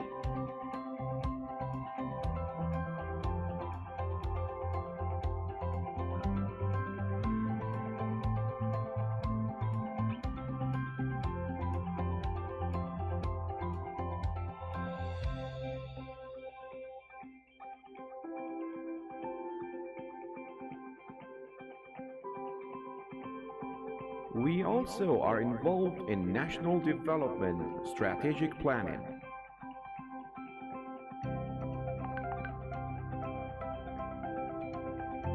We are consistently innovating on medical research development.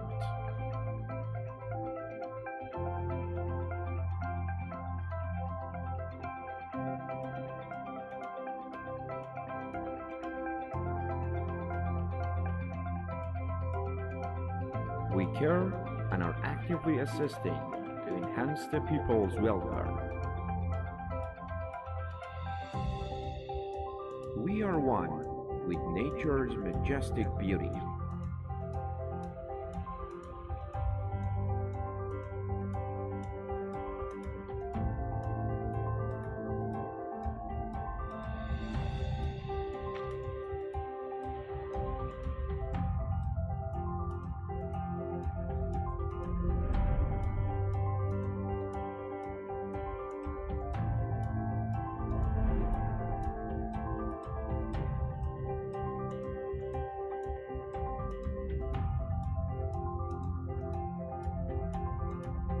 We emphasize justice above everything. We have made a significant contribution to national food security. We are always ready to be at the forefront of every crisis through creativity, research, and innovation with quality human resources who are always ready to make improvement of UNIRAL for the advancement of civilization, nation, and state. We conduct innovative and high-quality research.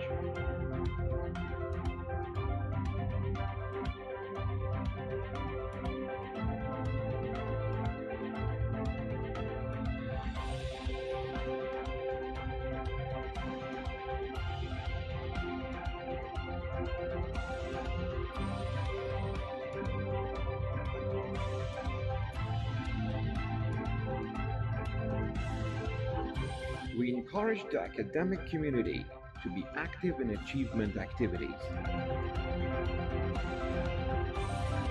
We were born to the people and the nation. We are ULICoSS.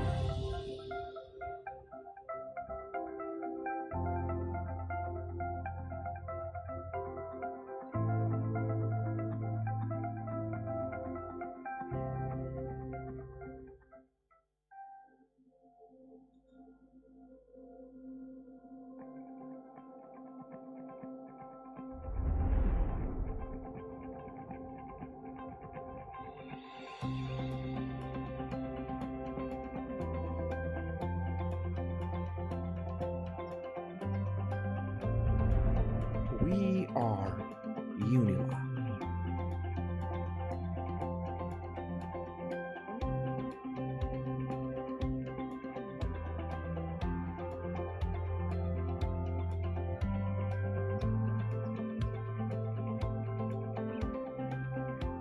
We are adapting to the rapid acceleration of civilization.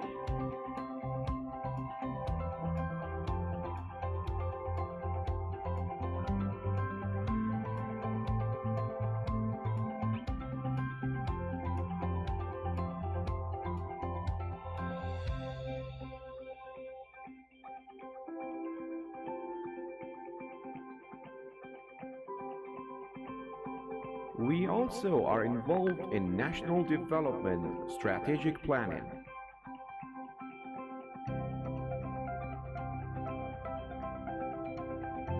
We are consistently innovating on medical research development.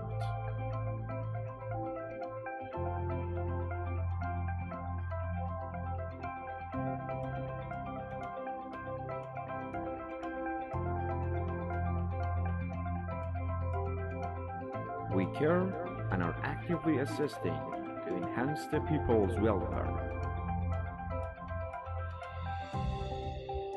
We are one with nature's majestic beauty.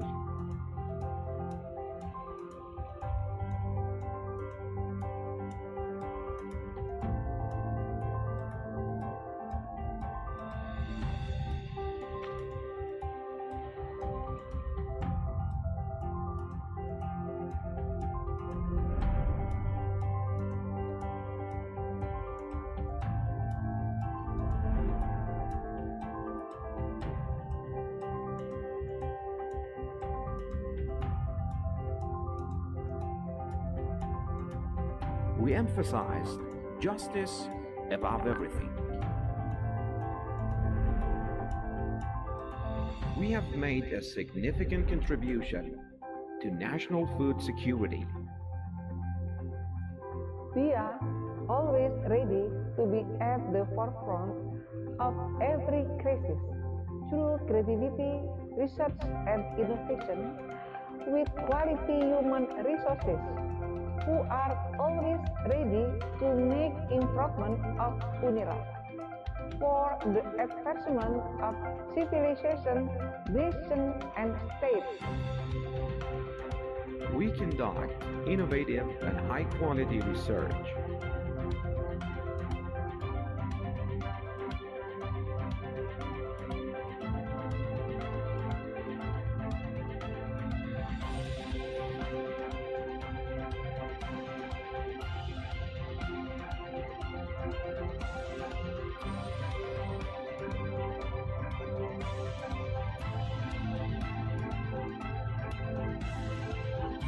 We encourage the academic community to be active in achievement activities. We were born to the people and the nation. We are ULICoSS.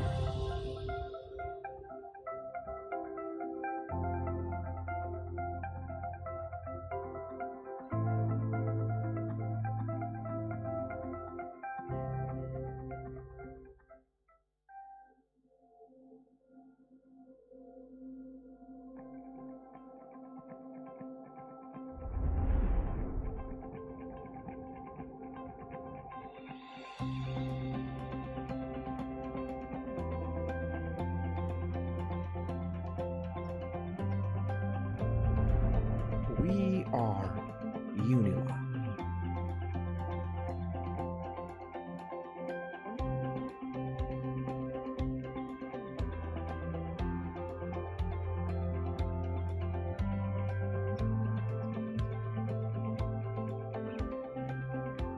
We are adapting to the rapid acceleration of civilization.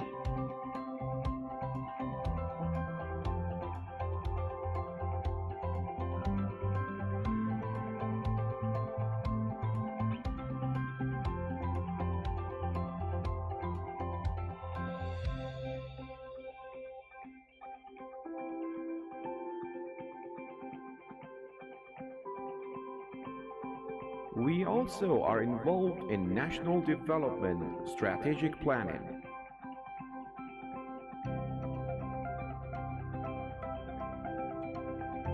We are consistently innovating on medical research development.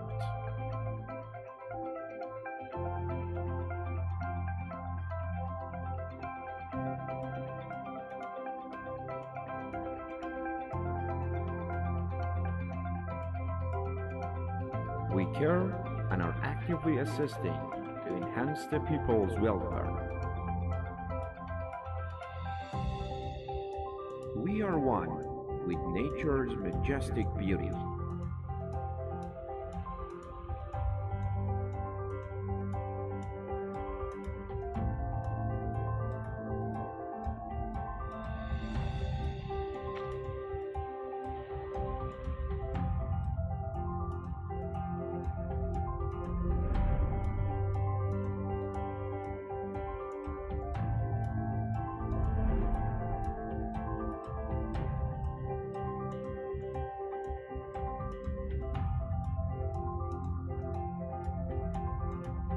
We emphasize justice above everything. We have made a significant contribution to national food security. We are always ready to be at the forefront of every crisis through creativity, research, and innovation with quality human resources who are always ready to make improvement of UNILA for the advancement of civilization, nation, and state. We conduct innovative and high-quality research.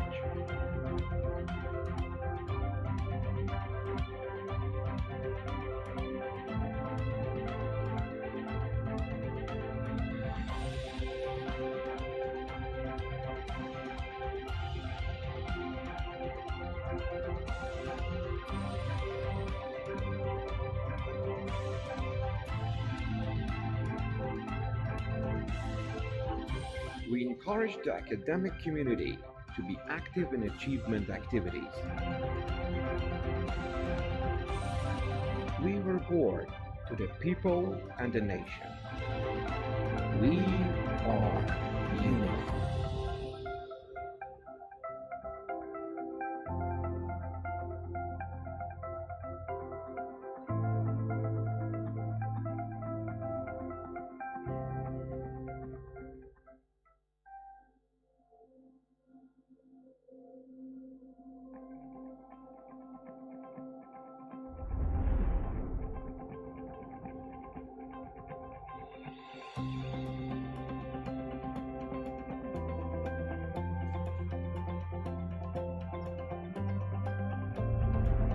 We are UNILA.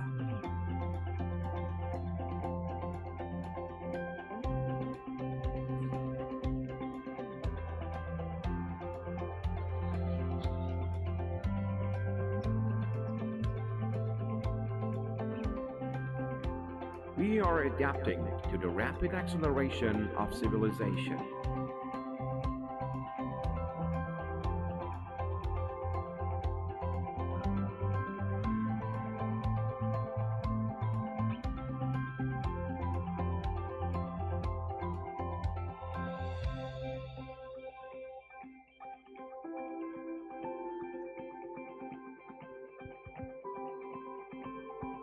We also are involved in national development strategic planning.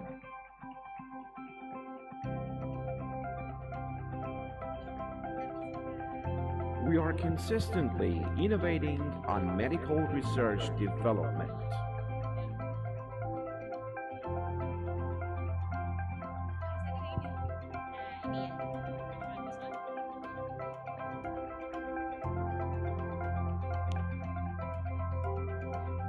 We care and are actively assisting to enhance the people's welfare. We are one with nature's Well, majestic beauty. Bapak Ibu, okay. We have the next session. Mohon izin Bapak Ibu yang ada di belakang mungkin bisa menempati tempat duduk di depan biar kita bisa lanjut untuk sesi berikutnya.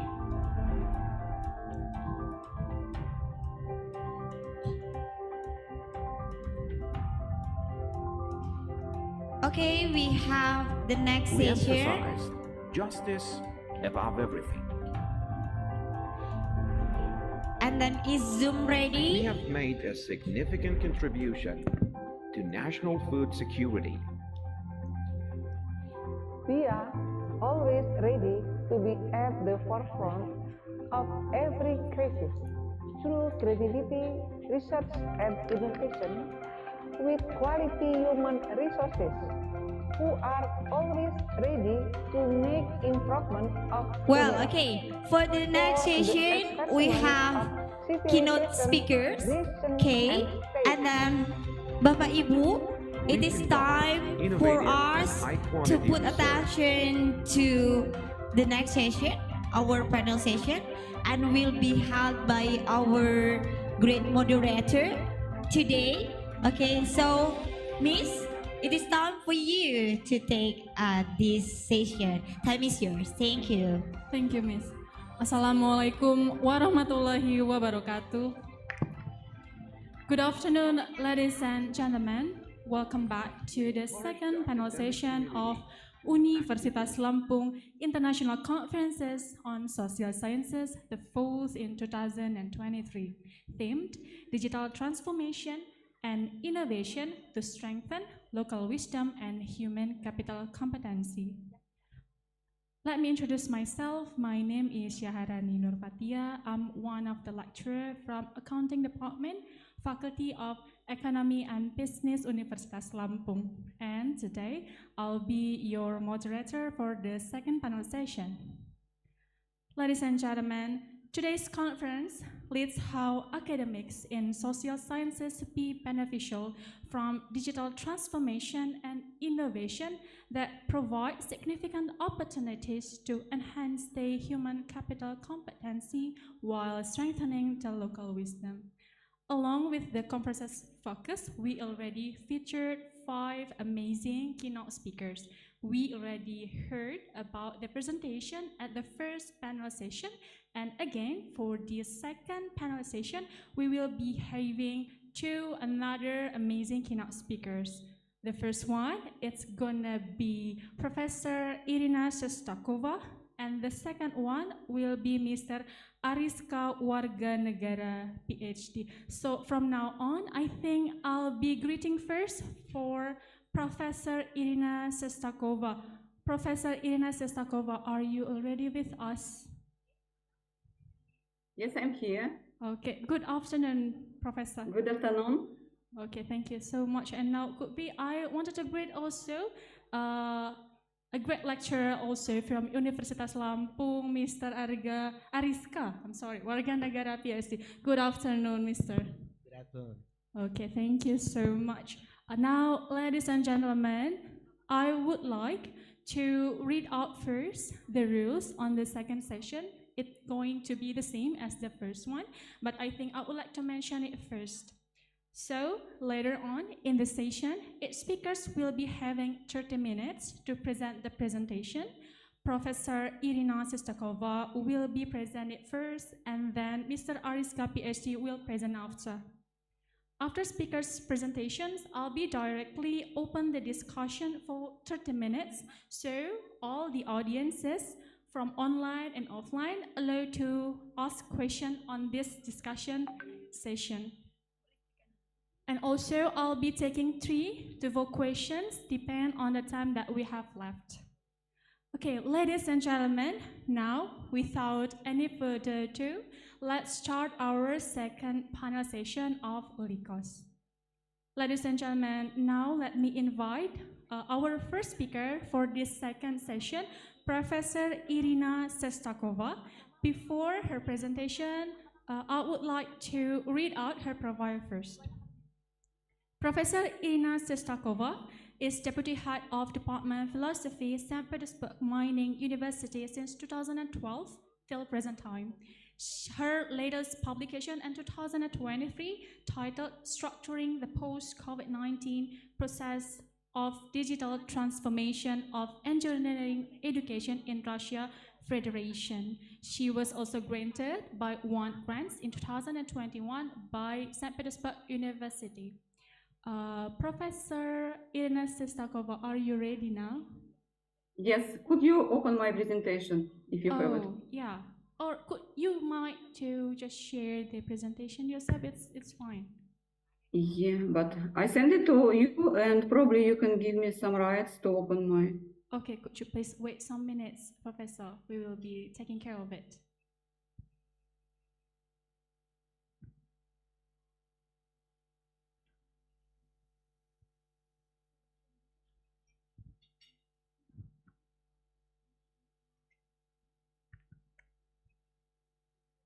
Ladies and gentlemen, and let me introduce my topic tonight, AI versus human purpose. Stop artificial intelligence and stop progress. This year, in March, an open letter with such a call appeared on the website of the organization Future of Life. It was signed by Elon Musk and Steve Wozniak, among others. It demands the creators of artificial intelligence need to stop the study of powerful systems. But is it the first statement against progress? No. Such statements have always been made. Everything old always seems natural. It seems to be tested by time. Everything new, on contrary, invades changing the familiar life, including the material world, customs, habits, social roles, and so on. In addition, people are more perceptive to signals with negative connotations.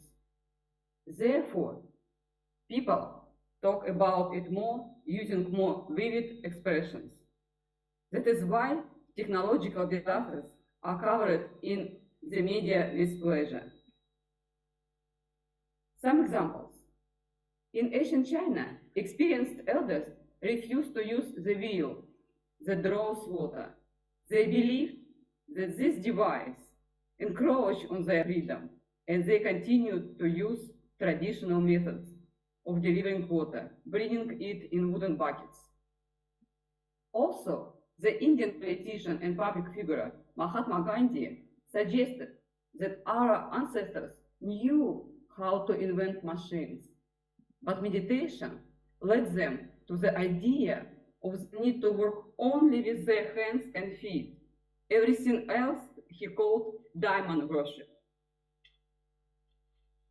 Every one of you knows the struggle in the 18th and 19th centuries of the ladies with the machines, because they left a huge professional community without work. In 19th century, everywhere the railway and the trains passing through it caused horror. They were saying that those iron monsters will break the globe in half. In Russia, for example, there was a big protest against the construction of the railway. They probably thought the traditional way, like this, of transporting cargo that you can see in the picture, was more moral. In addition, it is necessary to say separately about the anthropomorphic embodiment of the achievements of progress in form of the appearance of an artificial man. For some reason, people are more interested in frightened by the appearance of something that looks like us. The idea of appearance of an artificial person, and as a result, the demonization of robotic became popular due to the cinema, which took such a bright topic such as apocalypse with pleasure. One of the first images of robot that came down to us from the screen was the robot of Karl Čapek from his book called Ruhr. So Karl Čapek is the author of the term robot, which is in Czech means hard work. The screen interpretation of this topic, along with the development of modern technologies, aroused particular interest in the idea of robot gaining its own eye, and as a result, refusing to obey a person. But even earlier, in 1818, there was a novel that found its screen embodiment at the beginning of the next century about a bio-robot monster created by Frankenstein, which rebels against a person, inflicting moral harm on him. This story was so popular, probably you saw this movie, that before the cinema time, it was many times shown on the stage of the theaters and then multiplied times filmed. We also find fears about the possibility of machine gaining independence and freedom of action in earlier cultures. So at the beginning of 17th century, a legend appears based on more ancient Jewish mythology about the clay giant golem, who had to do hard work as an assistant. However, the golem gradually began to declare his will, becoming dangerous for the master. However, in reality, we are faced with the fact that scientific and technological development at the end become beneficial, and the basis in which fears were based in the past disappears with new achievements in scientific and technological progress, transforming it into techno-optimism. Professor, Until now, Professor Irina it was Zastakova, always... I'm sorry for cutting the explanations, but can we also move the slide since the slides here isn't moving, Professor? Could you please to move to another slide? It is not moving? No, it is not, and our screen is not moving at all to another slide. We are really sorry for that. Sorry, could you, maybe I sent you my presentation, maybe you can...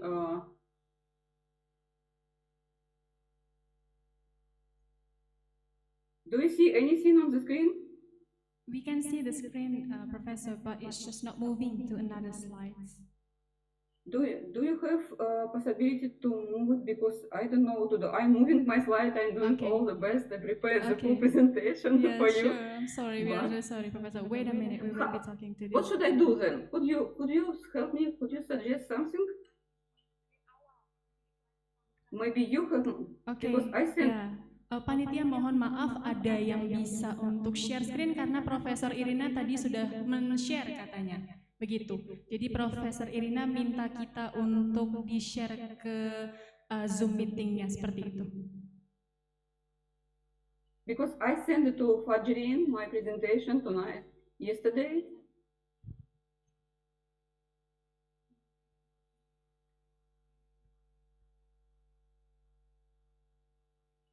Okay, Professor Irina, we are really sorry for that. You may go ahead with the presentation. It's okay. We will try to share the screen too here. It's okay, Professor. You might continue. Do you see my presentation? We see your presentation. It's not moving. Could be it's just technical problem, Professor. It's okay. We can continue, Professor. We are really sorry for the lack of this event. We are really sorry for that. We apologize. Yeah, you may continue. What do you see now on the screen? We will be sharing the screen later on. It's okay, just continue the presentation, Professor. Should I change my screen or not? You don't see it. If you can do that, could you please to change your skin, your slides again there? Do you see digital civilization? Yeah, now we can see the digital civilizations now, Professor. And now next slide. Now it's still stuck on the digital civilization. Nothing else? Nothing. It's still stuck on digital civilization. How can I be moving? Because I would like you to see there are so many graphs and some tables, some information. Okay, until now it was like this. There were no harm at the end. And we met always at the end in technical optimism. But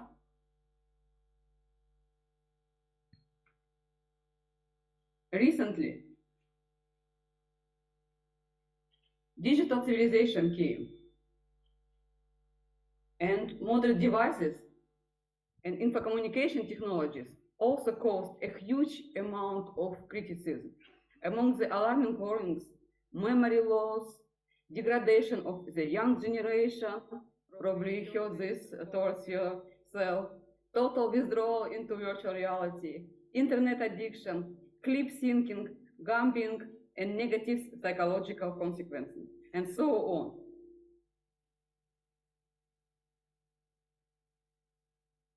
But for me, the most significant thing that we will face the problem with self-realization.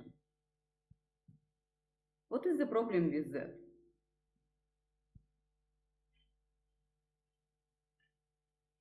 The problem is that in the recent past, humanity was divided into strata such as aristocrats, peasants, and so on, men, women, for whom the idea of self-realization was different. Then, in the 20th century, there was a radical change, namely a huge increase in the number of people who think more or less in the same direction: development, emancipation, education, accomplishing their profession. It was and still is based on professional achievement. Self-realization we connect with professional achievements. At the same time, this understanding of self-realization has acquired a massive and moreover global scope. They say the two most powerful words in English language are the shortest: I am. I am. Whatever you put after these two words determines your destiny. To the general question, who are you? We usually answer a name and a professor. I'm a teacher, I'm a diplomat, I'm a professor. And only then can we go deeper into ourselves and give other indications of our identity: religion, nationality, gender role, etc. But the first response, as a rule, is associated with our professional affiliation. How did this understanding come about? The first, the era of industrialization, industrial revolution, was the fundament for this understanding. Then, the 20th century, especially the second half, was marked by gender equality and the emancipation of women. So, a significant proportion of women are currently involved in the workplace. The evidence of that self-realization, that means that for women, self-realization is no longer to be a mother or to be a wife, but the same professional achievements, the same path through education, the same criteria for self-assessment and evaluation by society. Finally, in the same 20th century, almost all the world's population was involved in education. Now, everyone understands that through education you can reach your highest. We have a straight and clear path: school, university, work, career. And there is a justice and equality in it. In fact, that people can achieve such an universal ideal regardless of their initial characteristics, origin, race, gender, geography, or country. People build their career by increasing their professional value, acquiring some kind of skills and experience. Thus, they are promoted. Society appreciates this. They succeed and become a professor, a doctor, a politician, and so on. And this is produced such a blissful confidence. After all, this confidence is so life-affirming, optimistic, fair. You know in which direction to go. It depends on you only. You grow, you get recognition for your professional achievement. And this concept of self-realization is absolutely clear and universal. By the end of 20th century and at the beginning of 21st century, this became clear to everyone, to people in all countries, both developed and developing, and on all continents, China, India, Indonesia, America, Russia, and everyone is moving in this direction. This is why people move to the big cities and leave their rural areas. Of course, there is a material stimulus, but this is a trivial component. The main stimulus is that they want development, emancipation, education, professional achievement, and a direct path to the future work, and consequently to a career, and consequently to self-actualization, which is understood through professional accomplishment. And suddenly, on all fronts, everywhere, we are attacked by digital civilization. In the era of digital transition, such an understanding of professional self-realization is already being called into question. Doubts are associated with, first of all, with the enormously rapid change of technological and social economic infrastructures. In fact, over the past few decades, there has been an explosive growth in the pace of change caused by the disruptive development of digital technologies. This rate of scientific and technological development can be characterized by a social anthropic matrix, expressing the ratio of average time between, I don't know if you don't see my slide where the all graphics is, no? Okay, the average time between the two consecutive revolutionary achievements in technology, milestones of progress, to average life experience. This result is summarized in the table. You probably don't see it. And for clarity, there is a graph. Thus, this social anthropic metric of the rate of technological development, a distinction can be made between stages in history of scientific and technological progress, and as a result, in history of humankind. We can see that in the past eras, radical changes into technological, environmental, and transformation that they caused in the life of society took at least several generations. But now, in the era of digital transition, the pace of technological modernization has increased so much that radical social technological changes began to occur many times within one human life. As a result, we have arrived at a sharp narrowing of planning horizon of social technological development, which makes the idea of even a medium-term future, I mean 10-15 years in front, so multidimensional that it becomes almost indefinite. So we cannot predict our future even for 10-15 years. Secondly, the understanding of role of human in the context of unexpected and extremely rapid development of AI. There is one open question in history which is alarming. The liberalization of humankind from progress. However, the smart machine is invading all our work roles today. At the same time, now the machine takes away from a person easy and desirable jobs in which a person finds motivation, socialization, self-realization, purpose of life, life structuring, and in general pleasure. The modern machine is invading the era of highly intellectual work. Hence, the third point follows, uncrowing the idea that human race is at the top of the universe, that we are always superior to anything on the earth, in the sense that we and only we are thinking beings. Uncrowing human beings as intellectuals, as something higher and something very important, changes the significance of their goals, the significance of achieving their goals.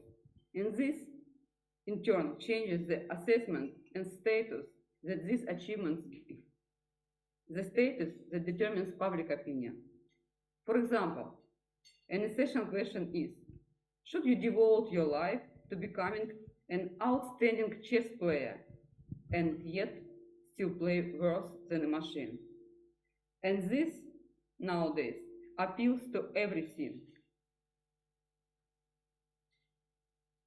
In this situation, there are a lot of questions. First of all, for everyone, especially at a young age, what to do now in order to become someone tomorrow? What do I need to study now? What competencies should I obtain? Where should I direct my life energy? And so on. For parents, and the way we raise children, what to teach, how to advise, and what meanings to invest in children. But by tradition, parents and grandparents continue to invest in children an understanding basis on their experience, in their slow path, which doesn't work anymore. There are questions for politicians. What to promise people? For example, should they promise jobs? Or should they explain that in the nearest future there is a high probability of a complete storage of jobs for people, where to lead people, how to take society forward, and so on. And there are a huge number of questions for education system, where we are working, all of us. After all, this is one of the most conservative of social institutions. Education is very conservative, it always been. The majority of teachers base their teaching on the previous paradigms.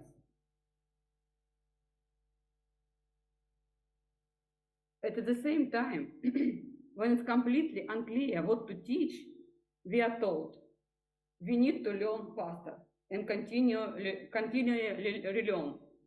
The slogan "teaching to learn" already sounds like a kind of banality, behind which, however, there is a complete lack of confidence in the methods of restructured education and understanding of what to teach and how to teach.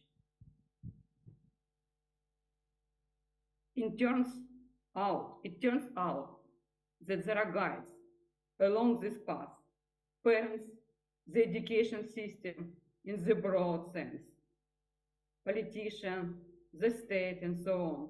And they all show us the way, suggesting what we need to be, what needs to be done today in order to become someone tomorrow. It turns out that the blind leads the blind. Probably you remember this very popular picture, The Blind Leading the Blind by Peter Bruegel, 16th century. It's on my screen, but you cannot see it, unfortunately. So there is a state of complete uncertainty without any understanding of what we should study, what we should prepare for, how to build our life, and what steps to take today in order to be tomorrow. Nothing but questions. This situation can be viewed as an existential crisis. And this crisis can cover humanity on a massive level. The space of meaning and goals has been occupied by emptiness.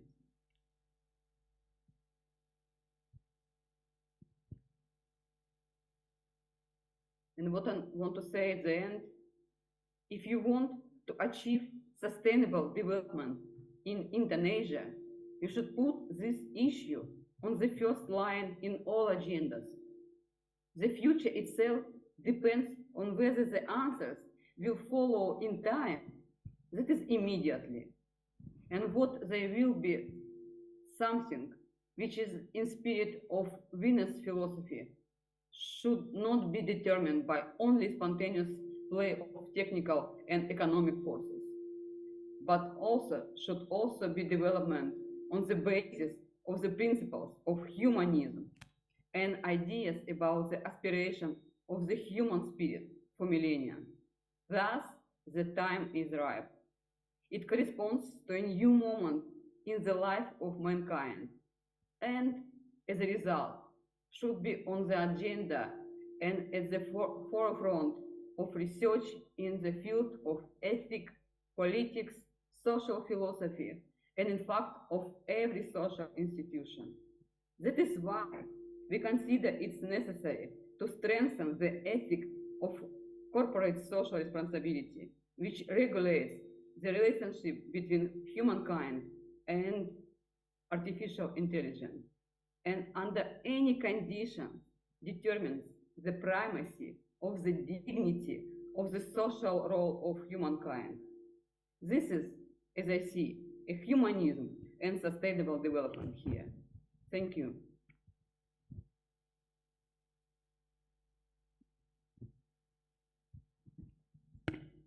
Okay, thank you so much for the very knowledgeable and insightful presentation, Professor. And again, we really apologize for the technical issue we have today to you. So I would like to a little bit just giving some conclusions, not conclusions, could be just a highlight for the presentations. So Professor Irina Sestakova was talking about the AI progressing that we already knew, like this test is really hype on our days, and it's affected digital civilizations.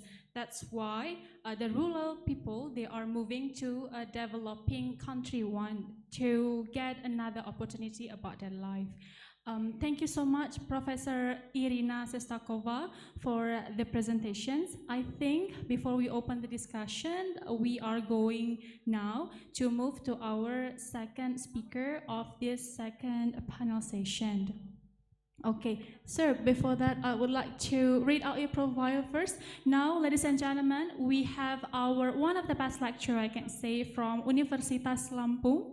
His name is Mr. Ariska Warganegara, PhD. He is coming from Faculty of Social and Political Science. Mr. Ariska Warganegara, PhD, obtained his PhD in Political Geography from University Leeds, UK, and he is also working voluntarily at 2 research centers. His research focus is on intersection study between politics and geography. So now on, Mr. Ariska Warganegara, time is yours.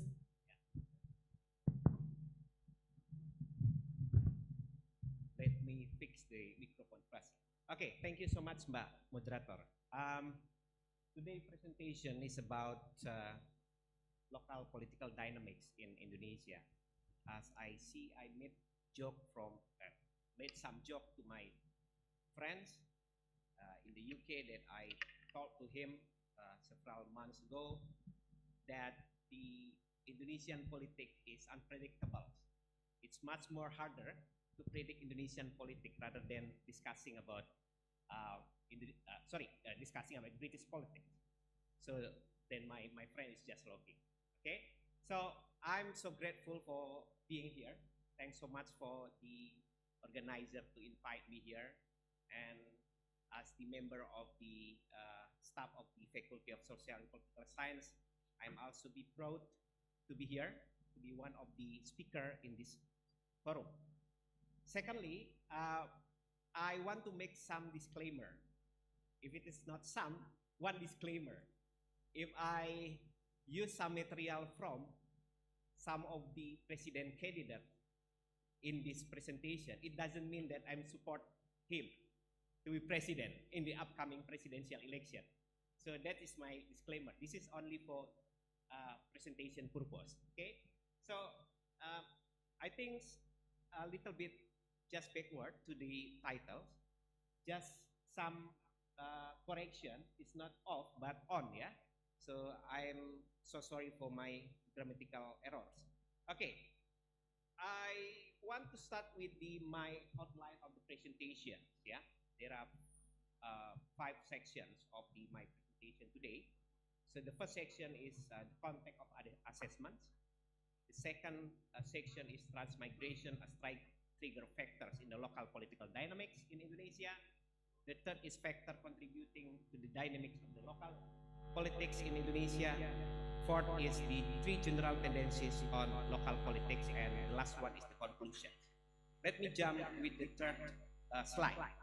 Please, third slide. Okay, this is the first picture. The governor of Central Java, Pak Ganjar Pranowo. I took this from his YouTube. This is not for the campaign purpose, yeah. This is for just presentation. What I'm looking at the picture is very interesting, yeah. Ganjar Pranowo visit Lampung and he met someone who took care of him during his childhood. So this is very interesting. Please go on to the next slide, please. Okay, this is the second and the third picture. The second picture is Anies Baswedan. When Pak Anies visit Lampung, years ago, 2 years ago, okay, and then grand title from the Tulang Bawang customary communities, yeah. And then the last picture is Pak Prabowo. If you look at Pak Prabowo there, Pak Prabowo visit West Sumatra and also grand title from Minangkabau custom communities. So we then make or jump to a conclusion why those 3 candidates came to several areas in Indonesia. So I think the answer is various answer. We can get it from those activities. The first one, like why someone like Ganjar who live in Central Java and Anies Baswedan visit Lampung. And why did Prabowo attempt to stay close with the Minangkabau other community? So I think there are some answers could be raised from this question, this critical question. First, perhaps visiting Lampung becomes one of their political agenda to increase their popularity in facing the upcoming presidential election in 2024. That might be possible first answer. The second possible answer is Lampung has the largest constituency, has the largest voters in Sumatra. That could be important for any president candidate to visit Lampung and to persuade Lampung's voters to choose them in the upcoming presidential election. All of these questions might be coming around in our mind, but for me, as the non-instrumentalist scholar, I believe that transmigration might provide a fundamental answer to answer all those, questions come around in our mind. Okay, why transmigration? Next, okay. I jump a little bit to give you some understandings about what is the transmigration. As we know that transmigration is a policy aimed at moving people from most densely populated island to less densely populated islands. Yeah, that's the basic definition of transmigration. And this program was first implemented in the Dutch colonial era in 1905 as the response of the ethical politics proposed by some of the Dutch human rights activists at the time. But as the colonialist policies, transmigration also continues in the era of Indonesia after independence by Suharto, Pak Sukarno, and then up to now, the transmigration program are still running. Yeah, there are two ideal purposes of transmigrations. The first one is transmigrations aim to make our population balance across the archipelagos. That's the first aim. The second aim is to overcome the poverty problem inside the Java Islands. So by sending or by relocating people from Java to another islands, it's probably can, at the time, they presume, the policymaker presume at the time could increase the level of wealthiness, the wealth level of the someone who living in Java at the time.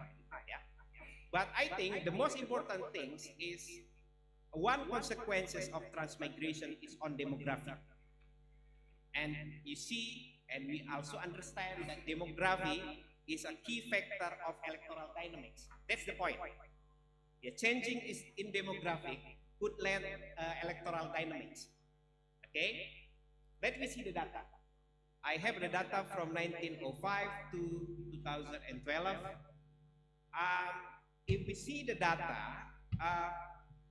in the Dutch and Japan era, for instance, there are more than 200,000 people relocating from Java to island outside the Java. And then in the Sukarno era, in 1951 to 1967, 68, is around more than 400,000 people relocating from Java to another island, from Java and Bali to another island, such as Sumatra, Kalimantan, Sulawesi, and etc. In Pelita 1, as you know, and some of you already know, what is the Pelita? Pelita is the 5 years development planning created by Suharto government to ensure that planning having a development having a good having a good plannings. Yeah.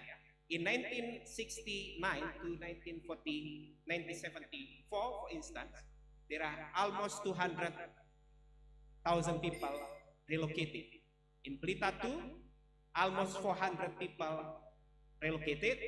And then in the Pelita 3, is more than 2 million people relocated.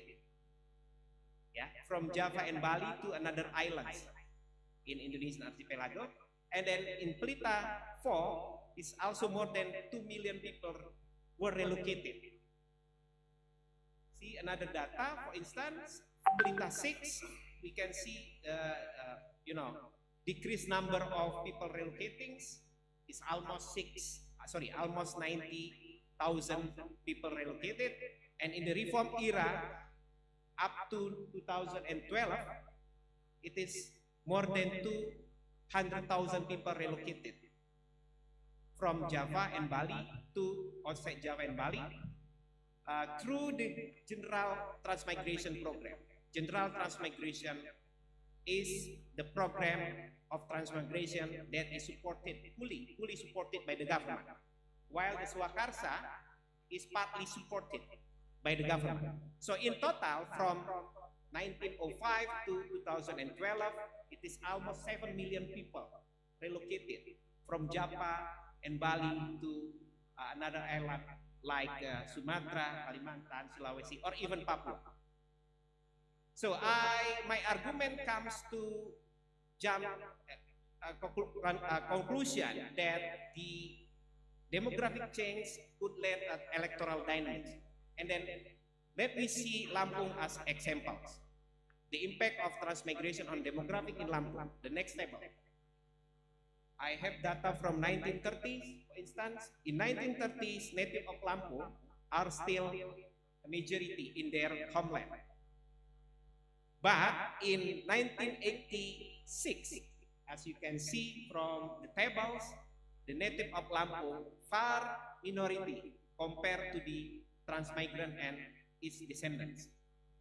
Okay, and the latest ethnic survey, the next slide, please. if we see the latest ethnic survey in 2000 and 2010, the ethnic of Lampung, or Lampungese, for instance, in 2010, constitute only 13.5% compared to Javanese up to 64%. So, in Lampung especially, transmigration is part of the political dynamics. If we are discussing about Lampung's local politics, we cannot deny that factors of transmigration is really influential.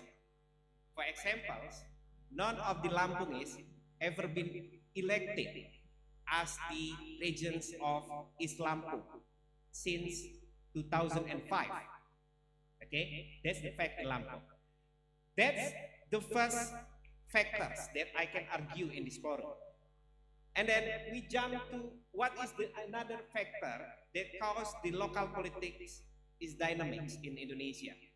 Of course, as we can see, as we feel now, as we know that the political reform in 1998, for instance, giving us very big chance to play a role in politics. Yeah, there is no restrictions for political party establishment in this era. There is no restrictions for someone who want to be politicians.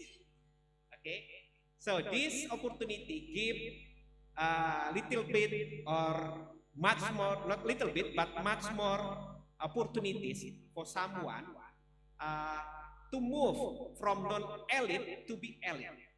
That's why democratization in Indonesia provide a big opportunity to someone from change his status from non-elite to be elite. Okay, this is the second factor. The third factor is pilkada. Pilkada or direct election also led or result in dynamics of the local politics in Indonesia. Because of what? Because of previously the local elections or local leader were elected by local parliament member, but currently the local leader is elected by people directly. So one man, one vote system, or the changings in electoral system in the local level has led that the diverse consideration when it comes to voting preference. That's why in the current era of pilkada, ethnicity, religious sentiment play a significant role. People, for instance, tends, quote by quote, tends to elect leader who has similar ethnic background, who has similar religious background. Okay, that's the second, the third factors. And then the fourth factor is the national elite still remain centralistic. Yes, indeed, we are in the democratic era now, but the national elite are very dominant. Okay, party politics is too centralized. Can you imagine that if the local party want to nominate particular candidate in local election, they need to consultate or they need to wait the national chairman political party decision. That's why the national elites are still dominate the power. And also the patrimonial leaderships, it's also cause really really complicated situation in the local level. And then internally there is no democratic values in the party politics. Why? Because many local issues are not being accommodated by the central political parties. For instance, if someone very popular in one regency, but they don't have good connections with the national chairman of local politics, and also don't have a huge number of money, for instance, is most likely, even he or she very famous, very popular, in the grassroots, he or she will be difficult to be elected because of those reasons. Another factor is the increase of the political demands of exclusive political treatment of indigenous people or sort of region or putra daerah in Indonesian language. This phenomenon has been spreading out across the nation, and it was capitalized by, for instance, Lampungese in 2008, where for the first time since the establishment of Lampung Provinsi in 1960, there is no Lampungese had been appointed as the governor of Lampung, but in 2008, due to this issue, due to the issue of the putra daerah, Lampungese finally appointed or elected as the governor of Lampung at the time. Another factor is the resource, including money and power to make decisions, are still in the hand of the national elite. The national bodies like Bappenas, or National Development Planning, the finance minister, are two key offices that having power to distribute funds to the local government. And what is the impact of this situation? The impact, like we see several months ago, when Lampung, is really famous in television because of the bad local infrastructure, but the local government cannot do anything because they lack of funding to solve their problem. They need to consultate to the central government. They need to request or propose the funding before solving the problem by local government itself. So this all makes the local politics in Indonesia are really dynamic. And then I jump to key findings, or what is the current development of the local political dynamics in Indonesia. So I think there are three big themes, three big themes when we are discussing about current development of local political dynamic in Indonesia. The first one is the patronage democracy. Patronage democracy is characterized by the the resource is only distributed on the basis of individuals. See, another characteristic of the patronage democracy is where the public funding smaller than private funding, and most of the development are depending on the public funding instead of private funding. The problem is only small elite could access the public funding. That's why money just walking around God by God in the elite cycles. That's make our patronage democracy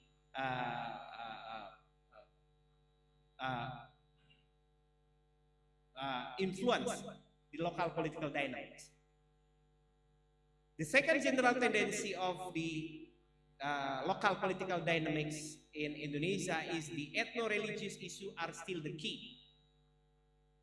People tend to choose their leader still based on what is ethnicity, what is religion from the candidates. And we will see in the upcoming presidential election, I think this phenomenon will be still same compared to the previous presidential elections. The third one is the role of money. Vis-a-vis business-driven politics are still matters. Money and then funding are still important for someone to be compete in the local election, for instance. And I give one conclusion for the Lampungs. I think Lampungs now is very interesting because there are some transformation of Lampung politics from the family politics, the power of Pak Sahrudin family now is towards business-driven politics. There are some, changings in this area, from the family politics to business-driven politics. Okay, and what is my concluding comments? I have 3 concluding comments for this event, or for this, this is my preliminary analysis for the context of dynamics of the local politics in Indonesia. First, the dynamics of local politics in Indonesia is unpredictable and so pragmatic. So if you have money, if you could capitalize the ethno-religious sentiments, if you have political network, if you have, everything's voting preference factors, you will be chosen by the voters. But I just give another conclusion that those all factors are not important one to another. Those factors like money, like patronage network, like ethno-religious sentiment, etc., are complementary each other.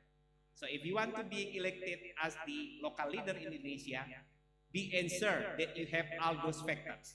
If you just have one factor, my suggestion is just become a participant, not becoming a participant, just become follower or even team success or successful teams. So the last one, my concluding comment is indeed transmigration are still matters. In some area of transmigration affected areas, the issue of being transmigrant descendant are still important. So the regions or district like East Lampung, if you want to running as the regions or bupati, be ensured that you are being one of the transmigrant descendants. That's all of my presentation. Thank you so much. Thank you very much, Mr. Ariska. Okay, from the presentation by Mr. Ariska Warganegara PhD, I might again give you a little bit highlight conclusions here. So, Mr. Ariska was talking about dynamics of Indonesian local politics that is also affected by the transmigrations, and by the transmigration, why people do that? Because of become non-elite to elite one. So, if we can highlight, it's just because of the wealthiness and also changing demography to be more developed and digitalized. Something like that. Okay, ladies and gentlemen, now we are coming forward to discussion session. For this discussion session, I'll be giving about 30 minutes for this session, and I'll be opening for like 1 to 2 questions first. But before you asking the question, please mention your name and then where are you coming from, such as your university or your organizations. And please also mention for whom that you are asking the questions. Is it going to Professor Irina Sestakova or Mr. Ariska or both of them? Now I'll be opening 1 to 2 questions. Everybody in the offline meeting today might ask any questions. You may just raise your hand. And also for the online audiences, you may just chat on the box or just use the raise hand feature. Anyone? Okay, sir, yes, please.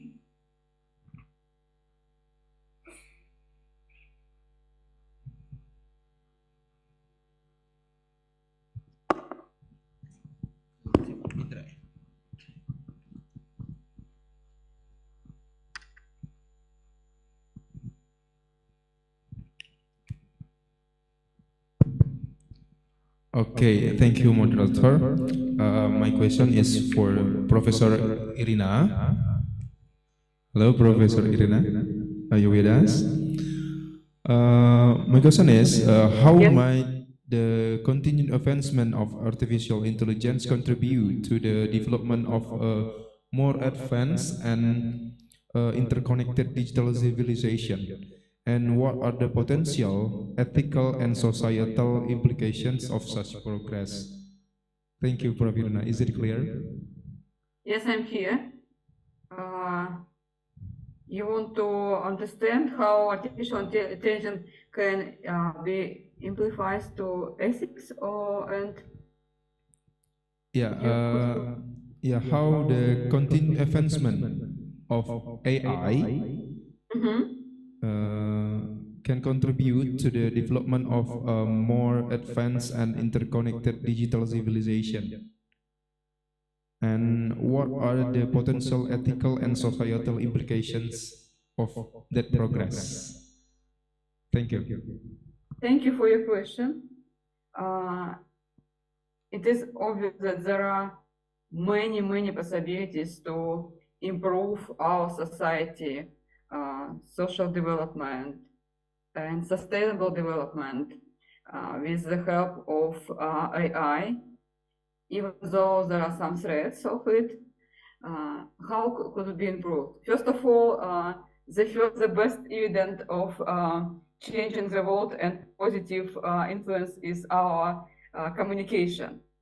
So I am more than 10,000, about 12 or 13,000 kilometers far from you, but we can communicate and discuss scientific and different ideas. But for human being, communication is the main necessity in their life. And this is possible now. For society, this communication can integrate their knowledge when they communicate. So this is great benefit.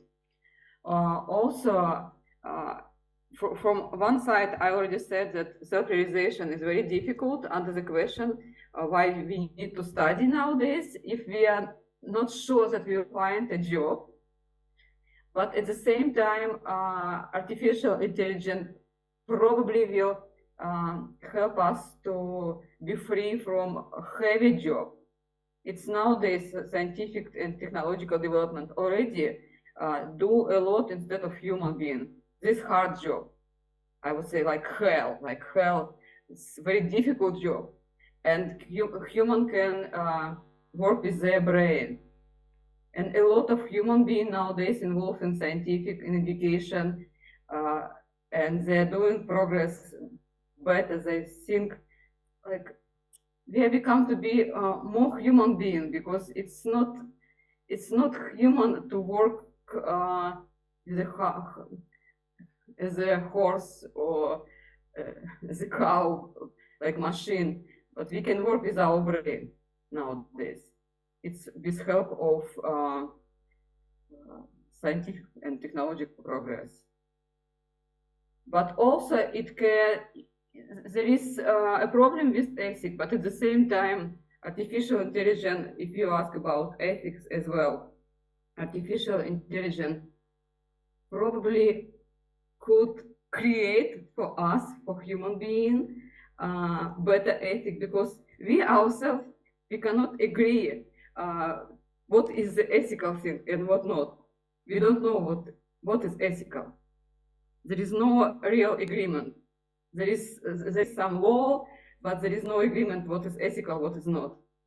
That is why we struggle so much. There is fighting in between countries because we don't agree what is the best way. Probably artificial intelligence will create for us human ethics, and we will live in a peace time, I hope. For that.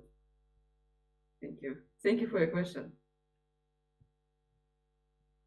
Thank you, Professor. I have another question for Professor Ariska. From your presentation, there is a connection between culture, religion, money, and the presidential election. Is that the most effective way to win the election? Or for your opinion, is there anything else the politician do to win the election? Please. Thank you Yeah. so much for your question. Okay. Yeah, yes, please. Okay. There are indeed several factors that we are discussing about how to win the local elections, and money, fundings, ethno-religious sentiment are several factors that can influence the level or can increasing the level of electability of particular candidate in the local elections. If you asking me as the non-instrumentalist scholar, I do believe that the factors that outside the money, funding, oligarch, and etc. There is another factors. For me and my group, as the non-instrumentalist researcher, we do believe that another factors like ethnicity, religion are still play around, are still important to influence the voting behavior of the voters in the election, not only in the local election but also in general election, for instance. So, if you're asking me where is the most important factors, it's the answer is varied. For the location like the East Lampung, for instance, the sentiment of being transmigrants or being particular ethnics are still important. That's why in some area of Indonesia, indeed money play very important roles. But in some area like for instance, where the existence between the majority ethnic versus minority ethnics, or majority religious group versus minority religious group, these two factors are still play around and still important, even compared to the money. So this is depending on where is the location. So if we are discussing about transmigration affected area like in Lampung Timur or East Lampung or even in Metro, for instance, indeed those factors are still important. That's why my conclusion, I cannot identify which factor are more important one to another, because all those factors play in their captive market. Okay, for someone like someone who like money politics, yeah, money will be influenced for them. But someone who has a very high sentiment in ethnicity, in particular ethnicity and religion, I think ethnicity and religion are still matters. So that's my response to your question. Okay, thank you so much for the answer. Thank you, Professor. Okay, is it enough, sir? Like, do you want another further questions? No, that's enough for me. Okay, thank you so much for asking, and thank you so much for answering as well. We still have plenty of time for everyone, the audiences offline and of course offline. If you have some questions to be asked here with our speakers today, you may raise your hand here, and also for the online meeting one, you may just use the feature of the raise hand. Yes, please, ma'am. Could you please mention your name and also your faculty or your organizations? Thank you. Okay, thank you. Good afternoon, everybody. Good afternoon, Professor Irina and Bang Ariska. My name is Hairudin Sasimbolan, and I'm from the same faculty as Bang Ariska, from Social and Political Science, from International Relations Department. I want to ask to Bang Ariska, especially because I already hear your presentation, and you have explained how transmigration, democratization, and other factors make local politics very dynamic, especially in Lampung. But local politics have the tendency to be more extreme in some cases. Although local politics that are dynamics is the proof that democracy is working well also. But in your opinion, is there any not ideal system, because there's no ideal system in political, but is there any suggestion from you that we can do something to overcome this challenge? Because it is not sustained. For example, if only transmigrant descendant who can win the election in Lampung, what about merit system and so on and on? So what is your maybe the most close ideal system to overcome those challenges? Thank you. Yeah, thank you so much, Mbak Anissa. This is very challenging question and very good questions.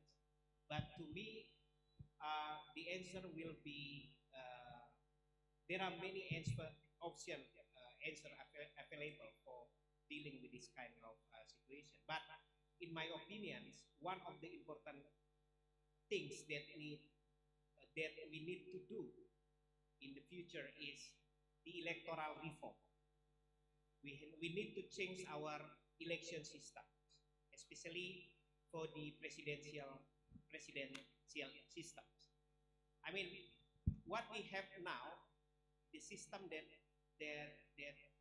I have to brave to say this. What the electoral system that we apply currently is not really accommodate for someone who was born from the minorities, either ethnic minorities or religious minorities. That's why I think the best solution is we have to do electoral reform as soon as possible by creating a system that accommodates the either religious and ethnic minorities to be elected. If we are discussing about the current system, we never had, for instance, like a president who is coming from minority religious group, for instance, and then, for instance, we never had president coming from minority ethnic, for instance. Indeed, this kind of electoral reform, we need very radical change in our election system. But I think as we are not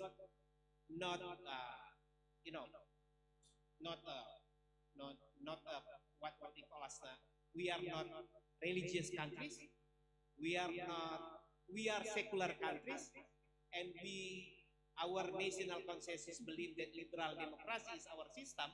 So I think everyone should open to create a more democratic election system in the future. In this sense, we believe that if minorities could be elected or could be involved in the power, I think the balance of power or Indonesia will be more democratic internally. Yeah, because of our system now still majoritarian rules, and then money play very important roles in persuading the group of majorities to choose somebody to be elected as the local leader or even the president. So I think this kind of election system should be reformed as soon as possible.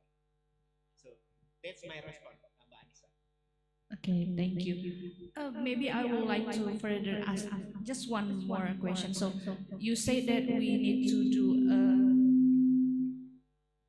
electoral reforms, something like that. So what would you think if we change our electoral system now back to what we do in before 2000? Yeah, in the local context, Yes. it doesn't mean I agree with the indirect local election system. But I think we need a further assessment to choose which area that could implement the direct election, which area could implement the indirect election. Because geographically, demographically, in terms of education, in terms of economy, we are really diverse. And then I think, for me, I think direct election is good, a good election system. especially for location or for area that people are already well educated. But how about in the area that the HGI, Human Development Index, are still low? So we need to consider the alternative election system instead of making homogeneous election system across the Indonesian archipelago. So I think everyone here, the young generation, should support the idea electoral reform in Indonesia as soon as possible. Yes. Okay, thank you. Thank you, Ms. Moderator. Okay, thank you so much for the questions. And we still have some time for everyone that wanted to ask some questions here from offline audience or online audience. Is there anyone?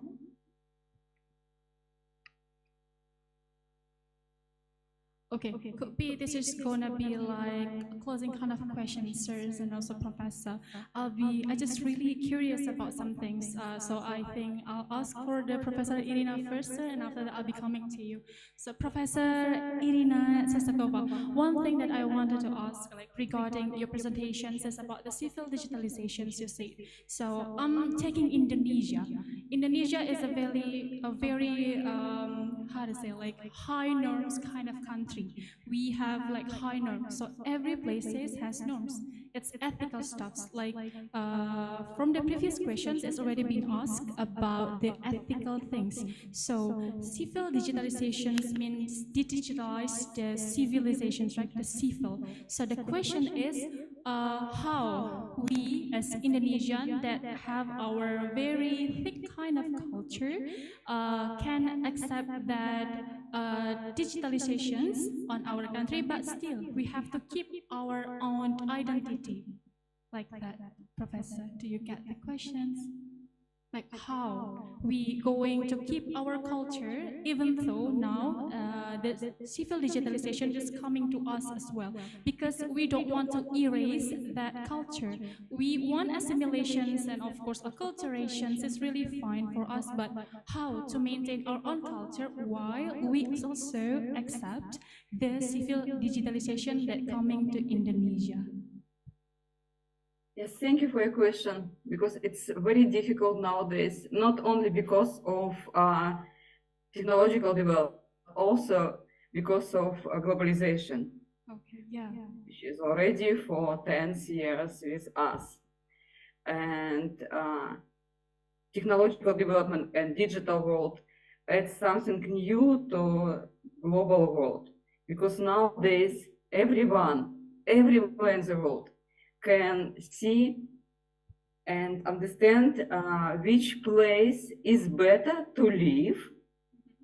That is why people try to escape their rural areas, their poor places, and they're tempted by better countries.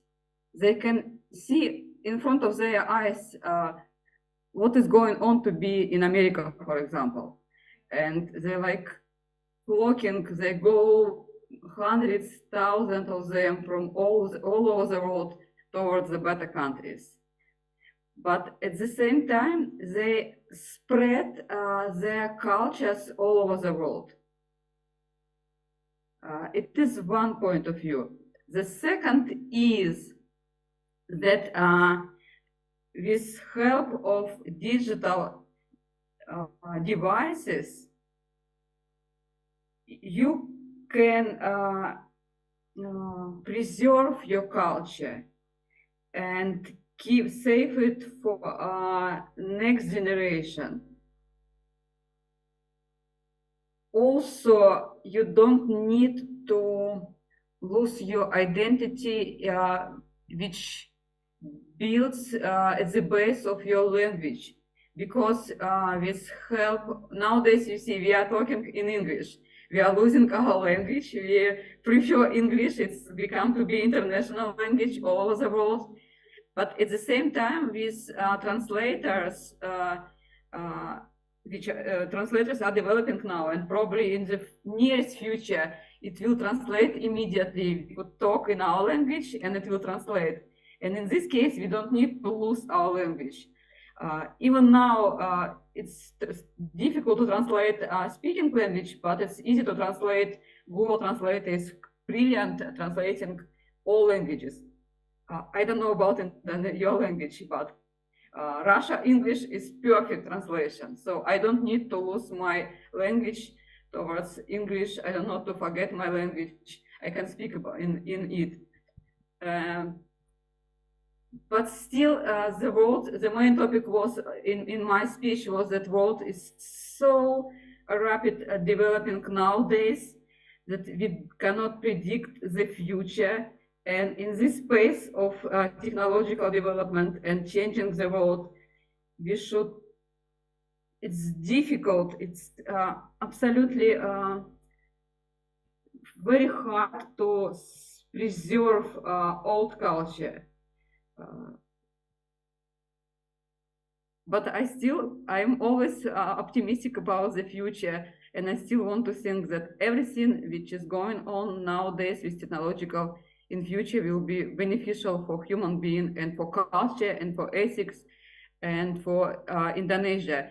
Because first of all, I mentioned that people, young generation especially, try to leave their countries to going towards the developed countries, but at the same time, with help or with thanks to digitalization, nowadays we can stay even in the village and work for any place. You don't need to move to leave your place. You can stay in Indonesia and work for any place in the world. And this is because of digital devices. So this is the positive for saving your culture, your people at least. So this is my point of my view on this question. Okay, thank you. Thank you so much, Professor. I got it now. Thank you so much for the answer. Now I think this is going to be our last questions. I still be going to open first before I ask the questions myself. Is there anybody from online and offline audiences that wanted to throw questions here? Okay, if there's nobody, then I think this is going to be the last question, and I'll be throwing it to you, sir. So my questions is, I think, relating still to the previous questions. It's about idealism. To be somebody that idealistic, which is firm for herself or himself, have a standard for himself or herself. Is it really hard to be one of them in Indonesia? Since you were stating here, like there is role of money, there is also no relatives that you want win, not anything, could be some elections or things like that. So sometimes people that become so ideal, like just for herself or himself, just a standard for himself. Let's say you don't want to use AI. Why? Because I want to find some journal by myself. Okay, there are people like that, of course, like rejecting the AI to help them. But there are people that just welcoming and use it very well without border, I can say. They just use it without any border. But there are people that really rejecting it, the AI, because they become ideal, because they want to do it by themselves. This is my homework, I'm doing it myself. So this is going to be a very subjective answer. I think, sir, it's okay. I said it's subjective because it's going to be like depend on your perspective. So what do you think? Is it going to be so hard in Indonesia, especially to be an idealistic one? Thank you. Okay, this is very general question, but as my role here is to present the topics on local political dynamics, I try to link your questions with my topic of presentation today. Okay, so maybe we are thinking that someone who vote the candidate because of the money is not ideal voters, or maybe someone who vote the local leader based on similarities of the ethnicity and religious is not ideal voter. But I think the answer is not that. Yeah? Voting is very personal question. Sorry, voting is very personal. What's that? Very personal things to do by anyone. So if you asking me as researcher, I do believe that what we need now is creating a proper political and election system in Indonesia, where we can reduce the money politics, we can reduce the ethno-religious sentiment by creating a proper election system. So what my aims in this conference is try to give a little bit understanding. We have a problem like patronage democracy, like money very significantly influence the voting preference of particular voters, like the issue of the ethno-religious sentiment. But this all problem would be solved if we can create a proper election and political system. So the problem now is so many conservative politicians are in political system. So they don't want to change the system. They want to maintain the system. Because of what? Because the system can be beneficial for their future, for their politics in the future. So I think this is our turn as the scholar. I'm speaking as the academician, as the researcher. I think the best solution is how we can create more democratic political and election system. So all those problems can be reduced by those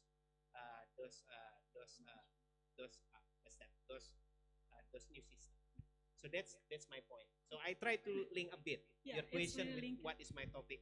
I got it. Okay. Thank you so much, Mr. Ariska. Thank you so much. Thank you so much also for Professor Irina Sestakova. Ladies and gentlemen, I think that's going to be the end of our discussion session because we have no remaining time. That's why now it's also a sign for us to also ending the second panel session for Universitas Lampung International Conferences on Social Sciences, the fourth. Again, before I'm closing this session, I would like to thank you very much for Mr. Ariska. Thank you so much, sir. And also, thank you so much for Professor Irina Sestakova because of the very insightful, knowledgeable, and very sharp presentations for us today. We really wish, sir, and also Professor, we can have another time with some discussions and also moment with you all. Ladies and gentlemen, I also wanted to thank all of the audience and participations. We really appreciate that. Hopefully to see you again really soon, everyone. Thank you very much. And this is the end of the panel session of ULICoSS 2023. Wassalamualaikum warahmatullahi wabarakatuh. Before that, Mr. Ariska, could you please stand forward a little bit because we have to give you the certificate. And also Professor Irina Sestakova. Professor, could you please open the camera still because we are going also give you certificate for today. Mr. Fadzrin, you might come here and also giving the placard to Mr. Ariska and taking pictures with the certificate and Professor Irina Sestakova.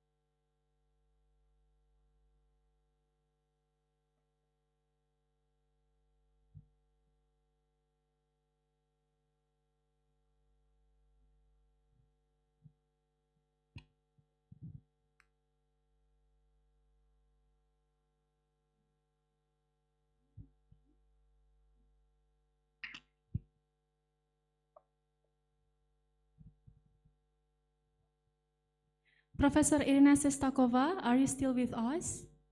Yes, of course. Yeah, could you please? Okay, we will be getting a screenshot with you with the certificate beside you. Okay, now. Okay, 1, 2, and 3. Okay, thank you so much, Professor Irina Sestakova. And also Thank thank you you so for much, inviting me. Mr.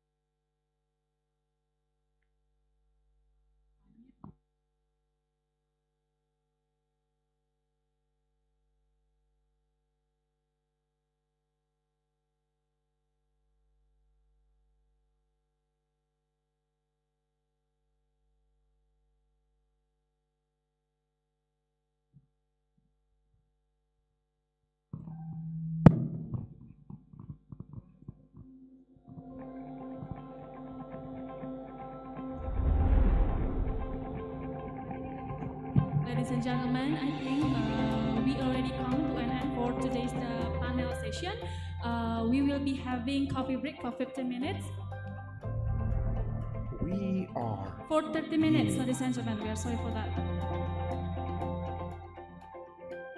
So after the coffee break today, we will be coming to our room for the offline presentations. Thank you.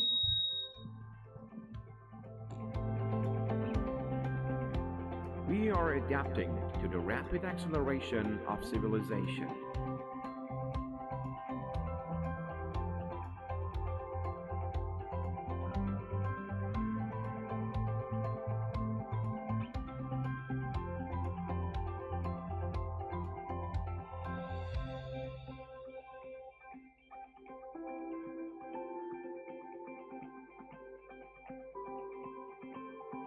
We also are involved in national development strategic planning.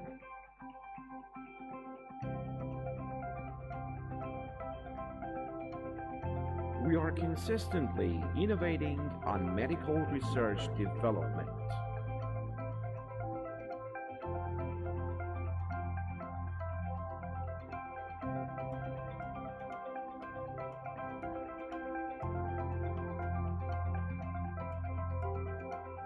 We care and are actively assisting to enhance the people's welfare.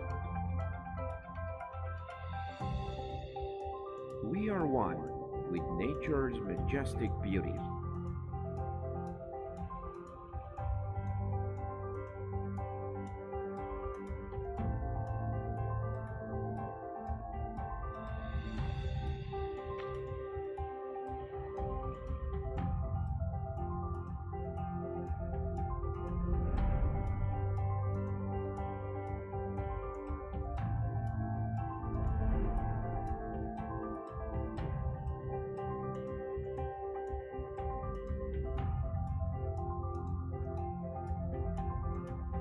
We emphasize justice above everything. We have made a significant contribution to national food security.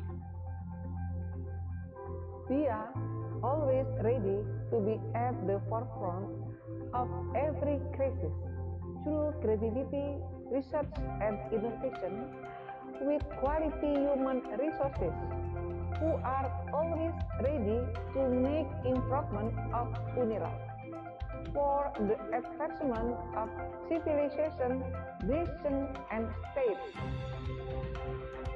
We conduct innovative and high-quality research.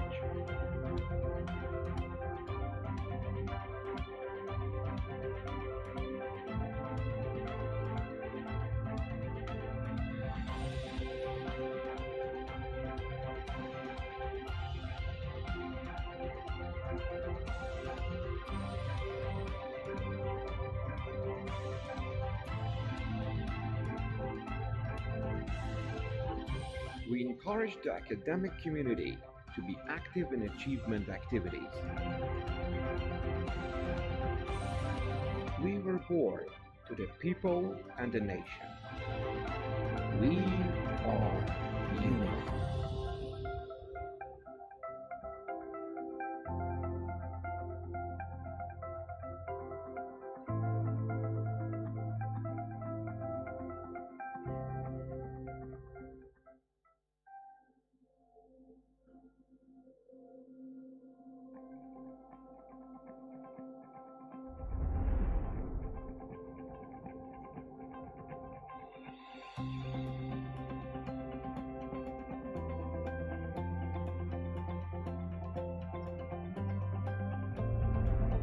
We are ULICoSS.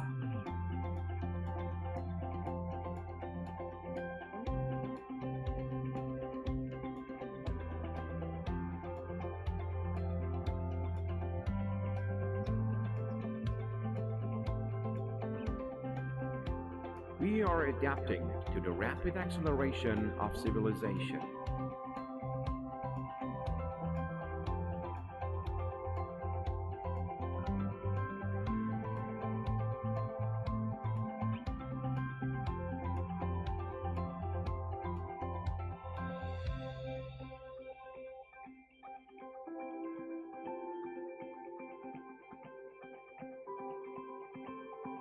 We also are involved in national development strategic planning.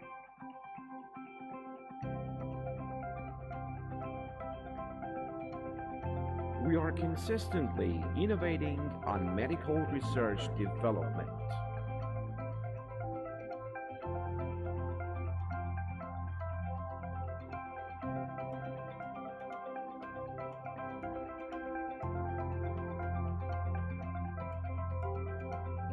We care and are actively assisting to enhance the people's welfare.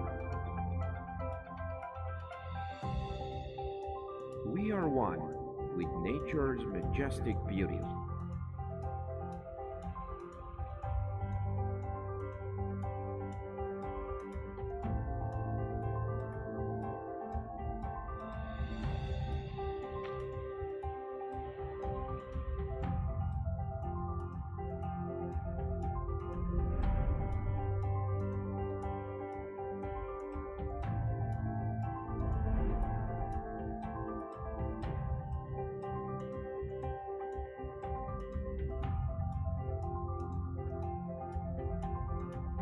We emphasize justice above everything.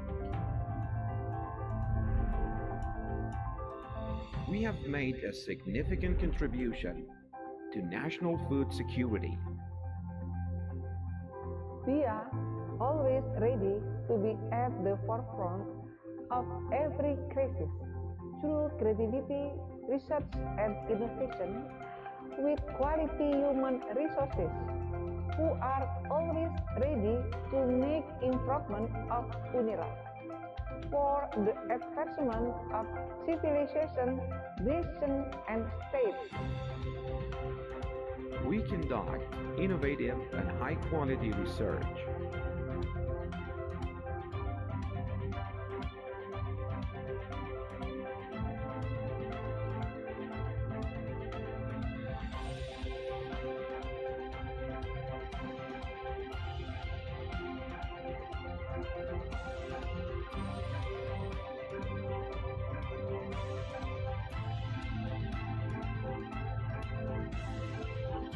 We encourage the academic community to be active in achievement activities.